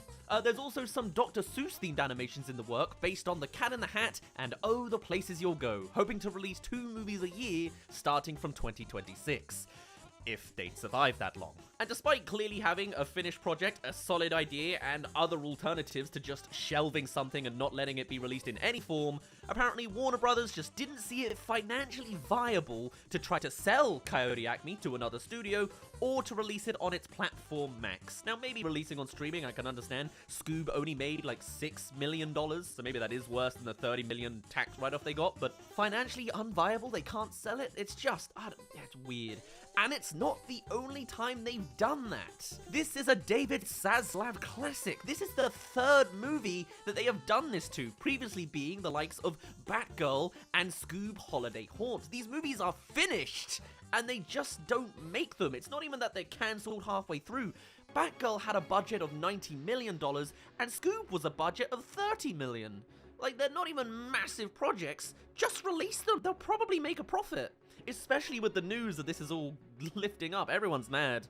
I'm one of them. In fact, it's actually kind of helpful that I'm 1 day delayed on releasing this news, because there are so many quotes and resources we can talk about, and we're going to get to it in a moment. But first, another note. All 3 of these cancelled movies were given the green light by Jason Kilar, the former CEO, until David Zaslav took over. You know, he deals some things 2026 onwards, I guess. Until then, screw it. We'll just dig this company further into the ground. It'll make a more action-packed revival. Totally. It's to the point where I think we all kind of expect this from David Zaslav and the new Warner Brothers Discovery. But what if you're like an actual crew member? What if you actually want to get in this industry? I personally would boycott working for Warner Brothers, because your work may never come to fruition. And look how many crew members are left devastated after this news. The film editor, Karsten Kapanek, says that they are heartbroken, giving a special thanks to the VFX team, animators, supervisors, and assistants who all work together to bring the project to life. As artists, we pour ourselves into these projects. The film was me for the last 2.5 years. It will always be a part of me. I even got a Wile E. Coyote tattoo on my right arm the week we delivered the movie before I left London, to remind me of the challenges we face while we pursue our goals. This erasure hurt on a personal level.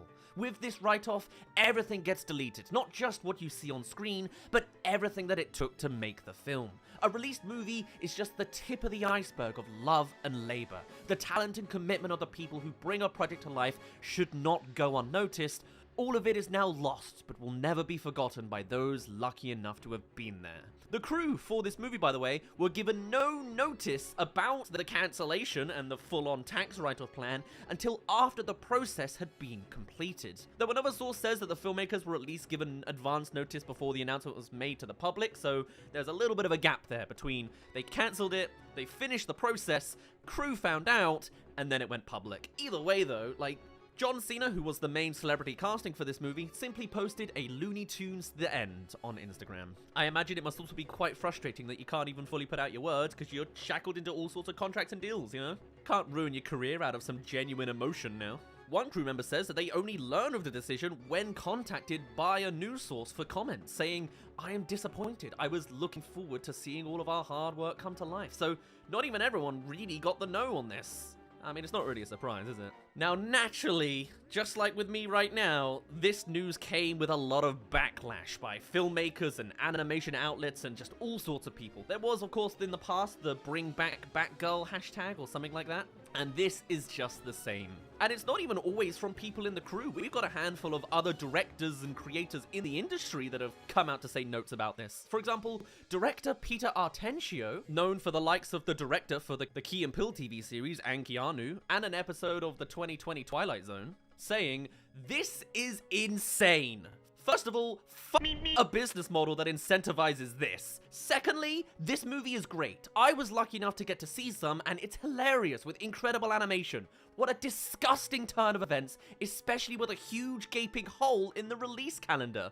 Yeah, which is very true. We've literally just come out to the other side of strikes, which have put a massive hole in releasing movies, and now that Warner Brothers has the availability to release a movie with the full marketing power of their celebrities being allowed to help advertise it, and they just eviscerate it. Peter is absolutely right. Screw a business model like this. Similarly, we have Peter Briggs, the screenwriter for Hellboy 2004, who said that David Zaslav has turned a functioning movie studio into a mechanism to pay him an obscene amount of money annually while not actually releasing movies. Yeah, he's truly a genius. David Zaslav, by the way, in case you were interested, makes over $3.1 million a year, as well as stock benefits on top, which made him $39.3 million in 2022 and $246.6 million in 2021. Obscene! That's 8 Wile E. Coyote tax write-offs in a year!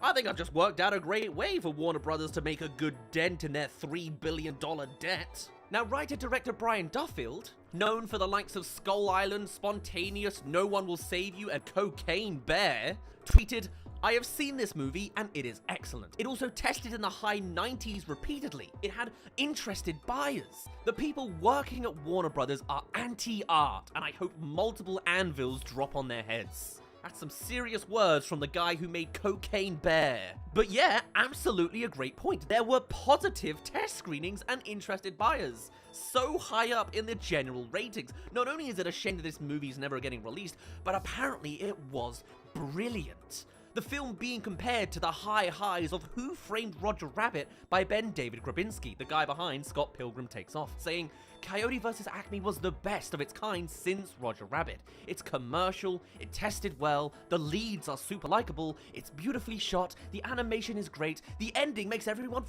cry. I thought the goal of this business was to make hit movies. It's baffling that somehow Warner Brothers has lost their way so much by just a simple shuffle up of the CEO and just poor management consistently." As another report says that test screen results awarded this movie 14 points above the norm for a family film. But they didn't want to sell it anyway. Surely a release would make more than $30 million. Some more quotes we have from the direct crew of Coyote vs. ACME, from maybe a slightly less emotive perspective, ironically enough, says, "Warner Bros. Is a mess. They obviously are carrying this staggering debt. They probably have certain minimums and obligations they must owe their creditors, which are motivating them to make bizarre choices. They're just not in sync with how the business has been run. It's devilishly destructive." Meanwhile, David Green, the main director for this movie, came out to say, "I am beyond proud of the final product, beyond devastated by WB's decision. For 3 years, I was lucky enough to make a movie about Wile E. Coyote, the most persistent, passionate, and resilient character of all time. I was surrounded by a brilliant team who poured their souls into this project." And I imagine a lot of these quotes are a lot more nicer simply because they are still somewhat shackled to Warner Brothers to some degree. It's a lot easier to be explosive and emotive when you're completely detached from the project, hence why other filmmakers have been doing it instead. But I can't imagine the seething rage that's going on behind the scenes. The premise of the actual plot we learn a little bit more detailed since the last time we talked about it, with basically it going as, after all the products made by ACME Corporation backfire on Wile E. Coyote in his pursuit of the Roadrunner, he hired an equally unlucky human attorney to sue the company. When Wile's lawyer finds out that his former law firm's intimidating boss is ACME's CEO, he teams up with Wile to win the court case against him, with Will Forte as the attorney, John Cena as the CEO, and Lana Condor also there, and Eric Bolzer as Looney Tunes characters. Now obviously Wile E. Coyote doesn't speak, so this would just be other tunes. There is actually some behind the scenes footage that I had shared on my Discord server that I got to look at that shows a lot of behind the scenes details and some insinuations that might have suggested, for example, Porky Pig was in there, running around for some reason. But also, while that was released by the crew in response to this to show some behind the scenes, it also got copyright struck down. Bastards. So I'm not really able to show you. Though it is interesting to note, Eric Bowser also voices characters such as Bugs Bunny and Daffy Duck. So it could have been a full-on proper references in there, you know? Such a shame, man. Now, film composer Steve Price also tweeted out that he had a lot of fun scoring Coyote vs. ACME, as no one will be able to hear it now due to bizarre anti-art studio financial shenanigans I will never understand. Here is a bit of behind-the-scenes footage of our Meep Meep Roadrunner choir, with apologies to Tchaikovsky. But yeah, I can at least show you this. Here's a choir performing the Roadrunners Meep Meep from behind the scenes.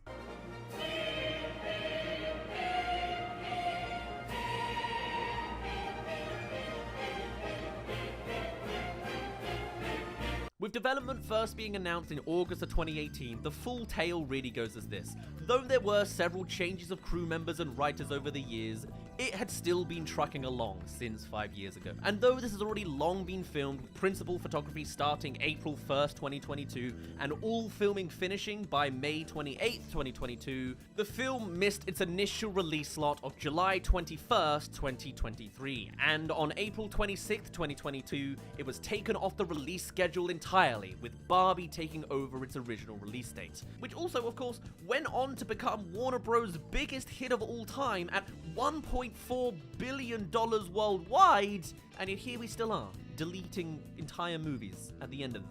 Surely you'd be able to have a bit more comfort after that, you know? Anyway, during the strikes that came through, obviously, this year, studios were starving for a theatrical production, considering work had been halted by the writers and the actors, and 2024 news has been paused with all these giant gaps. You would expect a new Looney Tunes finished project would be the perfect plug for this hole, especially because it's done. But no, with more crew members saying, quite honestly, we thought it was a slam dunk. I think that's what's so devastating and frustrating. I just don't get it, because it's sitting there and none of us get to see something that's so fun and enjoyable. Or on a more personal and anecdotal note, we have crew member Nate Bannister, who said, I was key assistant location manager on this movie, almost died of stress pulling all the permits. We closed down the entirety of downtown Albuquerque. I had to call in every favor of my career to close an overpass with half a day's notice. I got so many angry calls from neighbors, business owners, etc., day and night. Working on this movie almost tore apart my relationship with my fiancée. Why do I work in this industry? Luckily, if there's anything close to a silver lining, apparently cast and crew will be given the chance to see the movie during a special screening next week in Los Angeles. And then, none of us will, ever again. Sounds like a good time for some sneaky yar har, if you know what I'm saying, but hey, like, we'll see. I mean, hey, if only. But yeah, there you go. There's one more piece of news from Movie News November. Sometimes it's great with a new Pixar movie, and sometimes it's Warner Brothers. And David Zaslav doing exactly the same as he always does. If I literally wasn't a person who needed to watch these movies for the sake of my job, I would just full on be boycotting Warner Brothers at this point. What a sorry excuse for a company. Completely lost their way of what even is the point of being in this industry. Oh, wow. And that was every single animated cancelled movie, at least up till now. Did you skip to the end of this video just to see what I had to say again? Fair enough. I don't control how you consume this stuff. Now, as much as this is almost 8 hours long, there is actually a couple of projects we've had to omit from even this compilation, namely because I've been copyright pinged for them in the past, and when that happens, it outright blocks it from being viewed. And I don't want to trust that on a video that's this long. So if you're still not fully satiated, perhaps we'll put together the lost episodes of our lost media coverage. God, that really is ironic. You can blame DreamWorks for those losses, but hey, at least they kept me in my shadow. Obviously the best one of the bunch. But otherwise, so I don't make this video way too long, 7 hours and 45 minutes, around about okay, I'm sure. I shall finally end it off there. For now, my name's been Daz. Do tell us your thoughts on each of these cancelled movies. Rank all of them, if you're even here to see me give you that prompt. I've certainly got a list in my mind, but I could never release it. I'd love to hear all of your thoughts and more, since this is probably the last time we're really going to cover this topic. And I shall see you all in a little bit. Cheerio. Now we're going to run a compilation that long for all the terrible episodes we've done.